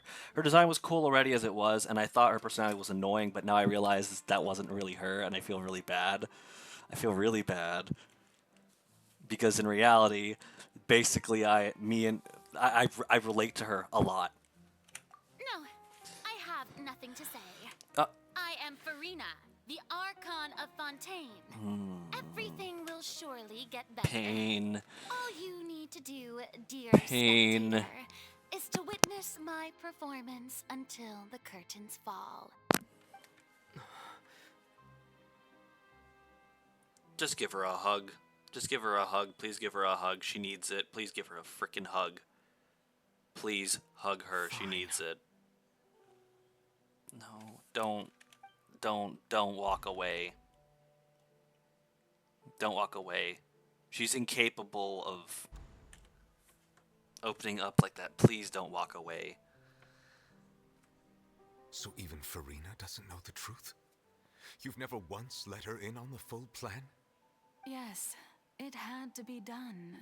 To deceive the heavenly principles, you must first deceive yourself. She did very well. If she had let her resolve falter even once in these 5 centuries, Fontaine would have been doomed to the most tragic fate. It seems that trusting humanity was the right decision after all. I believe that I understand how your deception works, but that is only half the truth, is it not? How would you build on this foundation to save the people of Fontaine? That is the most important thing. Ah, good, good. Of course, the Iudex of Fontaine has pinpointed the crux of the issue. I'm sure you've long sensed that the Oratrice is no simple machine, yes? I've always suspected that it had its own consciousness. And Lenny did mention that he heard a human voice within the core chamber. It now seems that that person was you, hidden within the machine all along. Am I right? And then I became one with the Oratrice, taking Fontaine's gnosis with me. Yes, it would seem so, wouldn't it? Alas, your understanding of this device still lacks sufficient depth. In truth, it is no enactor of justice. It is, in fact, a device created to kill the god of justice. I beg your pardon? Oh, you have it. And What? to be more precise, not only will the Oratrice take down the god of justice, it will also take down the divine throne upon which she has been placed. I mean, did you think I would be the sort to enjoy peaceful repose while Farina suffered? My work over these last 500 years has been to constantly accumulate indemnitium within the Oratrice. But really, some have already discovered that only a small fraction of the energy generated by the device was ever used to provide power to Fontaine. The vast majority had to be, accumulated to enact this death sentence. It Still was feels all wrong, though. part of your plan, then? Even Both if the it's trial all her and the fault, it's sentence. still... Indeed. This Damn it. power, accrued over 5 centuries, could have sustained Fontainians for millennia had it only been used for that purpose. Almost all of it has now been stored within the Oratrice. But only power of this magnitude could hope to destroy the Hydro Archon's divine throne, shaking the rules established by Celestia and breaking through the institution that is the Seven. So the Oratrice's call for death was for neither Farina nor Focalor, but for the Hydro Archon. The destruction of that divine throne. If I do not misunderstand your intent, you must be... Returning what's rightfully yours to you, of course. In other words, this was all done to return the authority of the Hydro Archon to the Hydro Dragon of this planet. But... Interesting.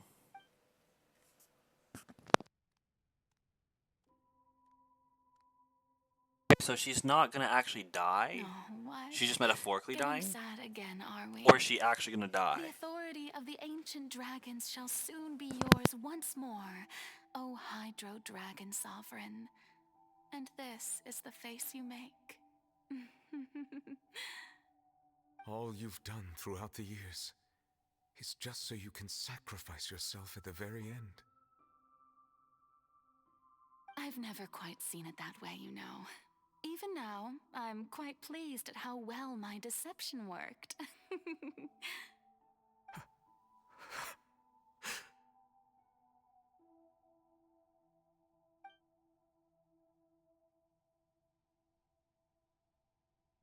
Hydro Dragon, don't cry. I must say, had it been within my rights, I would have loved to judge the heavenly principles themselves. Were they not guilty of essentially the same crime? Egeria stole the power of the primordial sea, and the heavenly principles stole the power you ancient dragons possessed. I, for my part, am the god of justice. And is it not just that your original powers should be returned to you? Speaking of justice, I have always believed that justice lies in the process of pursuing human existence itself. So, if the theft of the primordial sea's might was Fontaine's original sin, then, leaving matters of procedural right and wrong aside, the descent of the Fontanians as humans and their right to exist in this world would be Fontaine's original justice.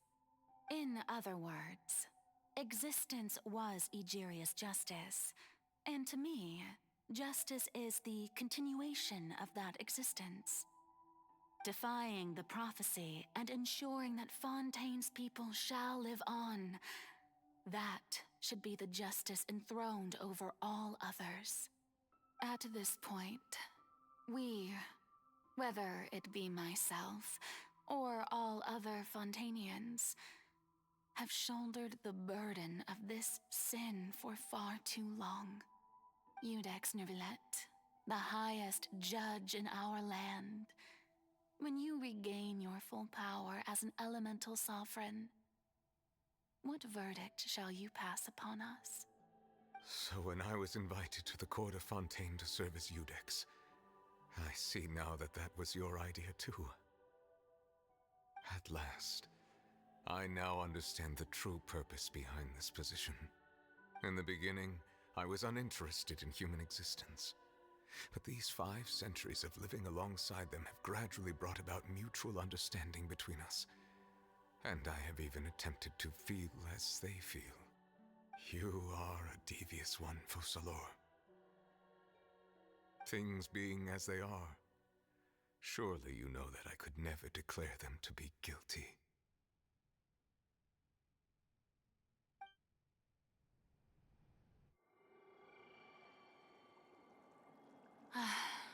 The hour of my execution is almost here.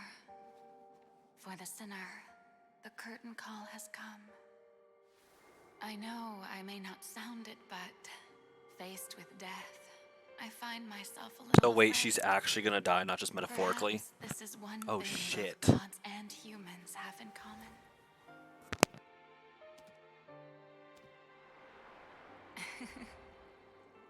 Farewell, Neuvillette. I hope you've enjoyed the part you played these 500 years.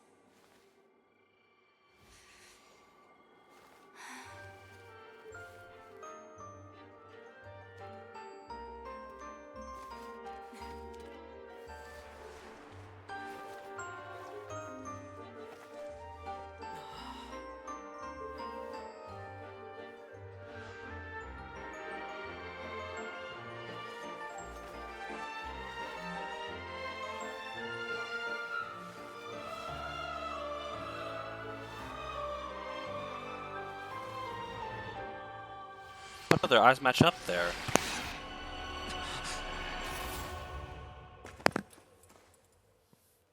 No. Shit. Is she actually? No.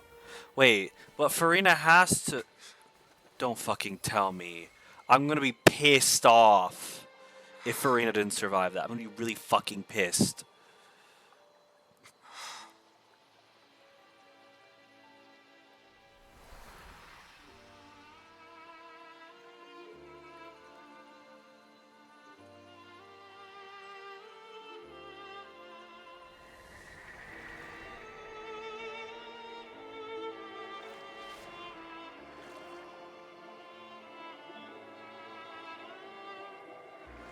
Oh, thank God she gets to live. At least she gets to live. Oh, thank God. Yeah, divinity. At this rate, I'm like, whatever the heck that even means. I, Eudex Nuvelet, I guess it is hereby separate, declare but I just don't understand the concept of People this of game to a Fontaine, degree. your sins are forgiven.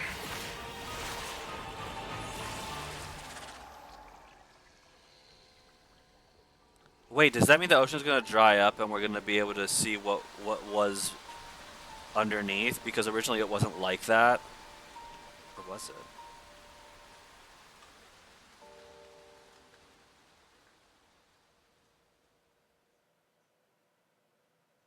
Damn. This was a... I will say that this was a very, very good... Fontaine's my favorite region. What just happened? Fontaine's my favorite region. Has the death sentence been carried out? Because I liked all the court case stuff and investigative stuff. I have a feeling that something huge just happened. But since we're all still alive and haven't been dissolved, I assume whatever happened was good for us. I get the feeling now that It's time to Nouvelet's end gonna this. kill the must thing. mete out punishment to that beast. Didn't you say just a moment ago that it can't be defeated? I have gained the strength sufficient to deal with it. Yep. Through certain means, I now have the ability to separate the power of the Primordial Sea from that creature. We should seize the opportunity to pursue our quarry. Traveler, now that the oratories can no longer function, I require an executor to help me mete out justice. The root of the calamities befalling Fontaine, the beast that enacts the prophecy, Has regained his full authority of the Hydro Sovereign. all-devouring Narwhal. Come with me, traveler. Wait, Now of execution Narwhal, but I didn't see a horn on that damn thing. Just this weird plate thingy covering like its dome and its upper lip or something. Where's the horn? It's probably gonna appear.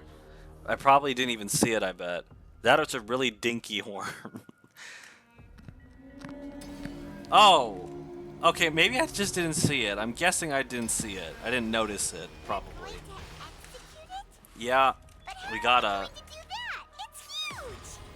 It's huge. That means it's an easier target. Considering the size of the beast, I cannot reach the power source. Unless we can find a way to attack it from within. I shall share a part of the ancient dragon's power with you.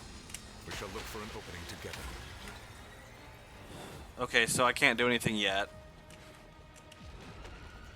So then what am I supposed to do? Like, instead of just saying, we gotta find an opening, give me a better hint. Because you're basically just saying, Feel its sorrow turning into hostility. you gotta find something that you don't know where it is.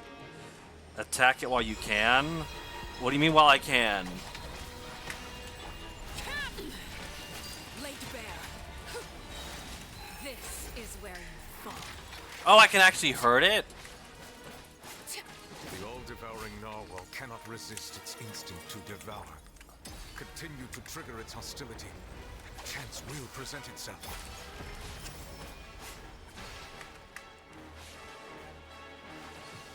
What am I doing?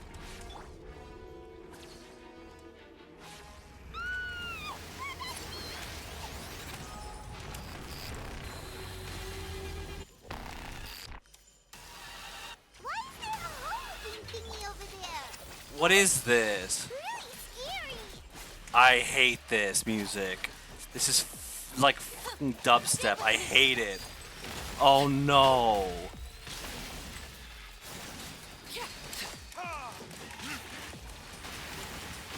Verdict is I have granted you my protection.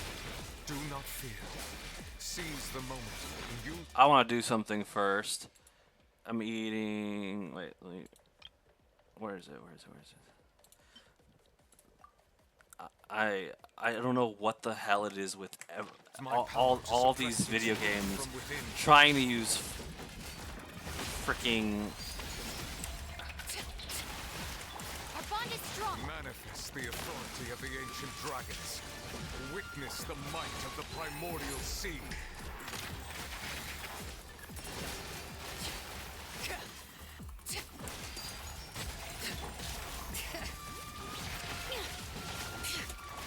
Dissipate. I'll settle this.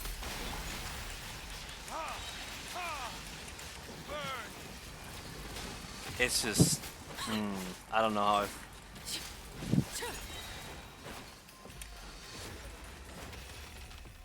Okay. I don't understand what's going on at all.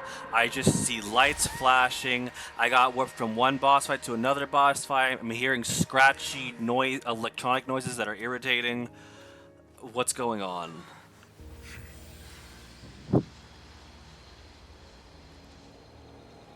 And before y'all say, "Oh, you're probably too old to enjoy this kind of music," let me tell you, sweetheart, when I was younger, people found this kind of music still really popular, so I'm not that old. Who is she, and why does she look familiar? Why does she make me slightly think of the person who kicked us out of, just slightly? Who is this? Thanks for helping with the cleanup. It should have been my job, but oh well. It was just supposed to be a short private training session for me. I didn't think that my disciple and my master's pet would start brawling in the meantime. Well, actually, I had a feeling that it would happen at some point, but they bumped into one another earlier than I thought. What a blunder. I suppose I'll have to swing my sword 3 million times as penance. But hey,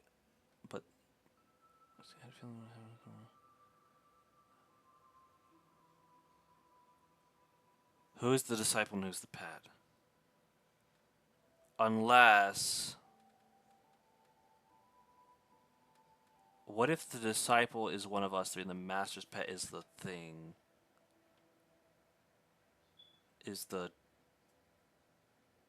That power. Who are you exactly? Hyman has an idea. From what she said earlier, she must be Child's master. Skirk, right? Skirk? It's just that he gave us the impression that she was the less talkative person. Wait, he has a master?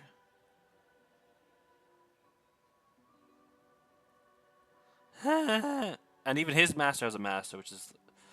I'm so confused, because isn't he a harbinger? So the master would have to be either the leader of the harbingers or the Tsaritsa. So wait, this is the Tsaritsa, but then if she's the Tsaritsa, then who the heck is her master that she answers to?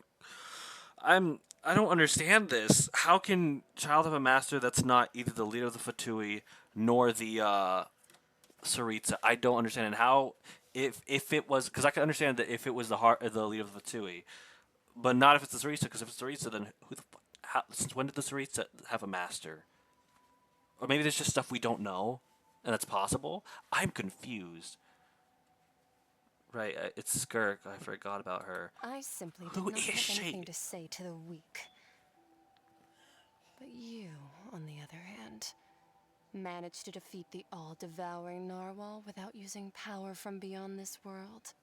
So you may speak to me as equals. I have to agree. It's a strange use of a planet's primordial waters just to raise an all-devouring narwhal. That kind of power is wasted on it. It's not cooperative. It eats too much. And I have more important things to do with my time than pet sitting. The only thing that creature has going for it is its looks. Not even. All in all, it fails as a pet. Miss Skirk? I think you might have missed the point. The point being? Well, being that this pet almost destroyed an entire nation. Maybe even the entire world? No, the Harbingers are a group that works for the Tsaritsa, but he has a master who is Skirk, who isn't a part of the Fatui. So, kind of like Right. someone So you outside of the don't organization know that him. trained him, kind of like... Sorry, I assumed you did. His name is Sertologi. Nani? I am unfamiliar with that name. Huh. So Master isn't sufficiently famous. How should I describe him then? Have you heard of the name The Fowl? The Fowl? Still nothing? Well, how about the Visionary? Vetterfulnir then? Or Gold Rhine-Daughter? Ooh, that one we've heard. Rhine-Daughter's part of the Hexen Circle. She's Albedo's mom, right? Oh. I did not know So you that do know either. that I know one. I knew nothing about To be Albedo. honest, I also heard all of those names and titles from my master. I don't actually know them either. But I suppose you understand now, yes? My master is likely a similar sort to Rhine-Daughter. They are both pursuing some form of perfection.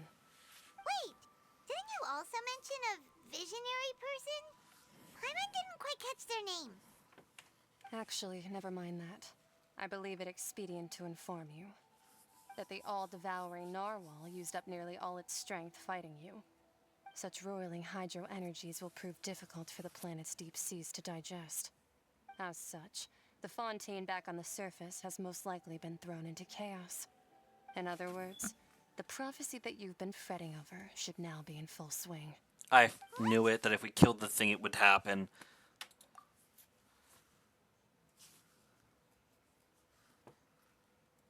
What the heck? Not to worry. Focalor has already managed to deceive the heavenly principles.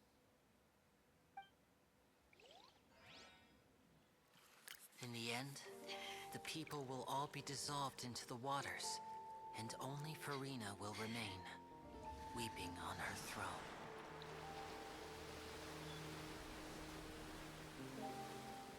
But how did she deceive them all? I don't comprehend. Only then will the sins of the people of Fontaine be washed away. I don't comprehend how they're gonna undo this. Where did all the people, like... I'm confused, because, like, what? Doesn't that mean everyone still died in the end? How did she deceive them if they all died? She didn't save anybody. She just transferred the power over to someone else. Huh? Oh, did he... Maybe he made them, with that rain, he made them immune. Maybe he made them immune to the stuff, I'm guessing. To the primordial seawater, maybe? Or made them, like, truly humans so that they wouldn't revert. I don't completely comprehend, but... We gave the sin... Oh. Wait, what? But that's stupid. Wasn't it based off of the fact that they weren't human? Not that it was a sin? That just defies the logic of the science of things. I don't comprehend how that makes any fucking sense. Whatever. You know what? It's fiction. It's all fiction. There can be loopholes. It doesn't have to make sense. Just you watch. I'm going to put out my comic and people are going to scrutinize the hell out of it. Just like I just kind of did. Maybe even worse. Probably even worse. You know what? I'll let this slide. I'll let it slide. So please don't scrutinize my comic if I fudge up.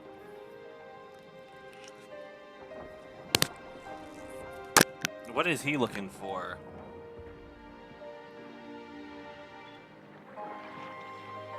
And what are they looking for? Oh, they're just... I don't know. So he's helping them. Oh, they're probably looking for other people, actually, to save. Look! The water's receding!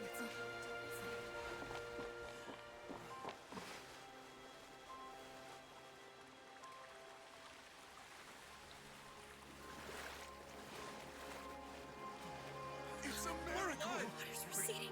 We didn't dissolve. The prophecy was wrong. The prophecy was wrong.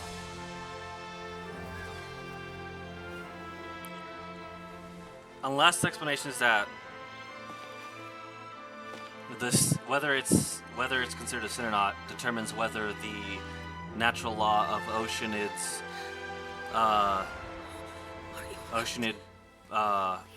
originated humans dissolving is true or not. So if it's a sin, that would basically mean that it's true. If it's not, if it's forgiven, that means that the natural law of that becomes false, like it changes. I guess that's how you could explain it. It's kind of, I mean, it's not like that's not. Oh no, that's a lot of text. I can't even read probably most of it because there's probably some buried in the little chat thing. The Hydro Archon couldn't. The Spirit Rasula talks post-disaster rebuilding. I recently visited Poisson to meet with Miss Navia, spokesperson of the Spirit Rasula, and we spoke about Poisson's present and I wonder if I joined the stream from my phone if I could read what you put. I can. The Hydra Archon couldn't do. Oh no. Okay. It's the same thing. Okay, so the Hydra Archon couldn't do anything about the sin because of the heavenly principles, but the Hydro Sovereign is the original ruler of Hydro and isn't being restricted by the heavenly principles. So he has more authority. Oh, so basically what he can. And okay, so that basically pardons the sin. But the thing is, again, whether it's a sin or not, does not necessarily change the fact that they were originally Oceanids, and Oceanid-born people dissolve from the water. It's basically like again. You could just say that them changing whether it's a sin or not is somehow linked. It just in the realm of actual world logic. In the world of, since this is a world of fantasy, that they can get away with that, I guess. But in the world of real world logic, whether someone, it's like saying, "Oh, because I forgave you of your sin, when I cut you, you're not going to bleed anymore." I'm like, that doesn't make any fucking sense. But again, this is fictional world. Things could work differently here. So whenever there's stuff like this, I mean, again, you can scrutinize it based off a realistic lens, but this is a fictional world, so it doesn't really exactly apply. Does it bother me a bit? Just a tiny bit. But it's okay. It's not reality anyway. Hope is like seeing a small cookie when you're starving late at night. You just need a little of it. A stale cookie. The various disputes that have arisen on account of Mr. Edwin have suddenly become a shield over the Institute, with Jurier turning out to be a once-overlooked hidden gem. People always call the first researcher mad, but few know what to call the second. And should that latter person achieve a miracle, they would find it all the harder to find a word with which to classify him and his team. Wow! Paimon barely recognizes the people in the reports. Are those really Jurier and Navia? They sound like real big shots. What do you think? Pretty enthralling, huh? The Steambird's idea was pretty simple. With the disaster just having passed, we would print a free edition packed to the margins with good news to calm people down. The value for these big scoops lies in their inevitable follow-ups. We'll publish further reports and go into the stories behind those people. Edwin's assistant, Jurier, created a true flying ship, while Navia is leading people in the reconstruction of their home. I'm sure that these stories could draw even your well-traveled eye.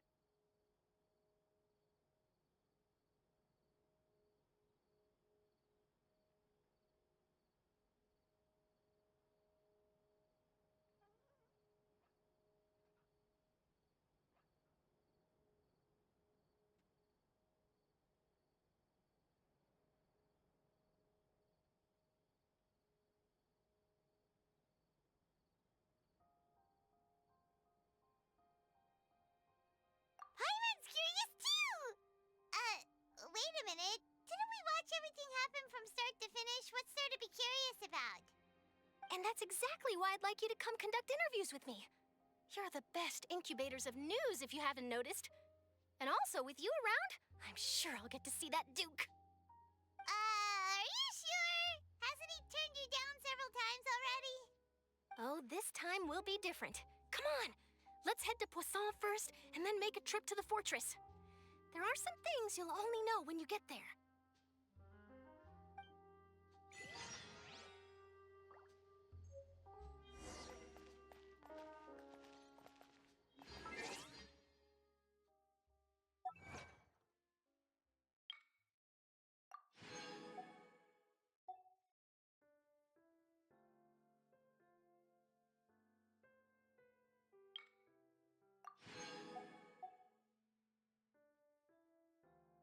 Oh, I'm not muted. I'm a fool. Ah, okay. What I was saying is I've overstayed my time by like half an hour over, half an hour. So I'm gonna have to call it quits for tonight. Unfortunately, had I not done the A thing, if that wasn't required, I don't know if it even was. Now I'm starting to doubt it. But if that wasn't required and I had not done it, I probably would have been able to finish it completely. But that's usually how the ends of these Archon quests go. I end up overstaying my time and then realizing, oh, it's still not done. There's still like the epilogue, and I just saved the epilogue for the start of another stream of this. Anyways, thank you guys for coming. Thank you guys for watching. Let's quit the game. I still have shirts and pins on sale. Past the Christmas event, which is on the 14th, I will probably I'm going to work on them being open to like overseas shipping, because I mean customers, for crying out loud, I need customers. On top of that, in terms of like how far things have been going, I'm still working on finalizing the overall how do you say it? Like piecing together how it's going to be laid out and how it's going to look. The preview of my comic, which I'll be giving away for free with any purchase of any item at the physical event, like at the event where I'm physically present and selling. Um, so yeah, I was working on that drawing today, and that's I guess what got my arm all messed up for some reason. As for the application submission for said event, I still have not gotten anything back. They don't respond to me at all. Maybe they're just really busy somehow. Probably that, and I get the feeling they don't have a lot of staff. But they did post recently that they're still taking vendors, which is curious. So I'm gonna try my best. I'm gonna try my best. I printed out my form and everything. I'm gonna submit it physically if I can go there any of these days between now and the 14th. And if I cannot, I will simply bring it to the day of and just practically pray, cross my fingers, and hope that they are willing to accept it and not just straight up say you can't sell here. And then I wasted all my time and effort and some of my materials for my products on stuff, because I'm going to be annoyed if that's the case. Anyways, thank you guys for coming. Thank you guys for watching. And like always, I will bid thee all gnocchi.